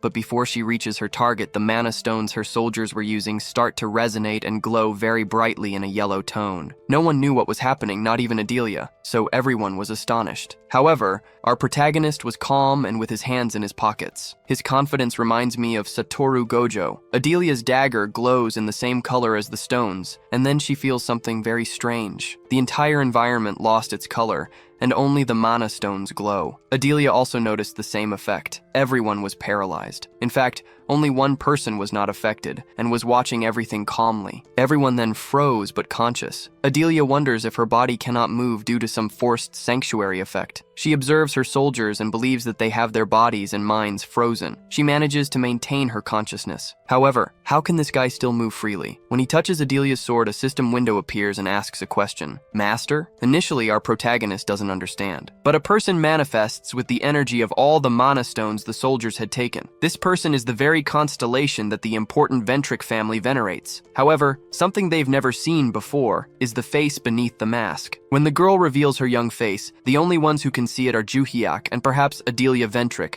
who still retains some consciousness. Initially, they don't say anything to each other, and the nervous girl waits for his response. Then, we are shown the girl's dark past. When she was a child, Ju Hyak found her in a similar situation. Back then, Hyun Kim wasn't the legendary hero, just an adventurer who encountered a slave trader, and the girl was one of the slaves. He recognized that her eyes reflected hatred for the world, and he understood. The little girl said he didn't understand anything and knew nothing about her. However, Ju Hyak admitted that he didn't know about her, but he revealed that he too had once been a slave. Ju Hyak shared that when he was young, he was kidnapped, and for a long time he carried the shackles of prohibition like her. This revelation left her silent, and then he asked if she didn't want to be free. His gaze was serious as he asked, but the girl angrily shouted that he must understand it's impossible for her to be free, so he should just leave. That wasn't a direct answer, so our hero told her a story about the two ways to remove the shackles. One is when the owner willingly releases you, and the other is when the owner dies, usually breaking the seal of prohibition. However, her owner had already died, so there seemed to be no way out. But there is one method that people don't consider, which is to use your mana to nullify the prohibition magic. He worked hard on this to gain his own freedom. Ju Hyak broke the shackles of prohibition and freed the girl,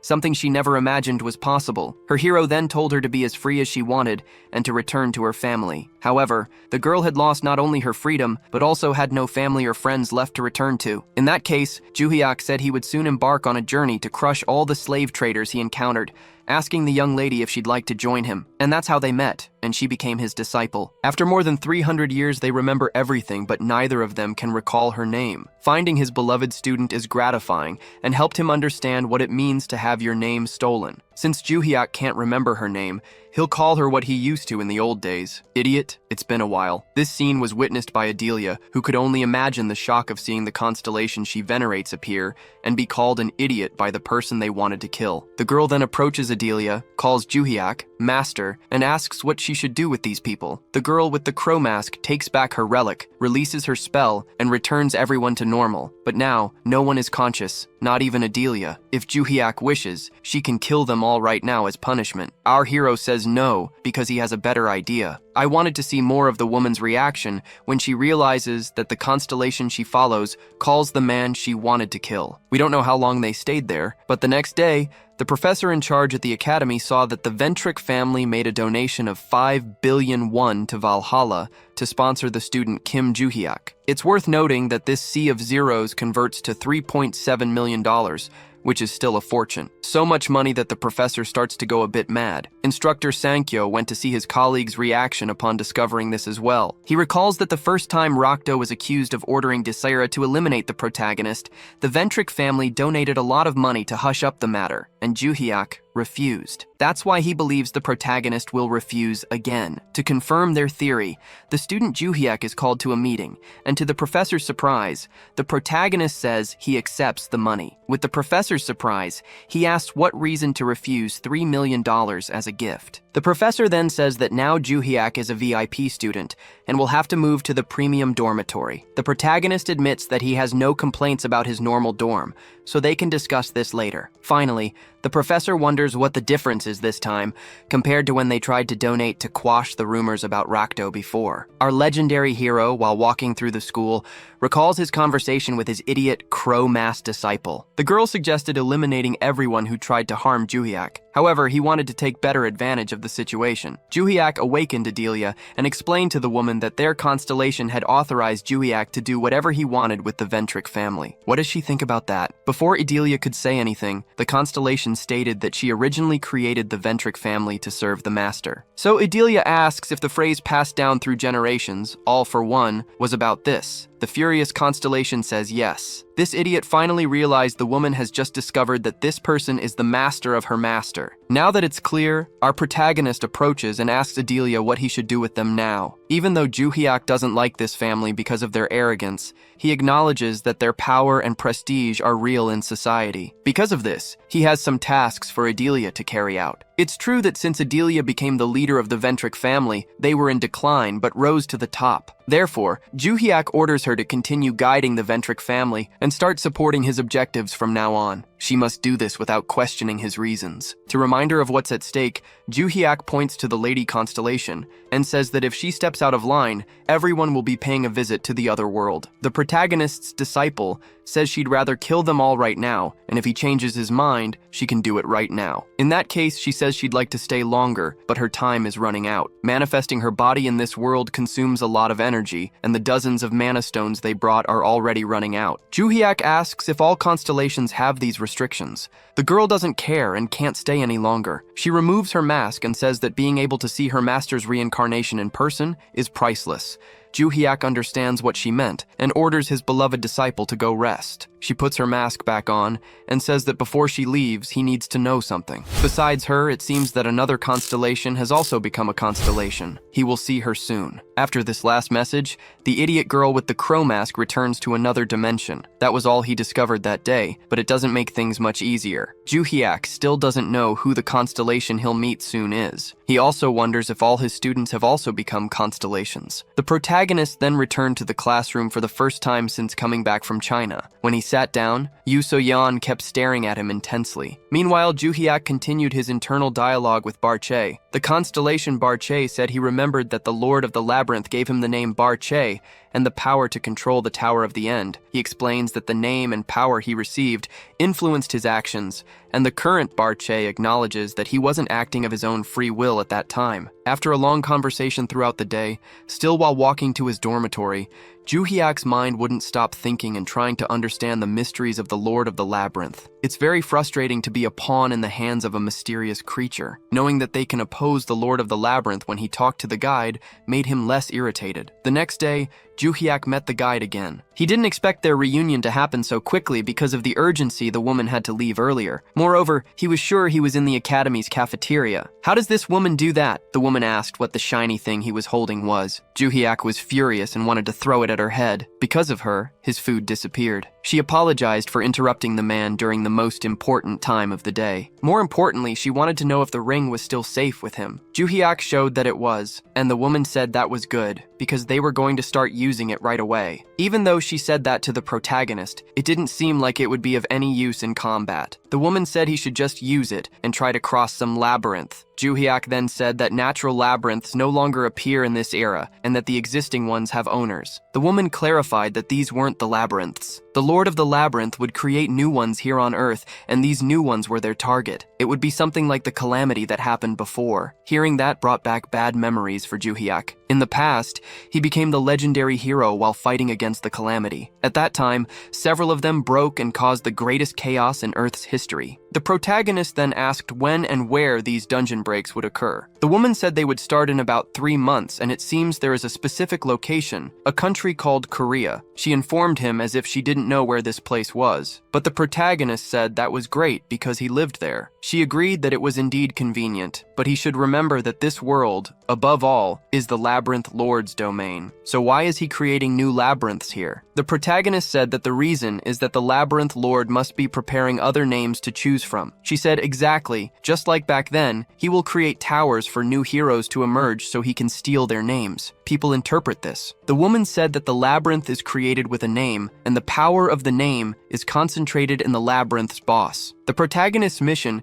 is to absorb the name given by the Labyrinth Lord in all the dungeons that appear. This will be the starting point for their counterattack. However, Ju Hyuk questioned something. Stealing 1 or 2 names wouldn't make a difference against the Labyrinth Lord. The woman admitted that was true. Their plan was that when the Labyrinth Lord realized his strategy wasn't working, because the labyrinths were disappearing before they could be used to create a more famous name. She affirmed that the Labyrinth Lord would send countless names into the world at once, and that would be their opportunity. Ju Hyuk must absorb several names and increase his strength. If the plan is to absorb names and turn that into power, Ju Hyuk had another question. What's the difference between them and the Labyrinth Lord? The girl said that was unexpected. She hadn't imagined he would care about such a detail. The protagonist then said that if that's the case, she doesn't know him well. The red-haired woman explained that first of all, they haven't harmed anyone to obtain the names. Moreover, if the Labyrinth Lord steals a person's name, they will either become a constellation or reincarnate. It doesn't matter which happens. The person's body will be trapped in non-existence. Now, if the protagonist uses the ring and steals the names, he will only absorb the power and the people will remain alive. Additionally, over time, this contract will weaken and the people will be freed from it. She then said it was up to him to decide, and either way, he would get to know each person and could choose whether to do it or not. Ju Hyuk then said that when the calamity arrives,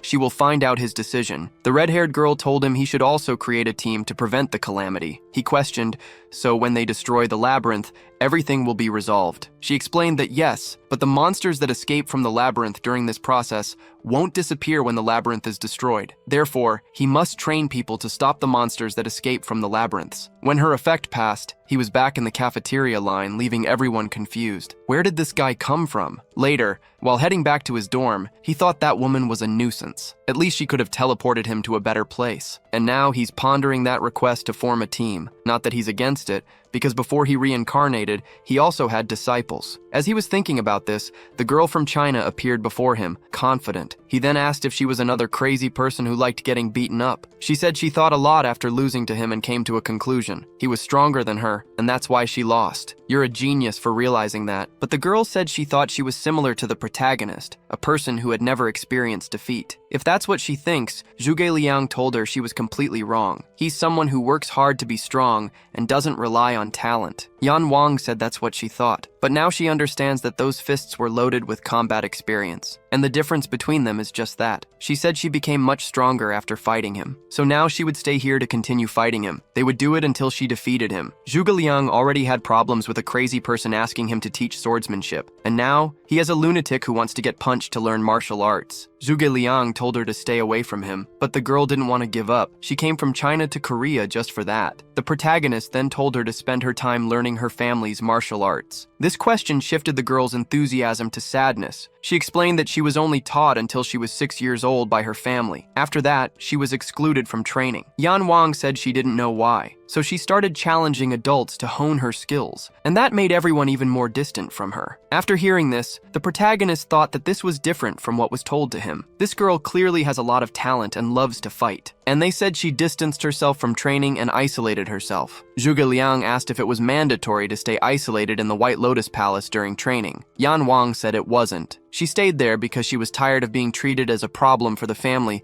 and excluded by everyone. The sad lunatic girl's mood turned back to excitement, and she said it was fine because now she had found him. If she kept fighting Zhuge Liang, she could get stronger without needing her family's lessons. Of course, he refused to waste his time doing that, so Yan Wang begged, "Teach me martial arts." The protagonist continued finding it strange. If she was excluded from the family and confined to the White Lotus, why did Xiaoyan try to bring her back? If it's as the girl says, it would have been better for the family to continue keeping her locked up in the palace. The protagonist said that was fine, but then pulled her hands away. They would fight, yes, but they needed to go to the academy because fighting in the middle of the street is crazy. So in the academy gym, the two beautiful girls were training and the muscular guy was lifting weights. They noticed Zhuge Liang's arrival and the girl they had never seen before. Then Choi Aram teleported to the protagonist's side and called his name. Not even a great master could predict her movements. Choi Aran asked who this woman is. Zhuge Liang said that they met at the White Lotus and she came here to fight him. Choi Aram, upon hearing this,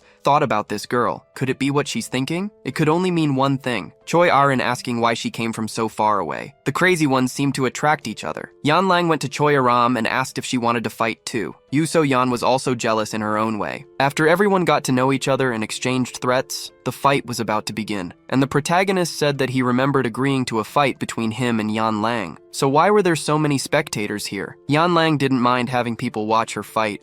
She only cared about showing her opponent her progress. In that case, Zhuge Liang said he was eager to see how much she had improved in such a short time. At that moment, the protagonist remembered the words of that annoying woman. He needed to form a team. He told Yan Lang that if she wanted to be strong, she had to accept his challenge. If he won here, she would have to become his disciple. Although she wanted to fight him, she found this request strange and refused. So, our protagonist said they would talk with their fists from here on. The lunatic who has muscles for brains said she agreed with that. She charged and made an attack using her elbow. The protagonist acknowledged that she was stronger than before. Having her strength recognized made the girl even more excited, and she said that this time he wouldn't block her attack. Her mana aura was so strong that the other girls watching could barely stay close to the arena. The muscular guy said that her mana concentration was higher than Zhuge Liang's during the competition. Yan Lang then attacked using her mana to make her most powerful strike. She told herself that he had proven to be the strongest, so it shouldn't be a problem for her to use all her strength in this attack. To the girl's surprise, Zhuge Liang was in the same combat pose as her. He suggested facing her with the same attack technique. The two, with joy on their faces, collided their fists,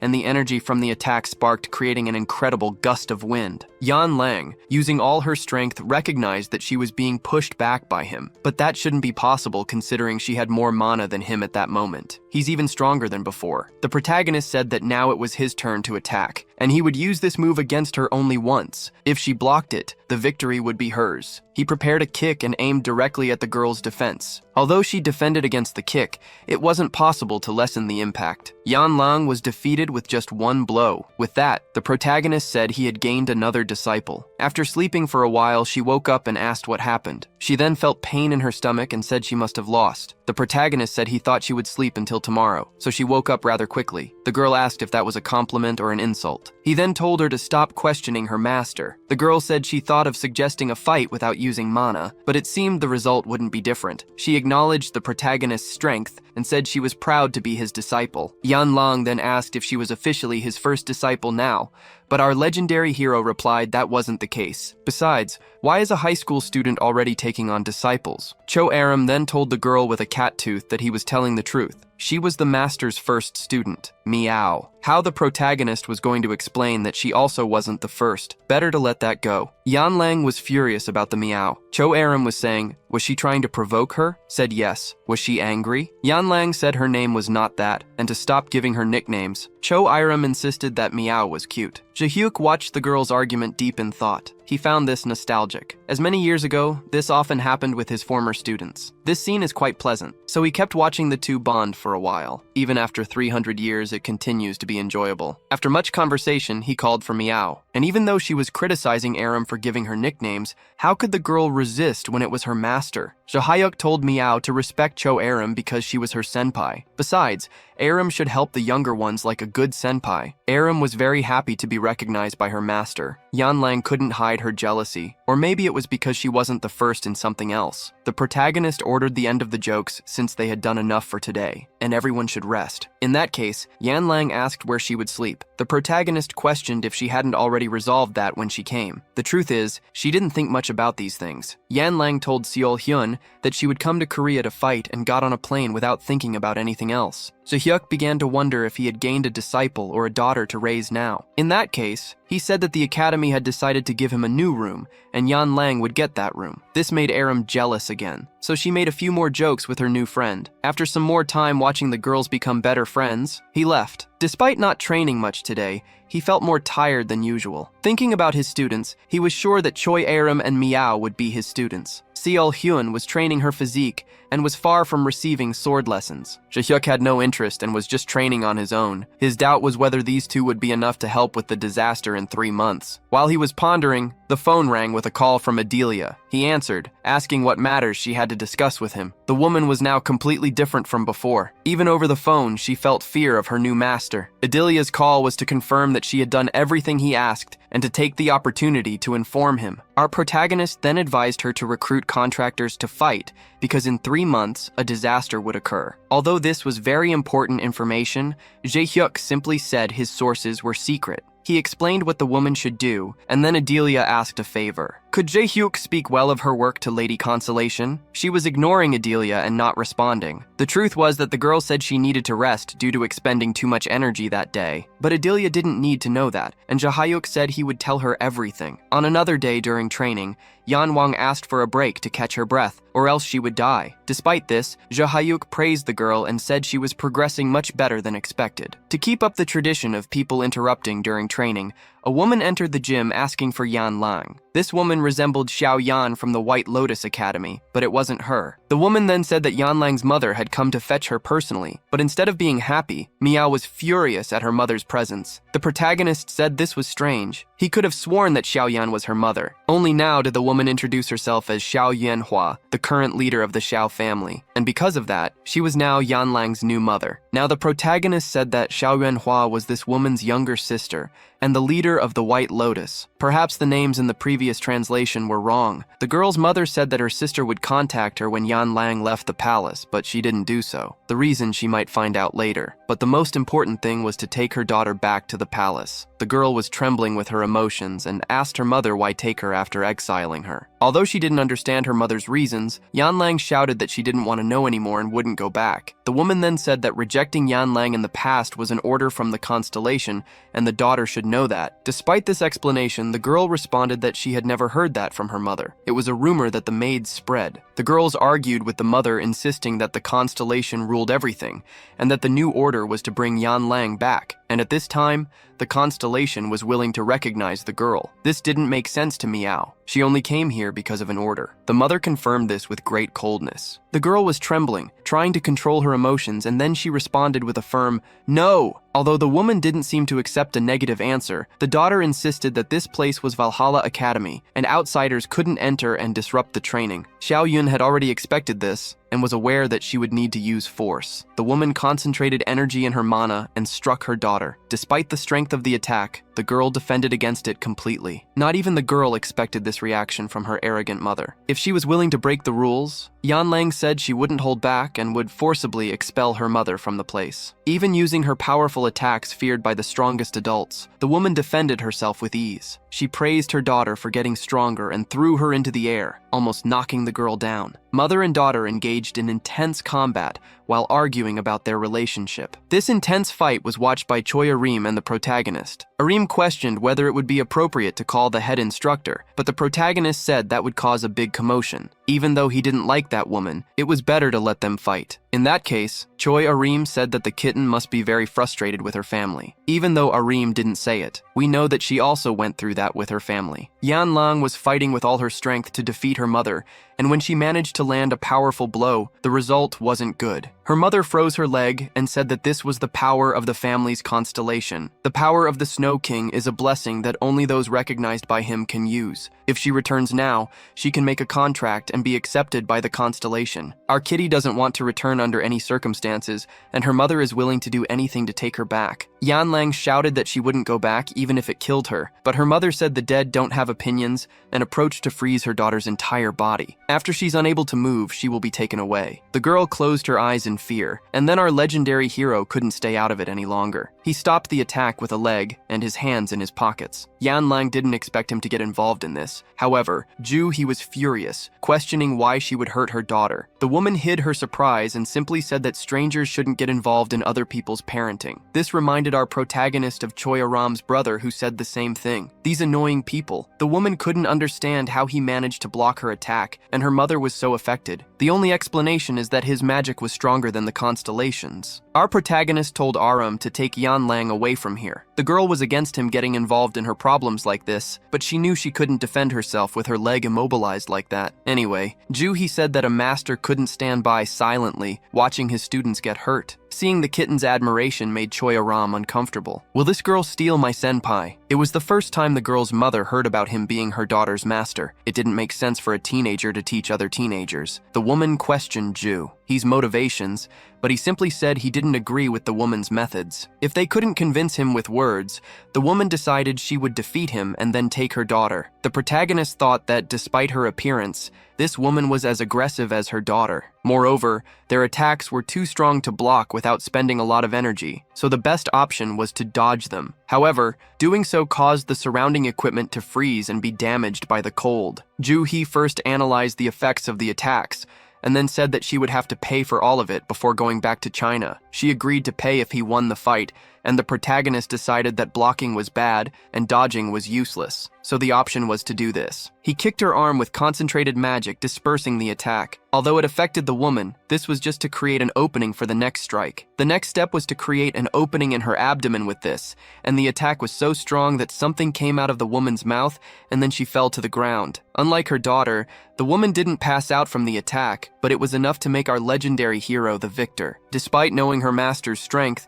Yan Lang couldn't help but be impressed. The mother felt the same way, but the woman admitted her defeat, saying it wasn't over. She needed to take Yan Lang because that was the constellation's wish, and even if she couldn't do it, others would come in her place. The daughter was frustrated by this. Her opinion didn't matter at all in the end. The mother hurt her feelings even more, saying yes, the constellation's will was the only thing that mattered. Our kitty was trembling again as she asked if she would have to fight every time because of this. She couldn't bear it anymore. This reaction from his student was the last straw for Jae-hye, so he coldly asked Siyuan how he could meet the family's constellation. If it was an order from him, all he had to do was convince the constellation to give up on that order. For the first time, the woman was horrified. No one should be so stupid as to say that. She said that he could meet her when the family summoned her with magical energy stones, but that would never happen for him. The protagonist then said that it was necessary to touch the family relic to enter the mind realm where the constellation lived. Although just a student, the woman couldn't deny that he knew a lot. So he must know that going to the mind realm where the constellation has domain expansion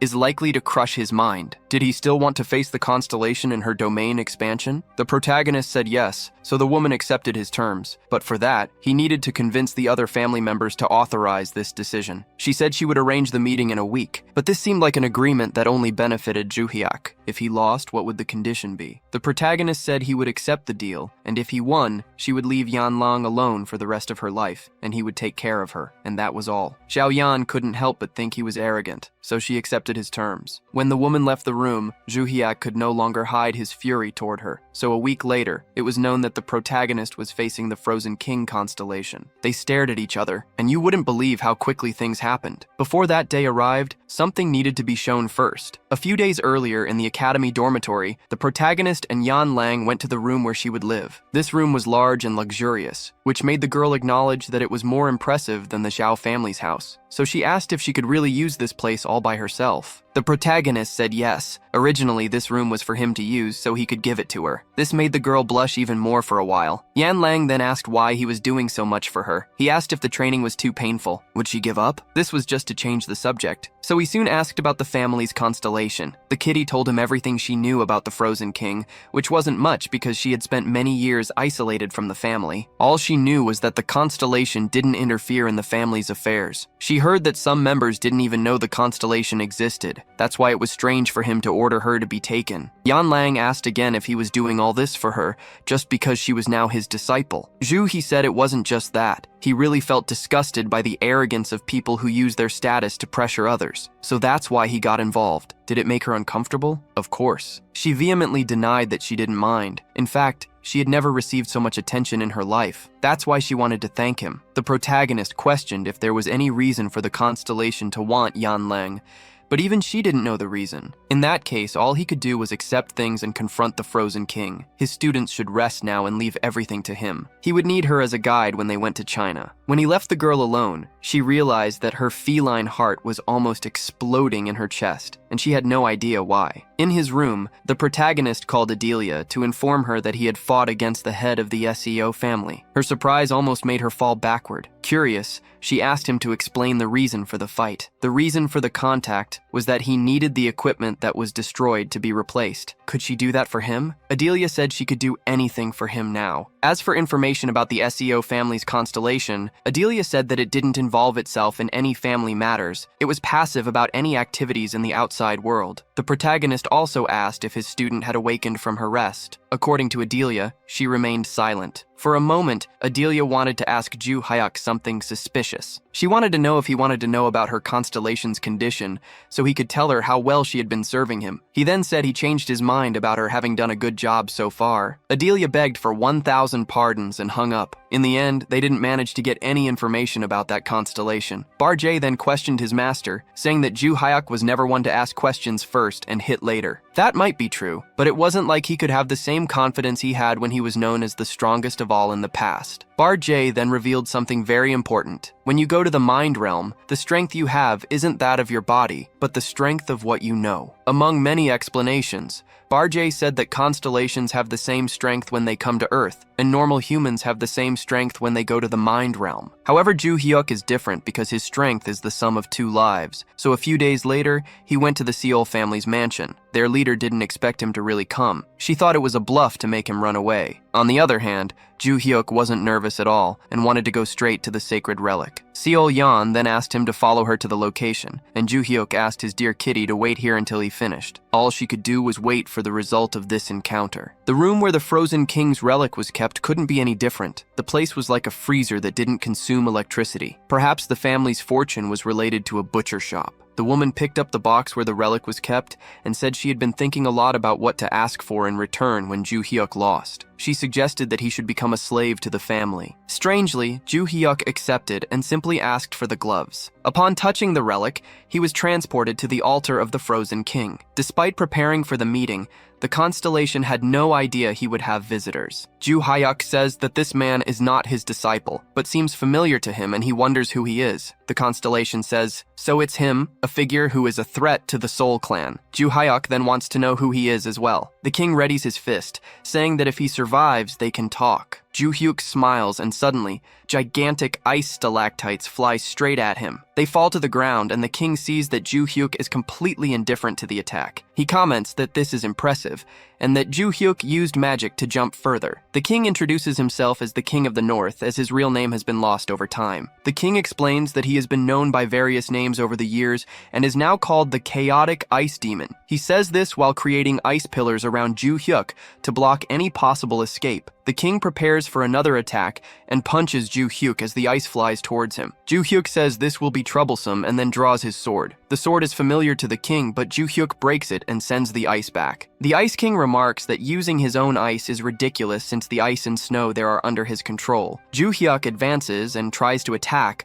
but is blocked with the palm of the hand and asks if the previous attack was to obscure his vision. The Ice King says it was a good idea but lacked power. Ju Hyuk asks if that's really it, and the king starts to tremble. Ju Hyuk then punches him in the stomach, releasing mana and sending the constellation flying away right into its throne. The protagonist asks if it's satisfying to have a real fight. The Ice King grumbles and says that now he understands the magical attack and the sword, and asks if Ju Hyuk is the martial god. The protagonist confirms that it's a nickname given by his disciples. The constellation begins to chime and says it doesn't know him well, but it saw his power 300 years ago. We see a memory of him being attacked by many monsters. He managed to handle some but not enough, and was determined to take as many as possible with him before dying. Then the martial god arrived and cut through the entire army with one blow, leaving him in awe. The magical power felt is the same even though the appearance has changed. He is clearly the same. Ju Hyuk asks if the constellation is not going to attack him,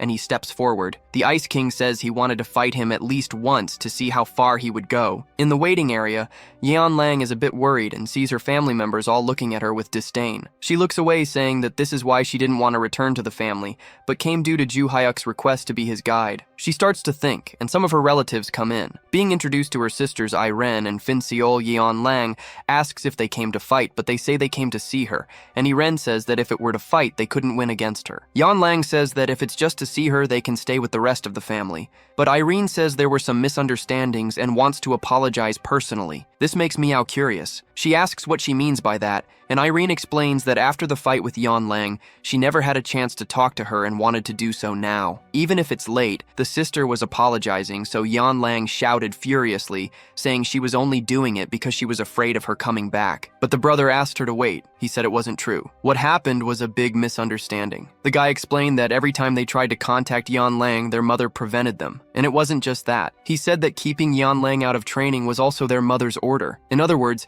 she just discovered that her estrangement from her siblings wasn't due to their jealousy or hatred. They were simply victims of their mother. But it wasn't that simple. She admitted she had been envious of her, which was true. But her pride was even greater, as having someone so strong in the family was amazing. They explained that they thought that way, and it was when their mother called them in the past that she forced them to stay away from Yeon Lang and keep her out of training. They explained that their mother was afraid that other clan members would support Yeon Lang as the new successor to lead the family. So their mother planted the idea in everyone's head that Yeon Lang would be a threat and force them to distance themselves from her. The siblings also mentioned that there was another issue. They never had any interest in becoming clan leaders. At this point, the mother meets the siblings and enters the room. I wanted to see more of Yeon Lang's reaction to this revelation, but instead, we see the protagonist's battle with the constellation. The guy was shooting ice arrows trying to hit his opponent. Obviously, he wasn't succeeding. Ju Hyuk managed to get close to the constellation, but before he could attack, the guy shot more ice arrows, forcing him back. However, they were fragile and easily broken, so he attacked again. For a while, he tested his enemy's attacks, but none were strong enough to cause damage. The constellation said it intended to freeze him completely, but the martial god didn't get his name for nothing. Ju Hyuk sincerely said he didn't expect to receive praise from anyone during the battle, but what he was really thinking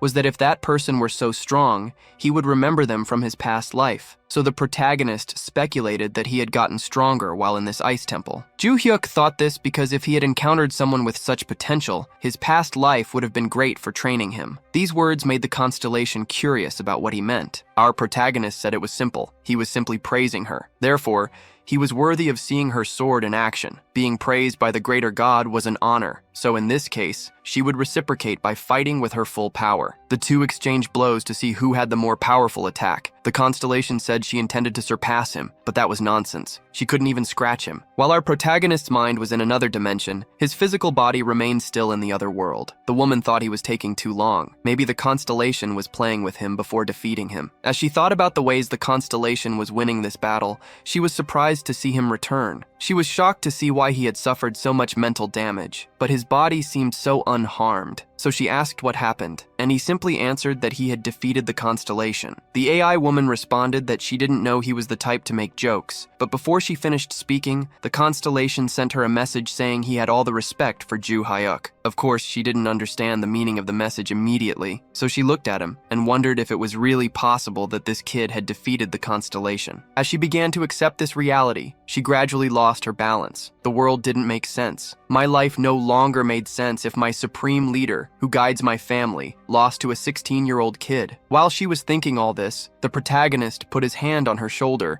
and said they had a deal before, and now she had to keep her word. But they needed to make some adjustments to this agreement. When Ju Hyuk went to meet Yeon Lang, I realized I had made a mistake. The first was that it was their aunt who came to them before, not Yeon Lang's and the other's mother. My second mistake was thinking that all 4 of these girls were pretty enough for me to date. Then I remembered that this isn't exactly my type. Back to the focus. The leader of the White Lotus Academy said it was a pleasure to see Ju Hyuk again, but the protagonist didn't feel the same. He hadn't expected to see her there. Yeon Lang then asked if he had finished his business with the constellation. He replied that he had and would tell her about it on the way back. After all, it wasn't good to talk about it there with such hostile looks. Indeed, they didn't stay to chat. They simply left. And folks, on the way, Yeon Lang lamented everything that had happened. Since he had been so quick in facing the constellation, he must have lost badly. She continued with a sad look and said it must have been tough for him. The protagonist said it was true. In other words, he didn't disagree with the girl and told her he had won. And for that, Yeon Lang said he must now be a family slave due to that agreement. Yeon Lang then realized she had wronged the only person who tried to help her in years. Ju Hyuk knew very well that she was mistaken and found it amusing to see her reaction. Yeon Lang said she should have stopped him from risking so much to help her, and she heard from her aunt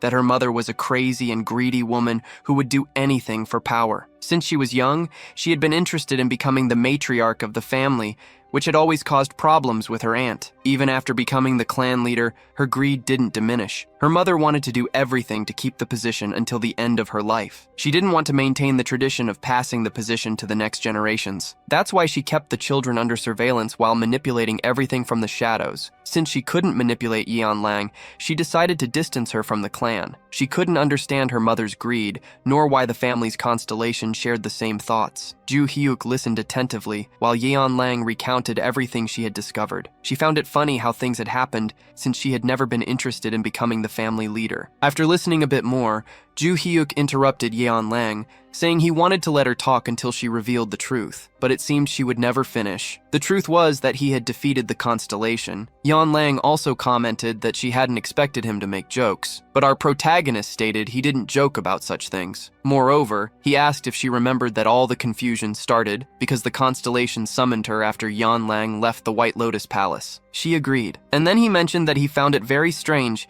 as he had talked a lot with the constellation. Later, when he was unconscious, he had to be woken up very carefully. Then he asked why the constellation wanted Yeon Lang so much, and discovered it was because the matriarch had requested protection for her youngest daughter. The truth was, he didn't even know Yeon Lang's name. He was just following the matriarch's requests. In other words, the man had been manipulated by the matriarch all along. Imagine Yeon Lang's surprise upon hearing this. Her mother was so greedy that she managed to deceive the constellation, which was extremely important to the family, just to satisfy her own ambition. If Yeon Lang didn't like her mother before, she now had even more reasons to hate her. She ruined Yeon Lang's life and kept her away from her siblings because of it. Seeing the sadness, the girl was emotional, and the protagonist revealed that he had asked the constellation to cancel the contract with her mother. She was surprised to hear this and didn't understand the reason. The legendary hero explained it simply. If the woman went so far to gain power, the punishment she deserved for harming his disciple was losing that power. In other words, she no longer had the right to remain as the family leader. Now Yeon Lang didn't need to worry anymore. The girl blushed and thanked him so cutely that I felt emotional. She needed to thank him more, so she repeated her gratitude once more, louder, while hiding her face in embarrassment. To her, this was the most amazing thing anyone had ever done for her in her life. When he said it was nothing much, it was obvious she would end up falling in love with her amazing master. As they walked back to the airport, someone was watching them. The masked person was talking to someone else, asking if they should continue following the two. The mysterious guy answered that it wasn't necessary anymore. Just look for this person's enemy. I wonder if this guy really thinks his presence wasn't noticed. They never learn. Then, another moment shows a hotel that seems abandoned. Several people gather for a meeting, and all appear to be from the same organization. judging by their attire. The meeting's topic is that their constellation ordered a change of plans. Previously, the target was that teenager, but now the order has changed to find the enemies of that teenager. The curious woman asks what kind of person Ju Hyuk is, since he was the only one to find him. The man explains that he followed and observed Ju Hyuk for quite some time, and he is definitely a strange guy. Initially, he gathered all the information he could, but none was useful. The only solid information he found was that he was an orphan and grew up in an orphanage, but there was no more information, and he can guarantee the information was true, because it came from reliable sources. The guy explains that he followed all the constellation's orders to track the guy. Later, Ju Hyuk defeated the leader of the SEO family in China, so after that, the order was changed from eliminating Ju Hyuk to finding Ju Hyuk's enemies and eliminating them. Then the constellation asks the men without the bloodstone if they are ready.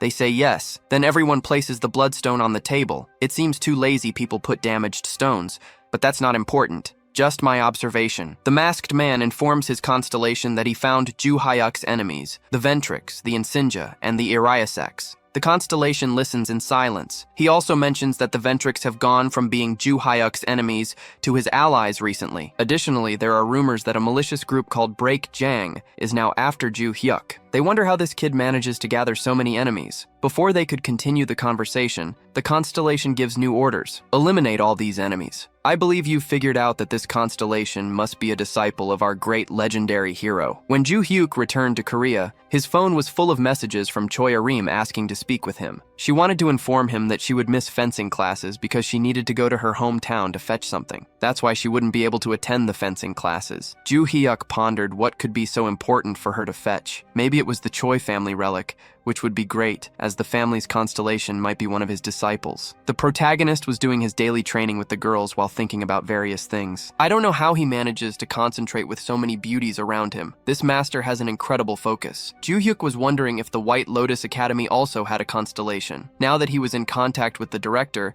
he could check if there were any other disciples of his. While he was thinking about all this, the protagonist was surprised by an unexpected visitor. He had never seen this person before, so he asked who he was and what he wanted. The guy said that first, there were many eyes watching, so they should talk in a more private place. In that case, the protagonist knew where they could have a secret conversation. As he went to the location, he instructed the two students to fight each other as part of their training. He left them there arguing about who was stronger and found it very entertaining. In the hallway, he told the guy to reveal himself. "Start talking!" The man with the cat mask got straight to the point and said he was there to deliver a message. This is interesting. What does he have to say? The guy then said to check the message itself. It was a letter sent by the real owner of the market. Ju Hyuk asked if it was the constellation known as the Ruler of the Shadows. The answer was yes, and this letter was delivered to several people. The constellation was looking for a specific person. If he understood the meaning of the letter and responded correctly, the constellation would be waiting for him. Ju Hyuk opened the letter to see what it said.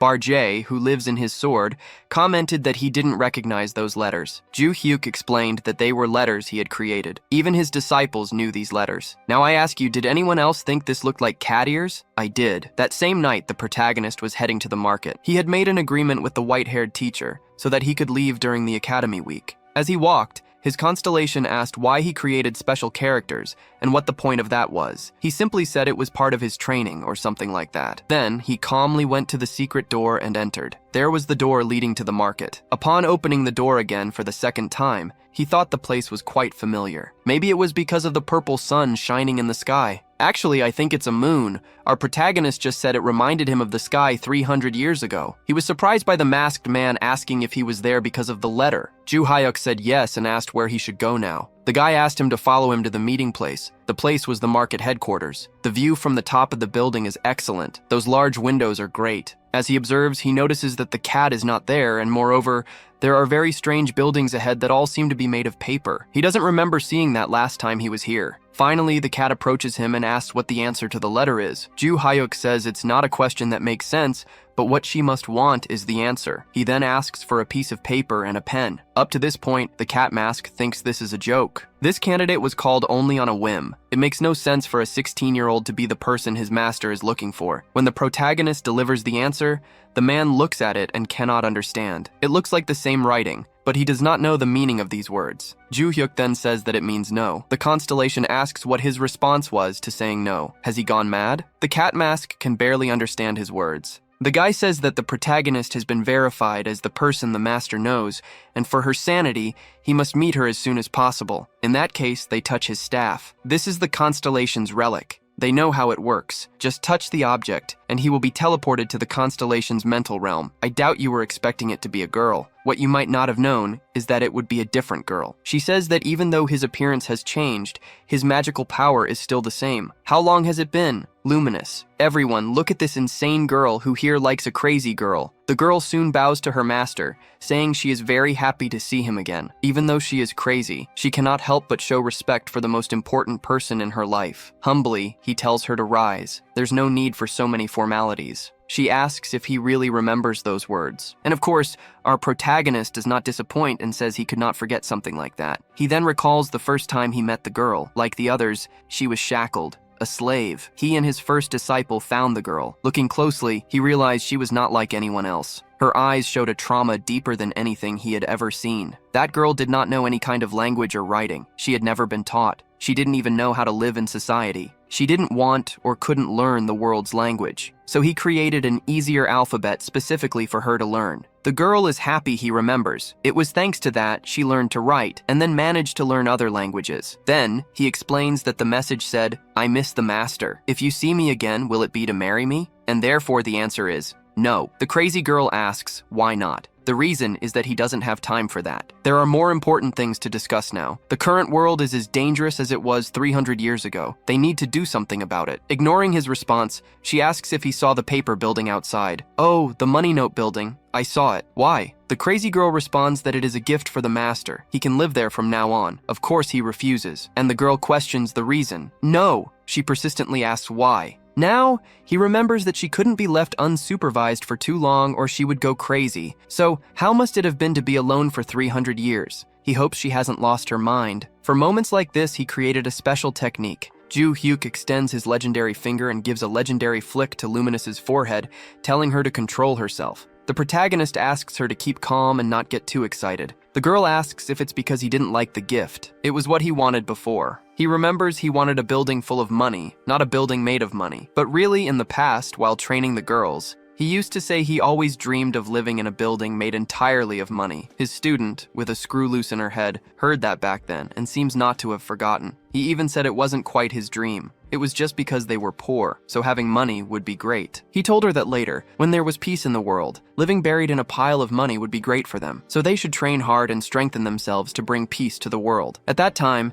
the girl said she would fulfill his dreams, but he saw it as childish. So back in the present, Luminous said she couldn't fulfill his dream while he was alive, but she was fighting to fulfill it even after his death. The girl asks why he doesn't want to accept the gift she made for him. He ignores this, and just asks if she knew he would reincarnate, and therefore made a building. The girl responds that she received a notification informing that the master would be reincarnated at some point. The protagonist begins to fear the girl's reaction as she starts to go crazy again, saying she couldn't wait any longer for this moment. He really feared her madness. She was crazy. He says again that it's not the time for this and asks her to calm down. After some time, they talk more and she returns to normal. He tells her about the threat of the destruction pie that might appear again. The girl gets nervous, saying it's frustrating. He explains that he is now a teenager and lives at Valhalla Academy, and therefore refuses to live in a building made of money. The girl is sad, as her master is rejecting her gift, but asks him to extend his hand for a moment. Even though he refuses her most important gift, at least with this, he should keep. This ring will grant access to the entire market, as if he were the owner of the place. After all, everything she did was for the master. He remembers that he has been receiving many rings lately. He bids farewell to the girl and leaves. Did Mr. Catmask expect this? While the meeting was happening, after some time, he received a question on his system window. Has that person left? He answers yes. He has returned to Valhalla Academy. The constellation was silent for a moment and then replied, "You must buy Valhalla Academy for me." Obviously, the staff wondered if the master was crazy. She gave the great ring of the constellation's owner to that kid,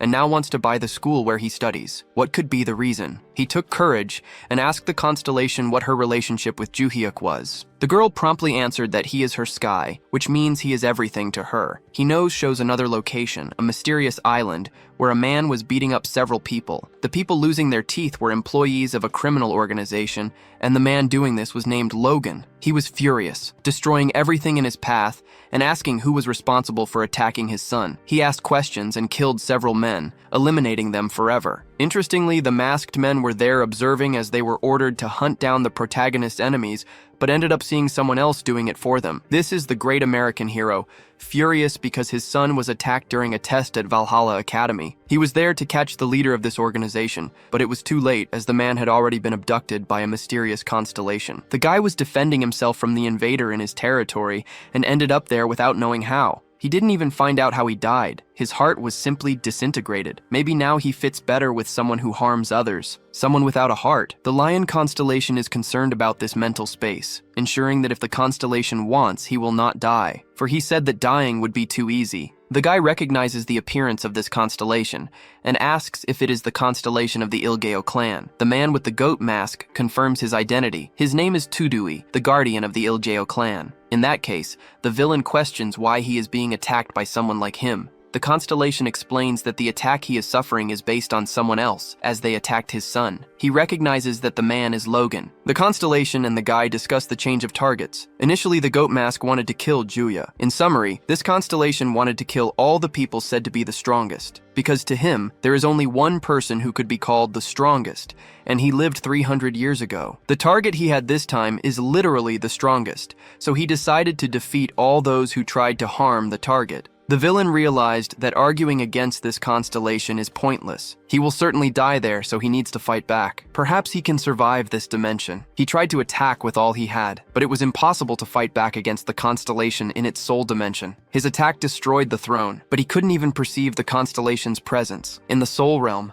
the owner's control is absolute. He wouldn't lose fighting there. Once again, his heart was racing, and I don't know if this was literal or not, as the sensation of death repeated itself, as if being annihilated was too quick. Now, we return to the next morning at Valhalla Academy. The protagonist has just gotten out of the shower, and while checking his phone, sees in the news that a criminal organization has been completely destroyed. Barcha asks if these people were related to the assassins who invaded the Academy's competition test. He agrees. It was that organization. It seems he won't need to look for these people anymore. He admits that he is only there because of the system, and when everything is resolved, he won't need to stay. Meanwhile, we see the headmaster of Valhalla Academy receiving an unexpected visit. The Cat Mask, a man from the black market, came to make a deal. He is straightforward and offers to buy the school. The headmaster, who is also the owner of the academy, asks who he is, if he is really the owner of the black market. The Cat Mask confirms his identity and says he must be aware that the offer is real. The headmaster explains that he cannot sell the academy because the place was created for the benefit of the students,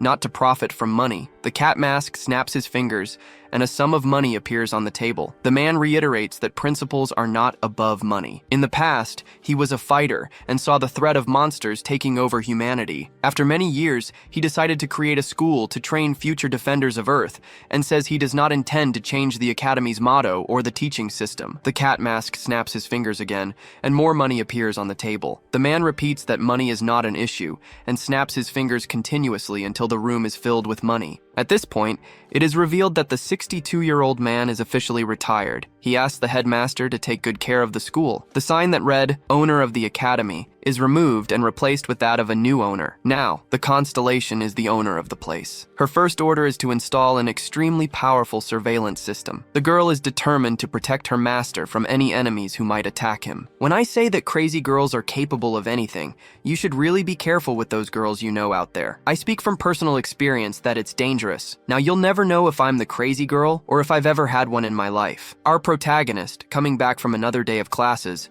wonders why things feel strange. Before he could think more about it, Choi approaches him. She wasn't there to ask for fencing lessons like always, but for a normal conversation. She asks if he noticed the odd atmosphere at the school today, and says she wants to show him something during training. Later, in the training arena, everyone is eager to see what she will show. Choi RM takes a sword out of her backpack and explains that she brought it from her hometown. Initially, he doesn't understand her intention, but soon realizes the sword is emitting a strong energy. Suddenly, Yu So-yeon is very surprised to see that the relic RM is holding is the Choi Jin family relic. How did RM get it? The girl calmly explains that after passing the family's tests, she became the successor to be the new leader of the family. Yu So-yeon understands the importance, but states that family relics should not be given to a student, only when someone assumes the throne. Despite this, Arim says she doesn't care about those norms, and will use the relic in her training. Ju-hyuk, not surprisingly, is curious and asks to touch the relic. So-yeon is furious with him, saying one should not ask to touch sacred relics in that manner. However, Arim,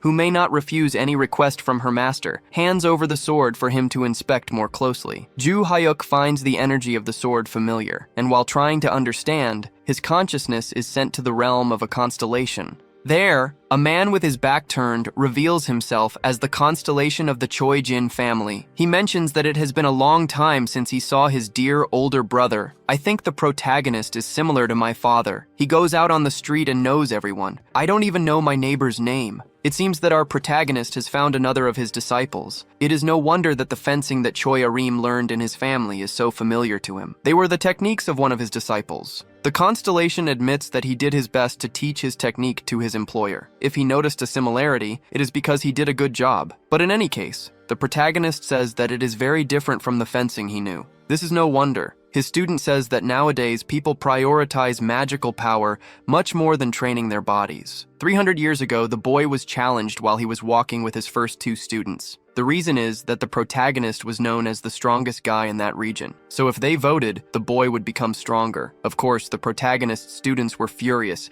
and wanted to kill anyone who interfered with their master. At that time, the protagonist asked, why does he like to fight so much? And his reason is that he wanted to become stronger and create an invincible fencing style, because only then could he defend his family and teach his own family to defend themselves. At that time, he found the boy very interesting and decided to face him, and of course, he did not measure his strength. He says that the boy was very inconvenient because he asked to challenge him every week when he recovered. The guy says that if Ju-hyuk had lost at least once, this would not have happened. This makes no sense to Ju-hyuk. Thanks to his advice, the boy was able to create his incredible fencing technique. Ju-hyuk asks if that was the flame of the invincible sword. He says yes. Our protagonist says that if he had become his disciple in the past, he would have monitored him closely. So that means he knew Ju-hyuk before. But it seems that our legendary hero did not accept men as students. Or maybe he only accepts slaves without salvation. Thinking about this, the protagonist thinks that the notifications about him were only sent to those who were his disciples. The boy was not, and therefore he must not have received anything. As he thought about it, the boy said that it must be fate that he casually touched the family heirloom that he belongs to. This means that fate allowed the constellation to challenge him once again. Maybe he can have his first victory. Our protagonist is kind and says that he could not refuse a request from him. Grateful to fate, the boy decides to use everything he has for this fight. Needless to say, Ju-hyuk always uses everything he has in a fight. He is the type who, to kill a cockroach, sets the entire house on fire to ensure his victory. So the constellation went all out and seemed very strong. But then we see Ju-hyuk returning to his body smiling. I can't believe he lost. The protagonist hands the sword back to Choi Arim and tells her very intensely to take good care of it. He tells her that her constellation is a good boy. She should practice her fencing and communicate more with him. Then we see the result of the fight. The boy was on the ground while saying that this guy never made sense. Meanwhile, at Valhalla Academy, it is shown that the Zhue family is in China. The elders gather with the representative of the White Lotus Academy. The woman did not know why the three elders had summoned her, so she asks what they want. They called her here because they need to choose someone to replace her as quickly as possible. However, they say it is tradition that the leader of the White Lotus Academy cannot become the matriarch. In other words, does she have someone to suggest as the new leader? They ask this, but make it clear that the recommended person must be more powerful than the deposed former matriarch. The elders themselves criticize her for using her position to maintain her own influence rather than for the good of the family. The woman thinks deeply about it and then says she has an idea. She recommends someone, but the name is not revealed. The scene cuts to Yan Lang training. The girl is about to face a fencing practice. Choi Arim is extremely fast and almost hits the girl, but Yan Lang manages to defend herself. Once again, she prepares to attack but retreats from Yan Lang. The girl realizes that that crazy person's attacks were incredible. Frustrated by her power, she decides it is her turn to attack. but Arim continues to block her strikes with ease. She mentions that she has recently become much stronger than before. Maybe it's thanks to this sword or her master's training. The protagonist had instructed to avoid using magical power, relying only on physical skills in combat. Moreover, Arim cannot draw her sword from its sheath during the training. Yanlang says she doesn't mind if her opponent draws her sword, but the protagonist does not believe this and makes it clear that he doesn't want to see his student with cuts. Ju-hyuk also questions why Makema is just watching, since last time she had disagreements with Yanlang. Actually, Makema is here out of curiosity. In the last fight with Yanlang, Makema was defeated and didn't pose a real threat to her. Now, seeing Yanlang being pressured by Choi Arim is frustrating. How did this girl become so strong so quickly? Makema wants to confirm if she can truly defeat Yanlang. Arim warns Ju-hyuk and Yanlang that if she draws her sword, Yanlang will surely lose one of her 7 lives. Being underestimated in this way makes Yanlang furious. She rushes to attack Arim, angry at being called kitten. "Stop calling me kitten." Arim maintains her stance the entire time,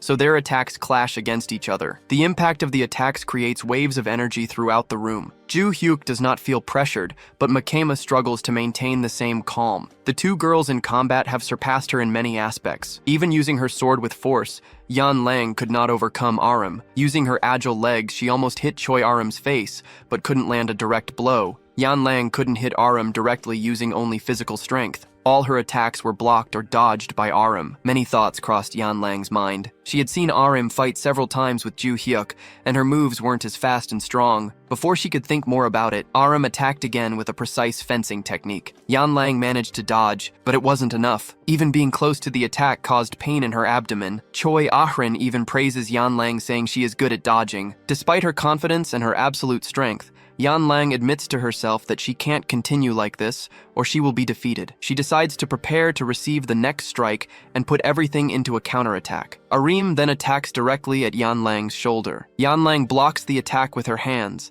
and finally manages to get close to Arim. If the sword had been unsheathed, you wouldn't have done that, kitten. Yanlang probably broke a few of Arim's teeth with her attack. It was a direct hit that even left a mark on her chin. Choi Arim was definitively defeated in the training. It was the end of the duel, and Yanlang was panting after giving it her all. Even so, Arim was not completely defeated by the blow. She stood up, determined not to give up. Ju-hyuk then ends the duel, making it clear that the training is over. He made it clear that both were injured and should not exceed their limits during training. Jo-hyuk seems proud to see how Arim has progressed. She made a contract with the constellation Ju-hyuk-mu in his past life and has been communicating a lot with Kiddo. Because of this, she has improved greatly. Now your other student, Yanlang, appears more injured, and he is equally concerned about her. The girl plays tough in front of her master at all times, but the truth is, the situation was dangerous. She explains that if she had received the blow a bit further back, she wouldn't have been able to block it and would have been injured. I bet you, watching, understand the concept of torque applied here. Yanlang admits to herself that the girl has become much stronger than before,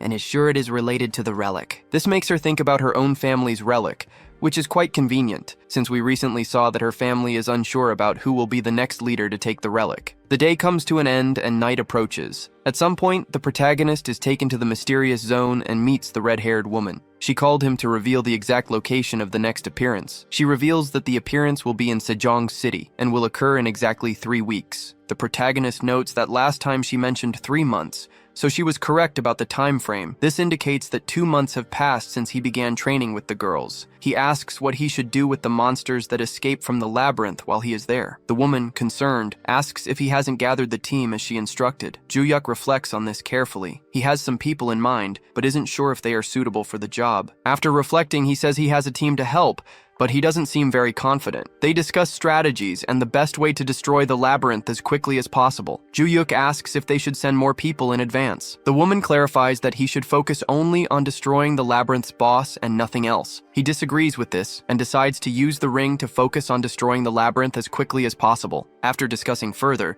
she takes a purple stone and gives it to the protagonist, explaining that it is a disposable teleportation crystal. If he imbues the crystal with mana, he will be teleported here. This leaves Ju-hyuk in doubt. Why to this location? Can't she just call him here whenever she wants? The red-haired woman confirms but explains that there are limitations to knowing what happens outside this location. She plans to keep all her focus on the labyrinth's movements, so it would be good if he had a way to escape. It's not clear why she is giving him this, but having an extra escape route is not bad. She snaps her fingers and says they will meet again in 3 weeks. The next day, we see the protagonist walking down the street, pondering what to do. He wonders if he should contact Adelia Ventric and ask her to send contractors to the location in advance. Additionally, he needs to get a day off for the disaster. He calls Professor Lilia to request the day off, but when she answers, he nearly goes deaf from the shouting.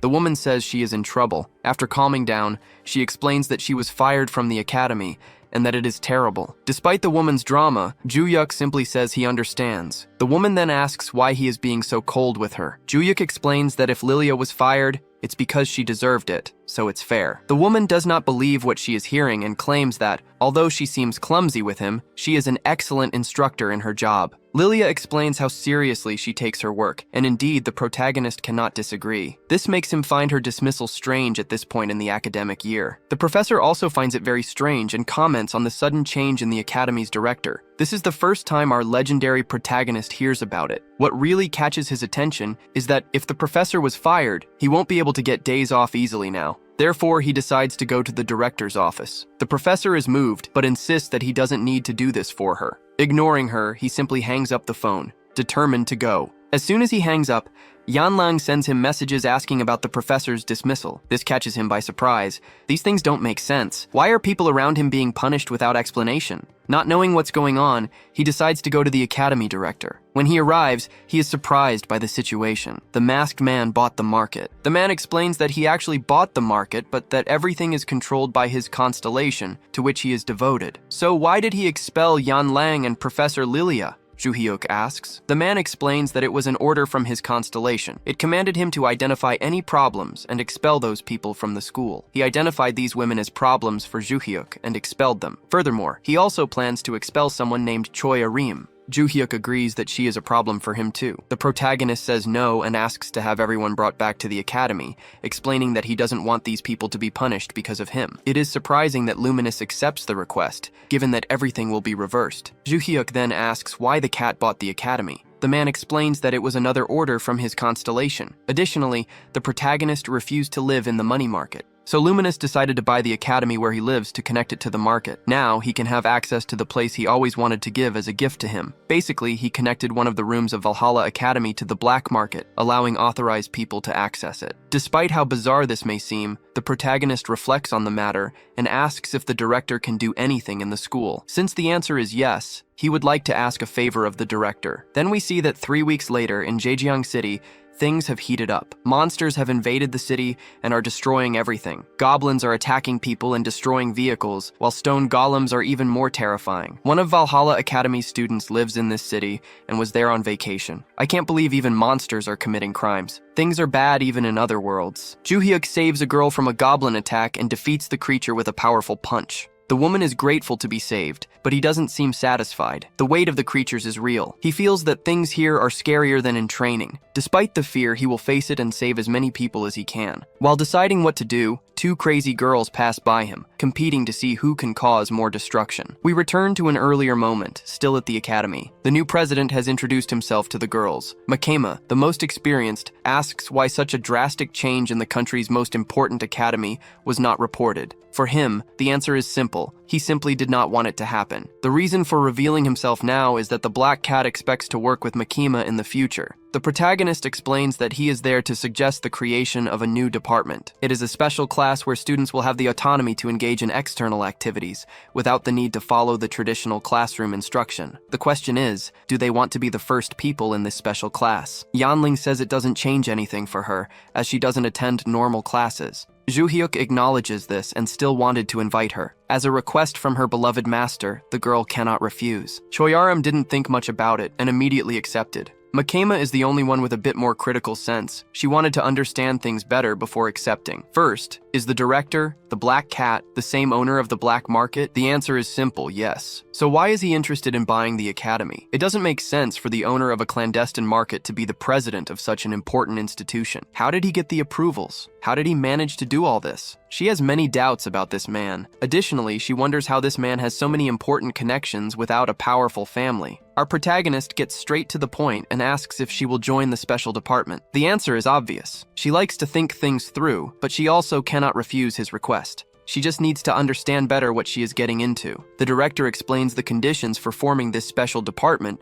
which offers more freedom to this class. They will be exempt from normal classes for being more advanced. However, they will have to participate in tests and exams that require public exposure. Initially, our protagonist was not satisfied, but the man explained that this was necessary to ensure all the privileges he requested. There are a few more criteria, the most important being that the students must be strong enough to be recognized by other students and teachers. He explains that placing the strongest students in this special class and not having them attend classes would be a loss. Therefore, they are required to participate in some public activities that promote the academy's image to society. In the end, there were several conditions they must meet to get what he wants. After explaining all of them, Joo-hyuk asked if the girls had changed their minds, and none of them refused, of course. In this case, the special class of the protagonist girls is now formed. Back in the present, we see the special combat class and training at Valhalla. Joo-hyuk did not expect to find Si-hyuk here. He hadn't seen Si-hyuk at the academy for a while. The boy explains that he came to the city for the weekend because his family is from there. He was enjoying a nice weekend when suddenly chaos erupted. Si-hyuk also has questions. Why are the academy students in this city at this moment? The protagonist does not answer directly. He orders Choi Arim and Yen Lang to get ready, and they understand that it is to demonstrate practically why they are there. The two girls and he move towards the creatures while the other two observe. The monsters patiently wait for people to prepare for the fight. The only problem for the monsters is that this cannot be considered a real fight. When Joo-hyuk swings his sword, even the stone monsters seem to be made of butter. He easily eliminated all the monsters that were nearby. His students saw everything up close, and even the girls couldn't help but be scared by so much power. Si-hyuk already knew that this guy was strong, but it seems that every day it's getting more absurd. One of the Ventric family members was with him and came to the protagonist with information. He discovered an area 5 kilometers from here where the monsters are coming from. The protagonist questions the position of the Ventric family agents. They are evacuating the civilians from the area. Something that intrigues Joo-hyuk is that the Ventric constellation hasn't awakened since the last time. Joo-hyuk asks the man named Mojiri, and he says that the constellation lady remains silent. His concern is that it's been 3 months since then, and he doesn't know if something happened to her. At least he has this sword with him. He wanted to have a contract with his other disciple too. Joo-hyuk orders the Ventrics to stop playing dress-up with capes and show themselves while helping with the evacuation. This will help improve their reputation. The guy can't disagree with the wise advice of this guy who has authority over the head of the Ventric family. They decide on a plan and then go to the center of the calamity. The two strongest girls must defeat the monsters and save the citizens. So Yan must help with the escort with Si-hyuk. She didn't like being paired with this muscle-bound brain. These are the orders. They must go now. After some time, they arrived at the place where the entrance to the labyrinth should be. The guy confirms that this is the place, and that they must make a plan to eliminate the monsters from the entrance. If they work together, they can clear the way. Our protagonist admits that this would be the most sensible thing to do. However, it will take too long, and so he has a better idea. He will jump right from here and defeat everyone. Mojiri even tries to stop the MC from doing this crazy thing. As strong as these monsters are to the people of the time, our protagonist is simply the real monster to these monsters. The creatures have no chance to retaliate against his blows, as they are all fatal. He jumps into the air, and in less than a breath, he cuts through the air. The power of the attack sweeps away all the demons in front of him at once. Moriji can't keep his mouth shut when he sees this guy. There is no logic for a teenager to be stronger than a constellation. Our protagonist made a contract with a constellation for the first time. Luminous gave his abilities to him. It wasn't difficult for him to clear everything in front of him and reach the entrance to the labyrinth. Joo-hyuk also can't forget that he needs to wear this ring when entering and defeating the boss of the labyrinth. In that case, it's better to put it on now so he doesn't forget. And that's how he entered the labyrinth. Something so significant was happening on the other side of the world. And meanwhile, at the Ventric house in England, Adelia was comfortably in her office. Her heart was racing as she confirmed that Joo-hyuk's information about the calamity was true. Not even the South Korean government had noticed the situation in time. She no longer doubts Joo-hyuk's decisions. If he said he would face the calamity alone, she cannot disagree. However, she is worried. What if her constellation awakens and finds out something bad happened? To Adelia's surprise, her constellation finally awakened and made contact. The first thing it wanted to know was how much time had passed since it had fallen asleep. Amazing constellation? Adelia recounts that about 3 months have passed since that moment. The constellation reflects on this and then asks, "Where is my master?" It's always shocking for Adelia to hear that her master's master is Juhyuk. She informs that he is on the battlefield now, fighting against a mysterious calamity. Inside the labyrinth, the protagonist was fighting casually, so Barch asked what style of fencing he was using with that sword. His response is that he wasn't doing anything special, just attacking without thinking too much. But Barcha says that this is a style of combat that his former disciples used in the past. It's called wishing. For the protagonist, it's strange to think that his disciples even turn this into a fencing technique. More importantly, Juhyuk says that this dungeon is larger than he expected. He then uses his magic to locate himself in the area. It's a mana detection ability, and he hopes to find the dungeon's core with it. Normally, the core of the dungeon is in the same area as the boss, and as he expected, it seems to be in that direction. He mentions that it would be much faster if he did something like this. He channels energy into his sword and makes a cut in the ground. The structure begins to collapse, and as it completely cracks, he falls down to the lower level. As expected, this monster with cockroach antennae is the dungeon's boss and was on the lower level. The dungeon boss looks furious and prepares to attack. Unlike him, the protagonist remains calm and confident. His weapon, a spear, offers an advantage in long-range combat. He also notes that he needs to destroy the dungeon core,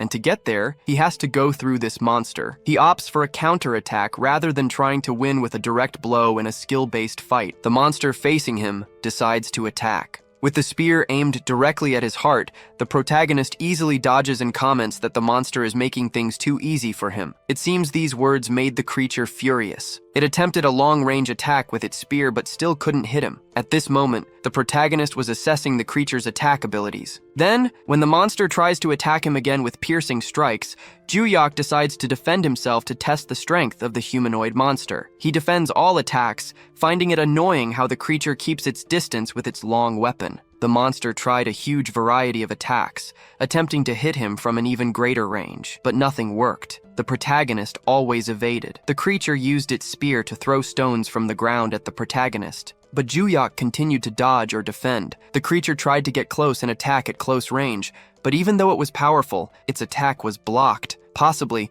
the monster was getting irritated with its enemy and threw him away. Juhyuk remained calm, analyzing his enemy without saying anything more. It even crossed Barch's mind to question whether Kim Hyun was feeling the pressure. The reason for this was behind him. It was to separate that guy from the stone, just in case he ended up doing something unintended. Determined to use the ability Luminous had given him, Juhyuk decided to attack for the first time. Upon realizing this, the monster became alert. Whatever the attack was, it would be prepared to defend. In less than a second, the protagonist surpassed the monster, which didn't even notice the attack. In fact, the boss was confident he had struck his spear. The reality was that the enemy was sliced with a slight delay. When the effect finished charging, the boss was cut into pieces and then defeated. Juhyuk calmly watched his opponent being eliminated. He was curious about what would happen next. His ring began to glow, and then absorbed the energy that had come from the dungeon boss's body. He deduced that the ring absorbed the name, as previously mentioned by the woman. Juhyuk asks Barch about what he mentioned earlier regarding being pressured by this adversary. Before continuing his goal, he notices that the boss's spear was left behind. He then picks it up and questions why it wasn't absorbed or disappeared like the rest. Not understanding what happened, he decides to take it with him. Then, we see a mysterious tree with a door. Possibly within this place, a man came to inform the dungeon master that the disaster had ended. The creature in the shadows asks how many days it took. The answer was surprising, only 2 hours. And so, the question arises about how long the last disaster lasted. The man informs that it was 5 days. This question was merely to highlight that this time was too fast. What happened? The dungeon master asks if the level of these people increased too much. It must be the fault of those who became constellations. Now he wants to know if anyone stood out during the event. The subject replies that the dungeon appeared and disappeared so quickly that he didn't understand what happened. He still doesn't know. The dungeon master simply orders them to advance their plans a bit further. Spread the names. He also orders the use of a different method to spread the names and urges everyone to hurry. The mysterious creature in the shadows only thinks that it is eager for it. It is eager for the day when it will feed on the most powerful. Then, news appears about a person named Kim Joo-hyuk from the Valhalla Academy who ended the disaster after eradicating the monsters. This is seen by someone on a website. The person in question is quite stylish. This individual was reading the news and admiring the protagonist's achievements. The man's question was how he managed to handle all the monsters that had escaped while also eliminating the dungeon so quickly. The more he watched, the more convinced he became that this kid was perfect for enhancing the reputation of the Alchemist's Guild. This guy is Baekjang John, but it wasn't what I expected. John asks someone next to him if it wouldn't be great for their reputation to kill that kid. The masked person agrees completely with Jian, but advises them to be cautious in their actions. This kid is not the same as when they watched him during the academy entrance test. He is definitely at S level now. They decide that they need to do something about it and will gather the team for that. Then, we finally return to the Valhalla dormitory. Our protagonist seems to attract enemies like a magnet. I know he stands out a lot, but it's not normal for so many people to want to go after him. He came home exhausted after solving a major problem and facing another 200 enemies. Joo-hyuk reflects on how he absorbed all the mana stones and grew stronger, and yet he hasn't reached his limit. He's always winning his battles and his power is ahead of the enemies so far. However, he feels his magical capacity is relatively small. Dealing with that dungeon boss was more complicated than he expected. His body is exhausted. He even comments that it's much easier when he has a contract with a constellation. Using another person's magical power is very useful. His mind was boiling with thoughts about future problems, and because of this, he decided to use his disposable teleportation stone. The mysterious red-haired girl surprises him now in her dimension. She seems bored when alone, and gets quite excited when her visitor finally appears. Joo-hyuk explains that he managed to handle the situation and defeat the boss. This magic stone was meant for emergencies, but it's fine since he succeeded in his mission. But she became curious about the spear he brought. He explains that it was from the dungeon boss and wasn't absorbed with him or disappeared, so he decided to bring it. This is nothing but curious. The girl asks to see the ring. It's safe and there's no problem returning it to her. The girl takes the item and a pink smoke comes out of the ring. Then she returns it to the protagonist. She confirms that the name was absorbed correctly and says that the real game will begin now. Surely the dungeon master will take the next step. She believes that powerful names will appear now, so she will take a peek to check. But even before doing that, the girl mentions that it is likely to be the people from the Destruction Tower whom he defeated 300 years ago. Our legendary hero soon remembers certain people, feeling a bitter taste just thinking about meeting those bastards again. He actually says he got angry just thinking about it. The girl told him to cheer up, saying that before those names appear, they will meet again. So he should be glad. I think for him, meeting this girl is not something to be glad about. An interesting point is that Barche was the master of the Destruction Tower, but he doesn't remember the people who were there. Joo-hyuk says that on the first floor, there were only insignificant monsters. If Barche were to remember those people, they would be on the second floor or higher. Their conversation about this is not very important. The question that arises for our protagonist is, if the tower reappears, shouldn't Barche be summoned again as its master? This possibility leaves Barche stunned, but he soon says he was forced to be the tower's owner last time. The constellation said all this while stuttering. The reason was to avoid becoming a target for the protagonist again, and for him to think about killing her as a precaution. Although our protagonist didn't think it was a bad idea, he says he trusts Barche. But still, it's strange to him that Barche has no power if his name was taken.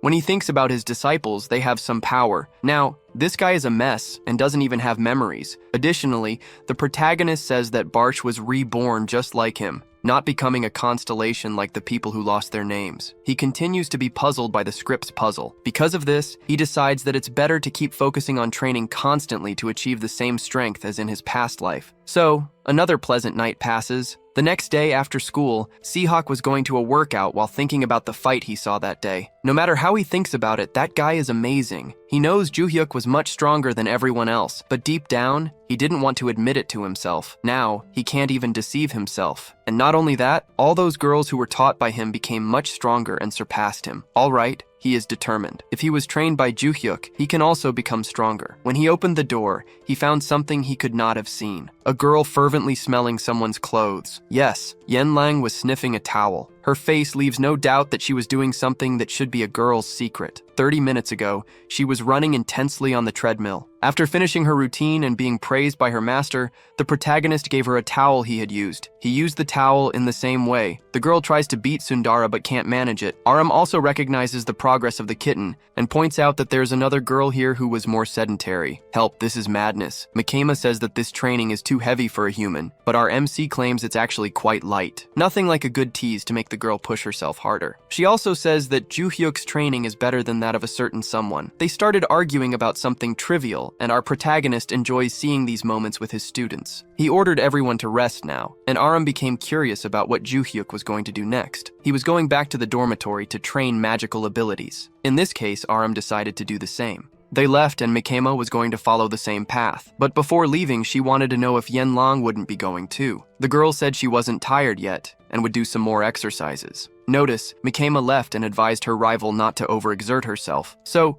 Yenlang was left alone in the school gym. At this moment of solitude, the girl began to reflect on certain things about that hand. Don't rush, it's nothing wrong. She was thinking about how she feels she's getting stronger with Joo-hyuk's training. But that guy continues to be an exception to any rule. There shouldn't be anyone capable of defeating monsters like that. She's also very happy to see that he's getting stronger while training with them. He's incredible. Yenlang tries to remember why she became his disciple. Her goal was to surpass him, but now she's sure that he's so insane that it's impossible to achieve that. In fact, she admits she's already overwhelmed by the training, so she doesn't believe she can surpass him. So why does she continue being his disciple? Her heart races, and she remembers when he defended her and then solved all her problems. It's not so simple. It seems that everything in her life now revolves around him. Realizing this, her heart starts to thump. Could it be pheromones? As her heart races, she misses him and has an urge to do strange training sessions with Joo-hyuk. There's no avoiding it. She's thinking perverted things about him. There's no stopping those thoughts now. Maybe that helps. She looks at the towel he used. Is this something strange? It doesn't matter anymore. She picks up the towel to wash and return it to him. That idiot forgot it, so I can't avoid it. What's this smell? My heart is trembling and my body feels strange. Maybe no one will see this, right? So just a little. Please help me reach 3,000 likes to bring the complete work with all the chapters to you. Spicy things are coming. What the fuck? Yeonlang was caught with his nose in the wrong place. Joo-hyuk just wanted to find the protagonist and asked to be trained too.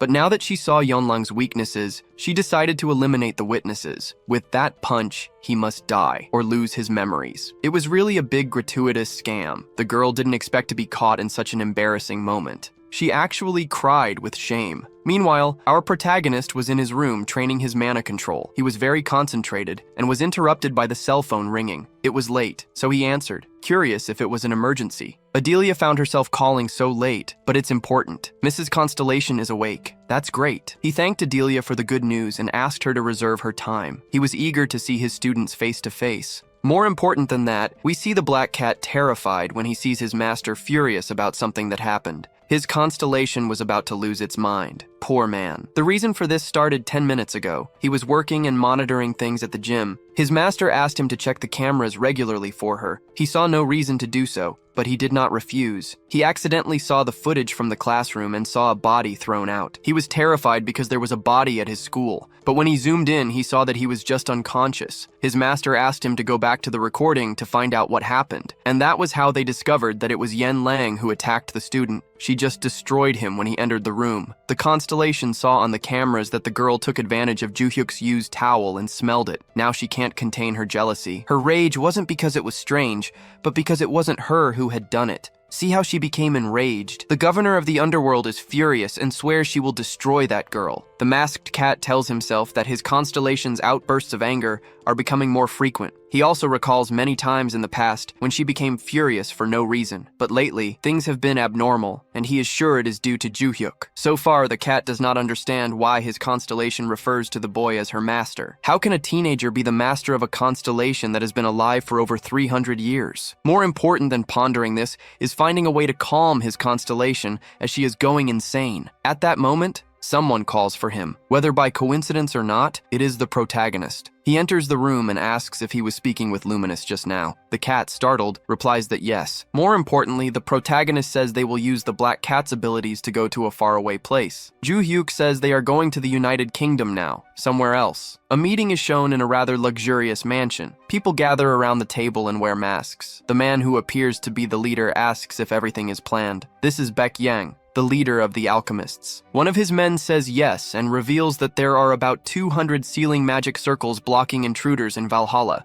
and that about 100 of them are installed in the dormitory where Joo-hyuk lives.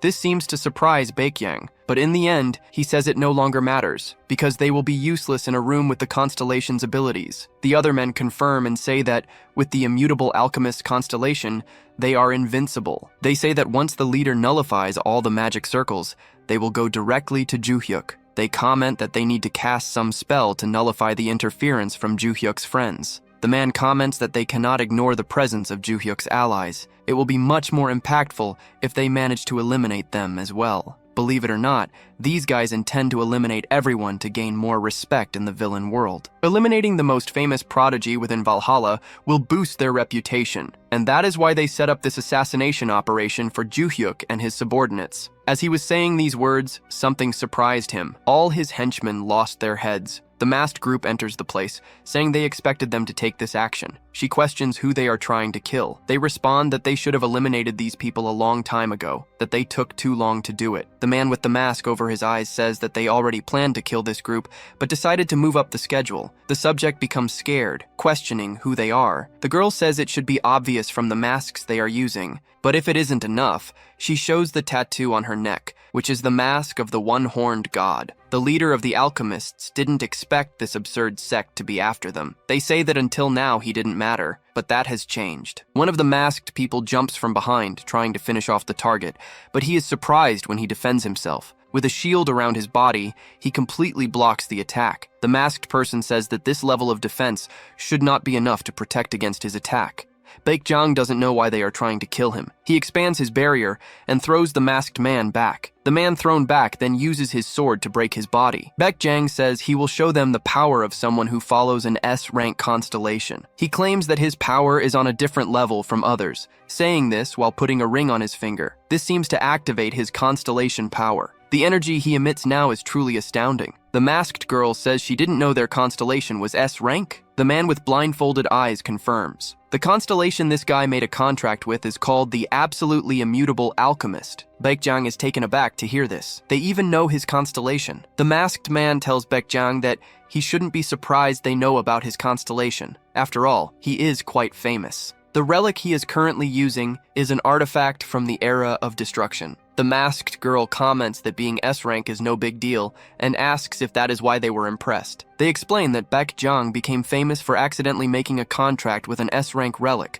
which caused the whole world to turn its eyes to relics from the Era of Destruction. That is why other people's interest grew so much, and so did the price. The masked person laments that a person receives such a great blessing and uses it to create a gang of criminals. Baekhyang channels energy into his hand and then attacks, shouting that they are hypocrites. Magic circles appear around them and spears almost hit them. The girl had not noticed the magic circles in the place and asks if Baekhyang placed them. He activates his power again. A magic circle activates behind the girl and another spear almost hits her. She questions how many circles Baekhyang placed in this place. The leader of the alchemists thinks these people are monstrously strong. How do they manage to sense the attacks from the magic circles? Baekhyang has no doubt. He doesn't know what kind of power these people have or which constellation they have a contract with, but he thinks it's okay. Despite being cornered, Baekhyang thinks that the absolute defensive ability of his constellation cannot be defeated, so he doesn't need to worry about defense. He activates his magic again and attacks his enemies. To his surprise, his ability is not activated. The opponents remain there waiting for an attack that never comes. The girl then mocks, asking where the attacks he said would kill them are. Baekhyang is frozen in fear. What is happening? The blindfolded man reveals that he detected several magic circles when he arrived at the location, exactly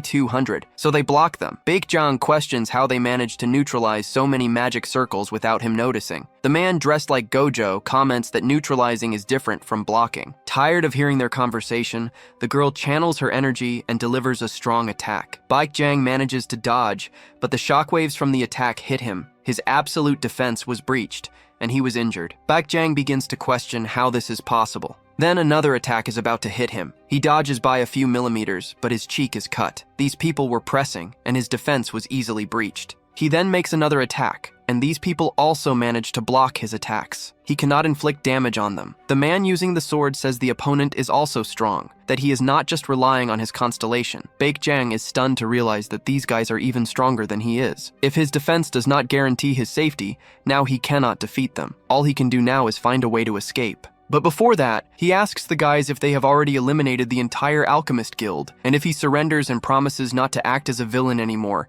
can they let him go? The masked man says that it is not a problem. He acted as a villain, but that never bothered them. The problem is him trying to kill a target he shouldn't. Baekjang then wonders if the most dangerous villain guild in the world came to kill him because of Ju Hyuk. Realizing he has no way to argue for his release, he decides he will have to use that. He will activate his relic. It is the only way to survive. The amount of mana surprises even his hunters, who comment that it is abnormal. Baekjang summons his constellation and proposes a deal. The immutable alchemist responds to the call and accepts. He will exchange his vitality and lifespan for the full power of his constellation. It is as if the alchemist himself were manifesting personally now. At the same time, the masked subject says he hates to disturb an alchemist during their summoning, but he has a message from the sacred constellation Dugui. The message is, "Alchemist, this bastard tried to harm our benefactor, the god of war." Hearing these words makes one of the alchemist's eyes twitch in surprise. Then he questions his contractor. Is it true what they are saying? The subject, terrified, says no.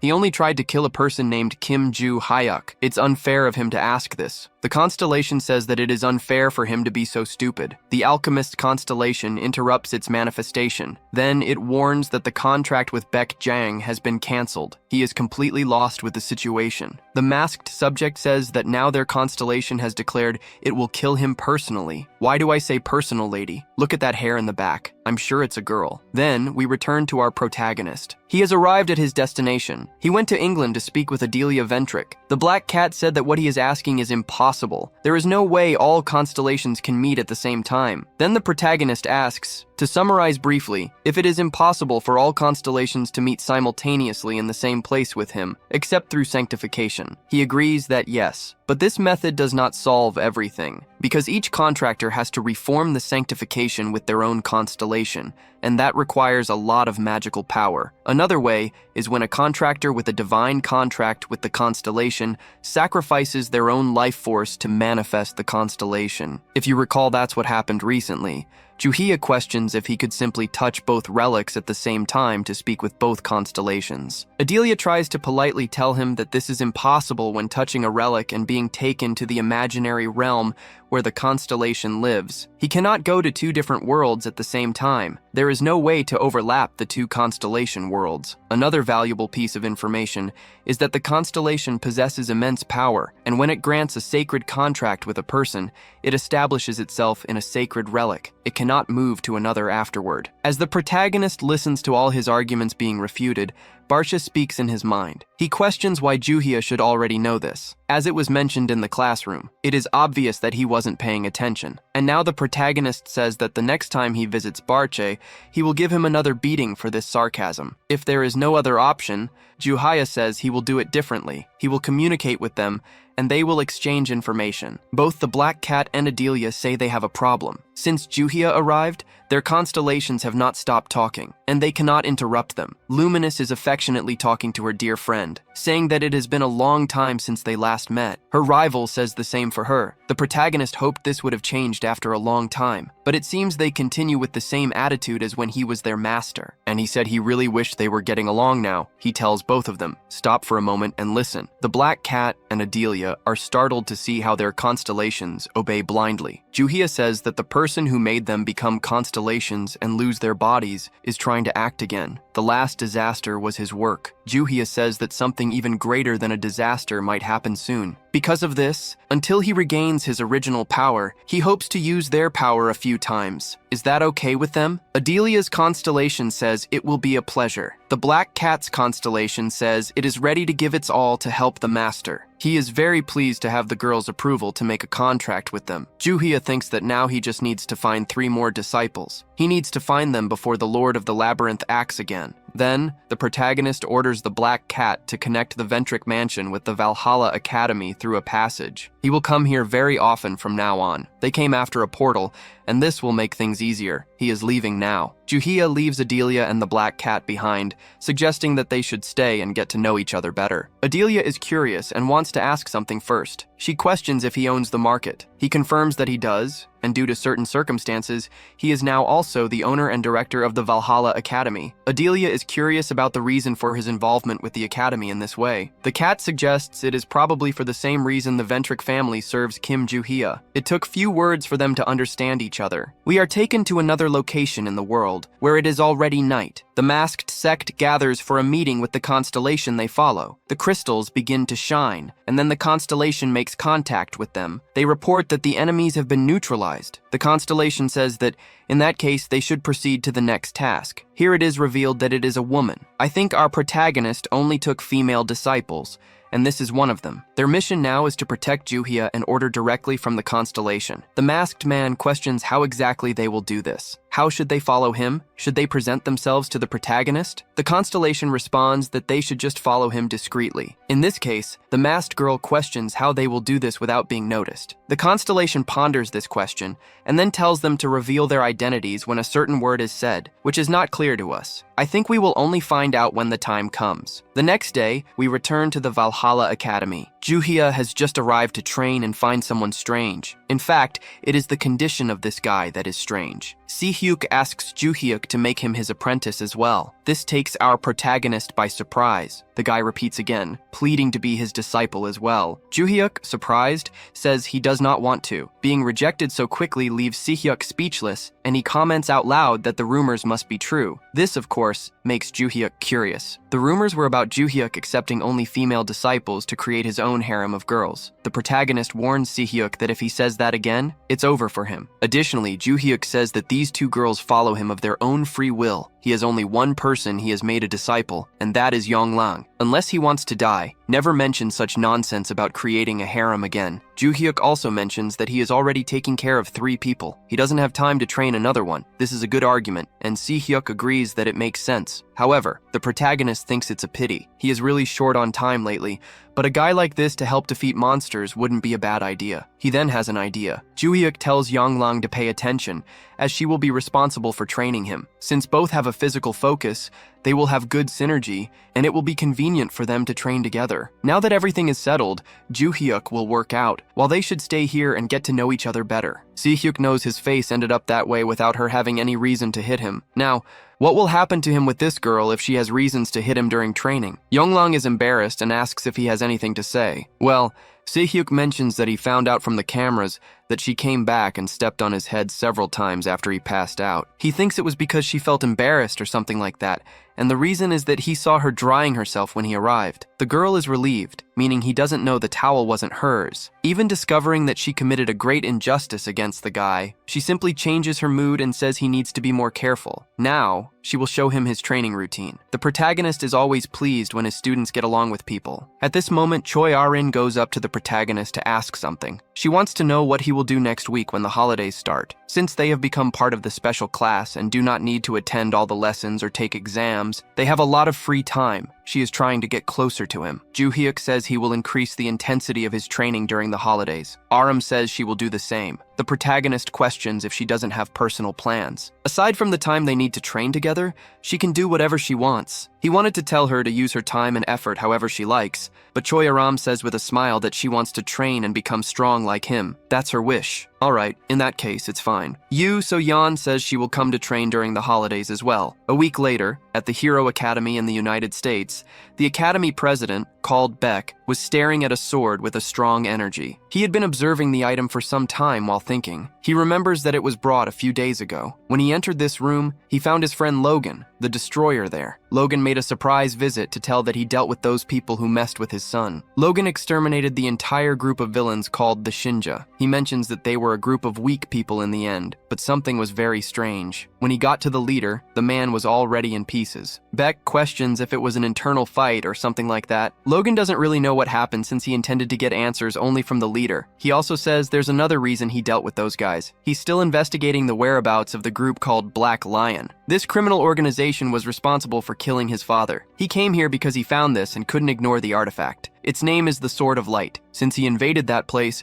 this sword has been whispering in his mind all the time. Since it's very annoying, he wants to store it in the Academy's vault. Beck is curious about what this thing says in his head. Logan reveals that the sword whispers for anyone watching this video to like it right now. Additionally, the sword whispers to be taken to its master. Since then, this object has been here. When Beck stored it in the vault with the other relics, all of them reacted violently, and he had to remove it. Now he ended up leaving it in his office, which made him curious about the state of the constellation within this relic. How does a constellation inside this item have a master? While thinking about this, the man was startled by a loud noise from behind him. He turned around quickly to see that his academy had just been destroyed, or at least many buildings had been damaged. While still in shock, a monster landed on his back, possibly breaking the entire building where he was. The demon-like creature just stared at him, and then Beck asked who he was and why he had attacked the school in such a manner. He doesn't seem human. Look at that disgusting tongue, Beck observed. Knowing that the invader had passed through the security unnoticed and then managed to destroy the academy's buildings. Certainly, he was not a normal person. The demon happily said he should kill him without saying anything, but since he was very pleased to have regained his name and come back to life, he decided to speak. This talk about coming back to life and a recovered name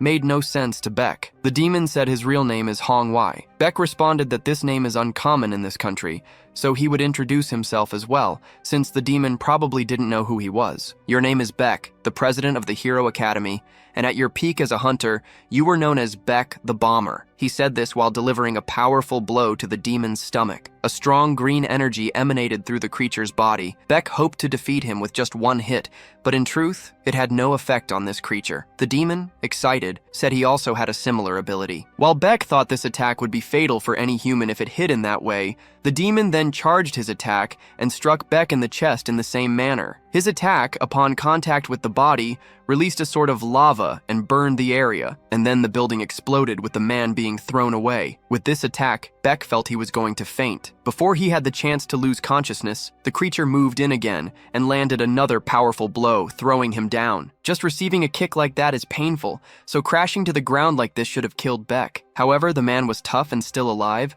but he wouldn't last long if it depended on the creature in front of him. Hong Wai mocked him, saying that the guy was quite resilient. The surrounding worms were not like him. They couldn't even withstand the impact of his arrival at this place. It was only then that the president noticed the academy staff scattered on the surrounding floor. The man was furious to see this and decided to become the Green Lantern now, channeling his strength and striking the ground with his power, sending a wave of energy toward Hong Wai, who did not move to defend himself. His attack hit the target directly. Beck said that even if he wasn't able to injure the monster, he would face him until the end. Before the smoke cleared, he charged his green energy once more and decided to attack the target again with his maximum power. After this, he hoped to have defeated the creature, but to his surprise, the monster appeared in front of him completely unharmed. Hong Wai simply said he would show how a real explosive attack is done. Striking Beck's arm, the skin bubbled and then exploded. The power of this blow was enough to defeat the man now. He fell on his back like a stone. Hong Wai was very pleased to have regained his body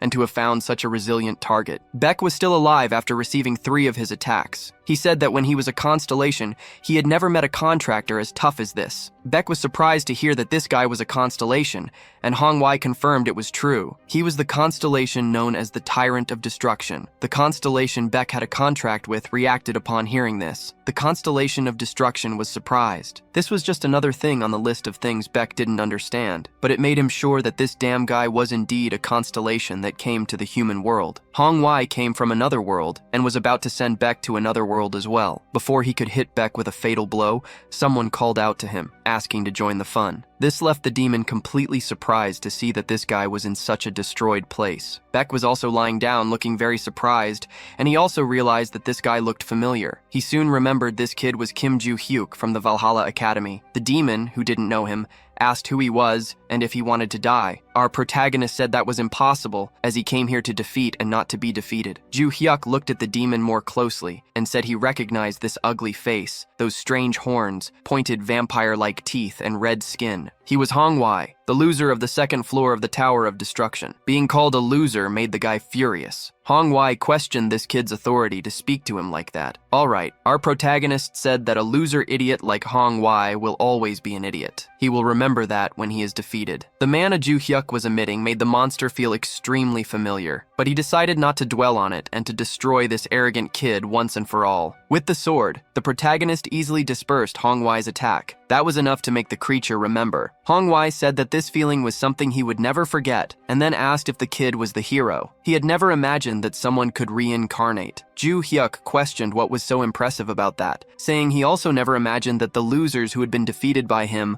would be around as constellations. The red guy said he had long forgotten his name, and afterward everyone began calling him a constellation. But now it was different. He had regained his name and his body as well. He pointed out that it was different from the protagonist, who was much weaker now than when he was a hero. Compared to the past, he was now nothing. Ju Hyuk said that was obvious. He was still a high school student in the growth phase. This pleased the demon greatly. He channeled energy into his hand and said that, in that case, it was the perfect opportunity to get his revenge. The protagonist blocked the blow, but the sword began to burn with the chasm, and his gaze turned grim. Well, Manhwa exploded everything in front of him with his attack, but it wasn't enough to defeat his opponent. He approached at high speed to strike the target directly in the body, but as soon as he attacked, he realized he had missed again. How long is this guy going to keep dodging? Ju Hyuk remained quiet as he realized he had reached the limit of his body. This was very different from when he fought against the Ice Cream King in the realm of imagination, where the constellation resides. There, he experienced the full strength of his past life, even using this body. Now he realized that his physical capacity barely matched that of this loser. But Ju Hyuk didn't let the enemy perceive his insecurity. It wasn't hard. Manhwa just attacked and didn't like to think too much. As he was about to hit his target, Manhwa warned that this was his most powerful attack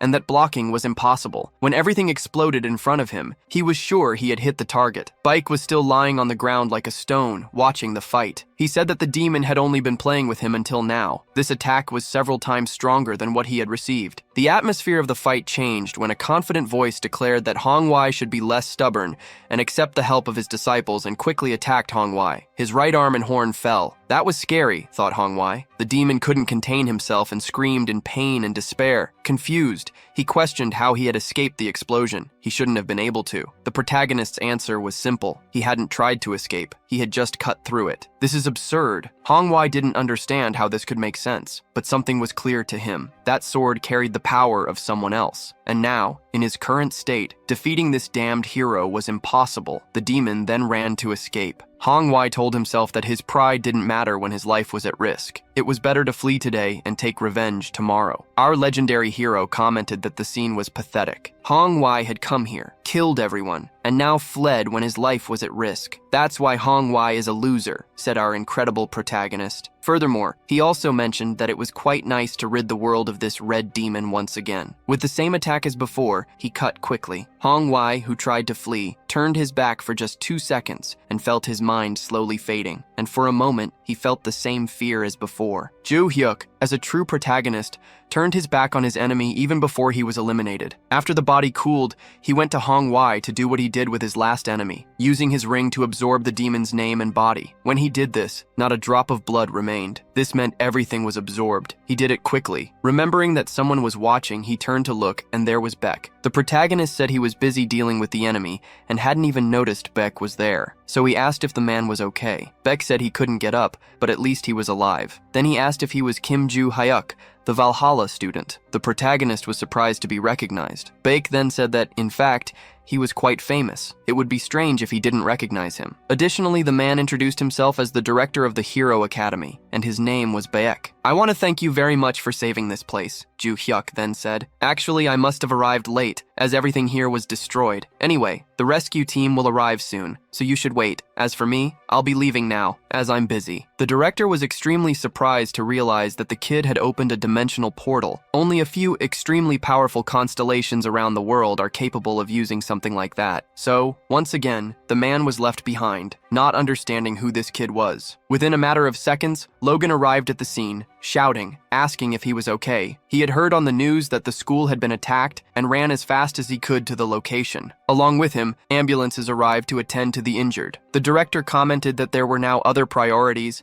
and that he would explain the details later. It may have been a few hours or even a day, as everyone involved was in the hospital. And of course, the director was no exception. He was also there. The man couldn't stop thinking about how the protagonist arrived at the scene so quickly, and of course, how he defeated that monster so swiftly. Damn, this guy doesn't give me a moment's peace. he thought. After a while, Beck had explained everything he saw to Logan, and surely this left the hunter extremely suspicious. It didn't make sense for a constellation to manifest in this world, but being able to defeat Beck was proof that it could be true. However, it made the story even stranger when a kid managed to defeat this monster. Logan speculated that it was a low-level constellation and that it must have manifested through a contract, as it didn't make sense for a 17-year-old kid to defeat a powerful constellation. Since he even knew the age, Beck asked if he knew Ju Hyuk. Of course I do. It was this kid who saved my son in a competition back in Korea. He also became famous for capturing several villains. Logan continued, perplexed by the fact that, despite being famous and powerful,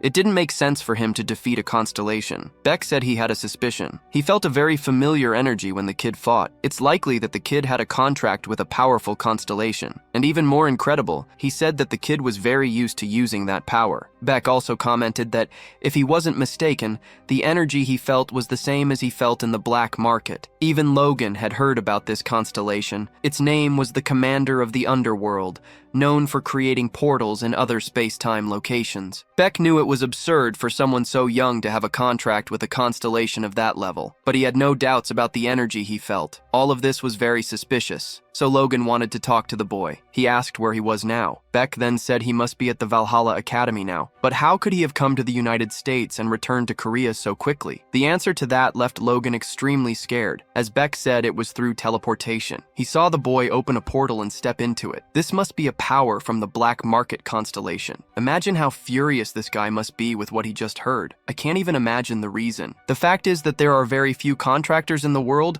who are capable of teleporting, and this links Ju Hyuk with the organization he has been searching for years, and that's why he needs to talk to this boy right now. We are taken back to Valhalla Academy. The black cat was standing in his office when a portal opened, and out stepped our protagonist. This surprised him. He asked if this guy had been waiting for him. The cat's response was yes. He had received orders from his constellation to give full support to Ju Hyuk, so he had been observing the battle the whole time and was ready to intervene if he perceived danger to the protagonist. Knowing how he was observing made our protagonist curious, and the cat confirmed that's exactly what he did. He created a small alternative portal and had been watching through it. That's how it was done. The protagonist says, "This is frightening." The cat might have thought that the protagonist felt offended by this, so he explains that it is through this ability that they were able to detect the attacks of that constellation. Suspiciously, our protagonist agrees and says it's true, but at the same time, he remembers his last contact with the guide. It was when the girl said that next week another name would be sent, and this time, it would be one of those from the Tower of Destruction. He questioned how the girl knew the date, but didn't know the precise location details like last time, and this made the girl a bit uncomfortable. She explained that it was due to the Lord of the Labyrinth's surveillance. She commented that even though he hasn't discovered her existence lately,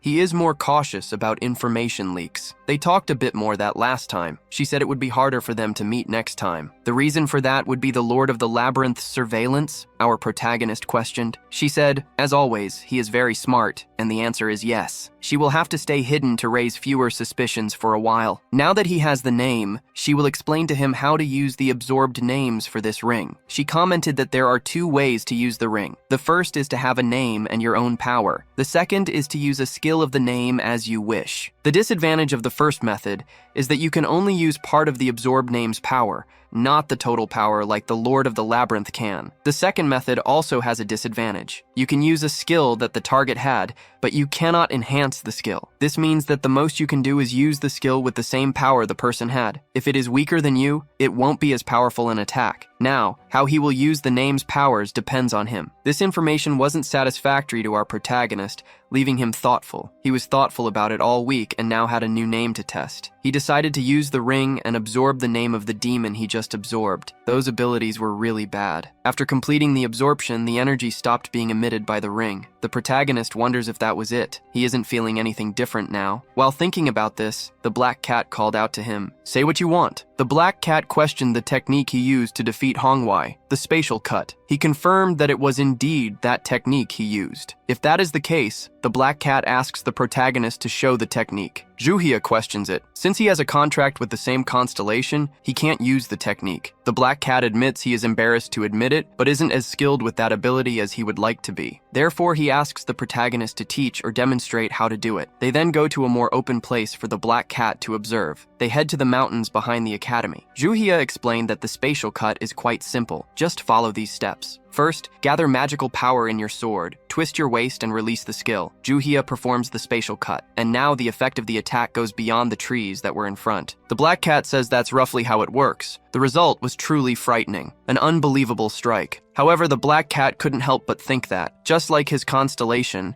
he was very bad at explaining how to use the technique. Juhia described it the same way. It seems that his master really learned from this guy. Both are terrible at explaining. The protagonist questions if the Black Cat needs him to show it again, or if he has understood. Additionally, he looks around and notices something very strange. The mountain was cut by his attack. That wasn't supposed to happen. He had measured his energy so it wouldn't go beyond the trees. How could this have occurred? Moreover, this attack shouldn't have been that powerful. At that moment, he realizes that this might be the influence of the magical power he absorbed. Although he didn't feel any difference in his body, it seems that the difference is noticeable in the attacks. And of course, this leaves the protagonist extremely excited. He then says goodbye to the Black Cat and says he needs to leave now.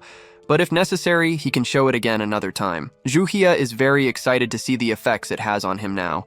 Additionally, he was a bit skeptical about the importance of this, but now he has no doubt that it is great to absorb more names. Those idiots from the Tower of Destruction will get what they deserve again. In another mysterious place, which you will never know where it is, a man was observing a map of the world. Possibly, these are the locations where the names were sent. What he just observed on the map made him quite anxious. While thinking, he is interrupted by another person who catches his attention. The person came to ask if he had finished the matters of the names that the master had requested. He answered that yes, he had distributed exactly as instructed, but there is a problem. As he was saying this, his friend noticed that he was gripping his weapon tightly. So, he questions why the man is so attached to that spear. This question was not something the man wanted to answer, which made him irritated. The spearman says that what is most important is what he was talking about before. The reason for always holding his spear is not important. He comments that the person also carries a weapon around. The red-haired guy simply says that carrying a weapon is different from wielding a weapon all the time. The red-haired man has a grudge against the spearman. He says that the Lord of the Labyrinth favors this man, because if it weren't for that, he would have killed him by now. Now, regarding the problem he reported, the red-haired man asks why one of the names disappeared. He even shouts, asking if the man really organized the names as the master requested. The names were sent exactly as ordered. In this case, some were expected to be defeated, but that would only happen when the order to attack was sent. This is an irregularity that needs to be reported to the master of the labyrinth, and the red-haired man is going to do that right now. The spearman should be the one to do it, but he doesn't want to leave and won't do it. All he does is stay there holding his spear. At the academy, the Black Cat was in his office, receiving an unexpected and sudden visit. Logan, the greatest American hero, was there to speak with a student and only needed the director's permission for that. The Black Cat is sure this is related to Juhyuk having defeated the constellation at the Hero Academy, but he can't say he knows, so he invites Logan to talk. At first, there is an uncomfortable silence, so Logan decides to get straight to the point. He wants to know if the Black Cat knows that the student Kim Juhyuk was at the Hero Academy recently and defeated a constellation. Yes, that's correct. The Black Cat is aware of that. That's great. Logan says he has two questions about this. First, how did that student know about the appearance of the constellation and still manage to defeat it? This answer isn't simple. The Black Cat doesn't know what to respond. Then, Logan moves on to the second point. How did the boy travel from one continent to another in an instant? For this question, he says he won't accept a vague answer. The Black Cat, since the Academy director and hero felt the black market's energy in the protagonist's attacks, decides to reveal that yes, it's because Juhyuk has a contract with the ruler of the underworld, the same black market constellation he has a contract with. Although this is surprising, Logan confirms that they are not in a full contract, but only a partial one. So in that case, how is he able to use teleportation? The Black Cat seems to know the reason for Logan's suspicion. The man's suspicion is that Kim Juhyuk is related to the Blood Lion. Logan confirms that's great since he is aware of the details, which makes the conversation easier. The Black Cat explains that he knows the Blood Lions because he had to investigate everything about them in the past, and this is related to the black market. In this case, Logan reveals that he must be aware that this organization killed his father. In the past, he killed everyone he could find, yet he never got a lead on that individual. Over all these years, the only thing he managed to discover was that all members of the Blood Lions are contractors who can use spatial movement. The Black Cat reveals that he also discovered this and anticipates that Kim Juhyuk is not a member of the Blood Lions. It is true that the boy managed to use teleportation to travel from one country to another, but this happens because he has a constellation power that helps him. Then, Logan asks if the ruler of the underworld can also perform teleportation? The answer is yes, and that is how he creates another dimension where the market resides. Well, this answers many questions, but Logan says that these answers did not satisfy him. It is possible that the market is part of the Blood Lions and is covering up the boy. At this point, the Black Cat says that this is an exaggerated assumption from Logan. The market does not cooperate with villains. Logan insists that this is not just an assumption because it is obvious to everyone that there are few contractors in the world capable of using spatial movement. Therefore, it is natural to speculate that the ruler of the underworld is part of the Blood Lions. Furious, Logan slams his glass on the table and says it is also very strange that the market owner is supporting a mere high school student. To him, it seems like a favor exchange, and either this boy or the market is involved in it. These are the last words of the Black Cat, Kim Joo-hyuk, and he have a special relationship, and neither of them is involved with the Blood Lions. From this point on, the man is crossing boundaries that should not be crossed. Logan even questions what happens when these boundaries are crossed. The Black Cat politely says that he even explained his constellation's ability, which is confidential. From this point on, he no longer believes the man. Logan must leave and investigate, only returning with proof of what he is saying. Despite the Black Cat's politeness, the man becomes hostile again and asks what happens if he refuses. At this point, the Black Cat says that Logan will have to die, and his tone was cold and threatening. Logan, then smiling, asks if it is the Black Cat who will kill him and questions if he really thinks he is capable. Of course, the Black Cat says he cannot kill Logan, as he would never have the power to do so. But if Logan continues crossing boundaries, the constellation itself will kill him personally. These are the words of the constellation communicating through him. If Logan keeps provoking, it will kill him. Additionally, the constellation has a message for Logan's constellation. You better take good care of your contractors, you idiot. Logan was irritated to see this, but soon a notification window appeared beside him. The man's constellation was telling him to leave immediately without causing a commotion. Logan acknowledges that, from his constellation, the person could not be ignored, no matter how strong he is. Constellations are absolute. So, the man said he would leave it as it is for today and return another time. Next time, he would not come empty-handed. He would have proof for everything he said. When the man leaves the room, the Black Cat feels exhausted. Now, he needs to go to Adelia to report this. Meanwhile, let's go to another location, the student dormitory. The protagonist was using the new cultivation method he learned at the beginning of the story. He says he could not use this in his past life, and now realizes how effective this method is. The result is 30 times faster than his old cultivation method. The truth is that, at this point, his limiter is his body. His magic is far beyond the limit his body can withstand. Even though his training is entirely focused on increasing his physical power, it remains his limiter. In his past life, his physique was unparalleled. The combination of an almost perfect body and gigantic magical energy made him the great hero. While meditating, he wondered if Barch felt anything when he saw Hongwai again. His useless constellation says no, and asks if Chuhyuk still doubts him. The protagonist replies that it's not a matter of trust, because nothing stops the Lord of the Labyrinth from brainwashing him again, and Barch becoming a villain once more. All Barch can say is that he still has no power and didn't feel anything strange. Moreover, he changes the subject and asks if Chuhyuk did not feel the energy that was inside that building at the Hero Academy. That energy was very similar to Chuhyuk's energy in the past. The protagonist confesses that he felt absolutely nothing, but if it is true, it could be a great clue. He plans to return to that location soon to investigate.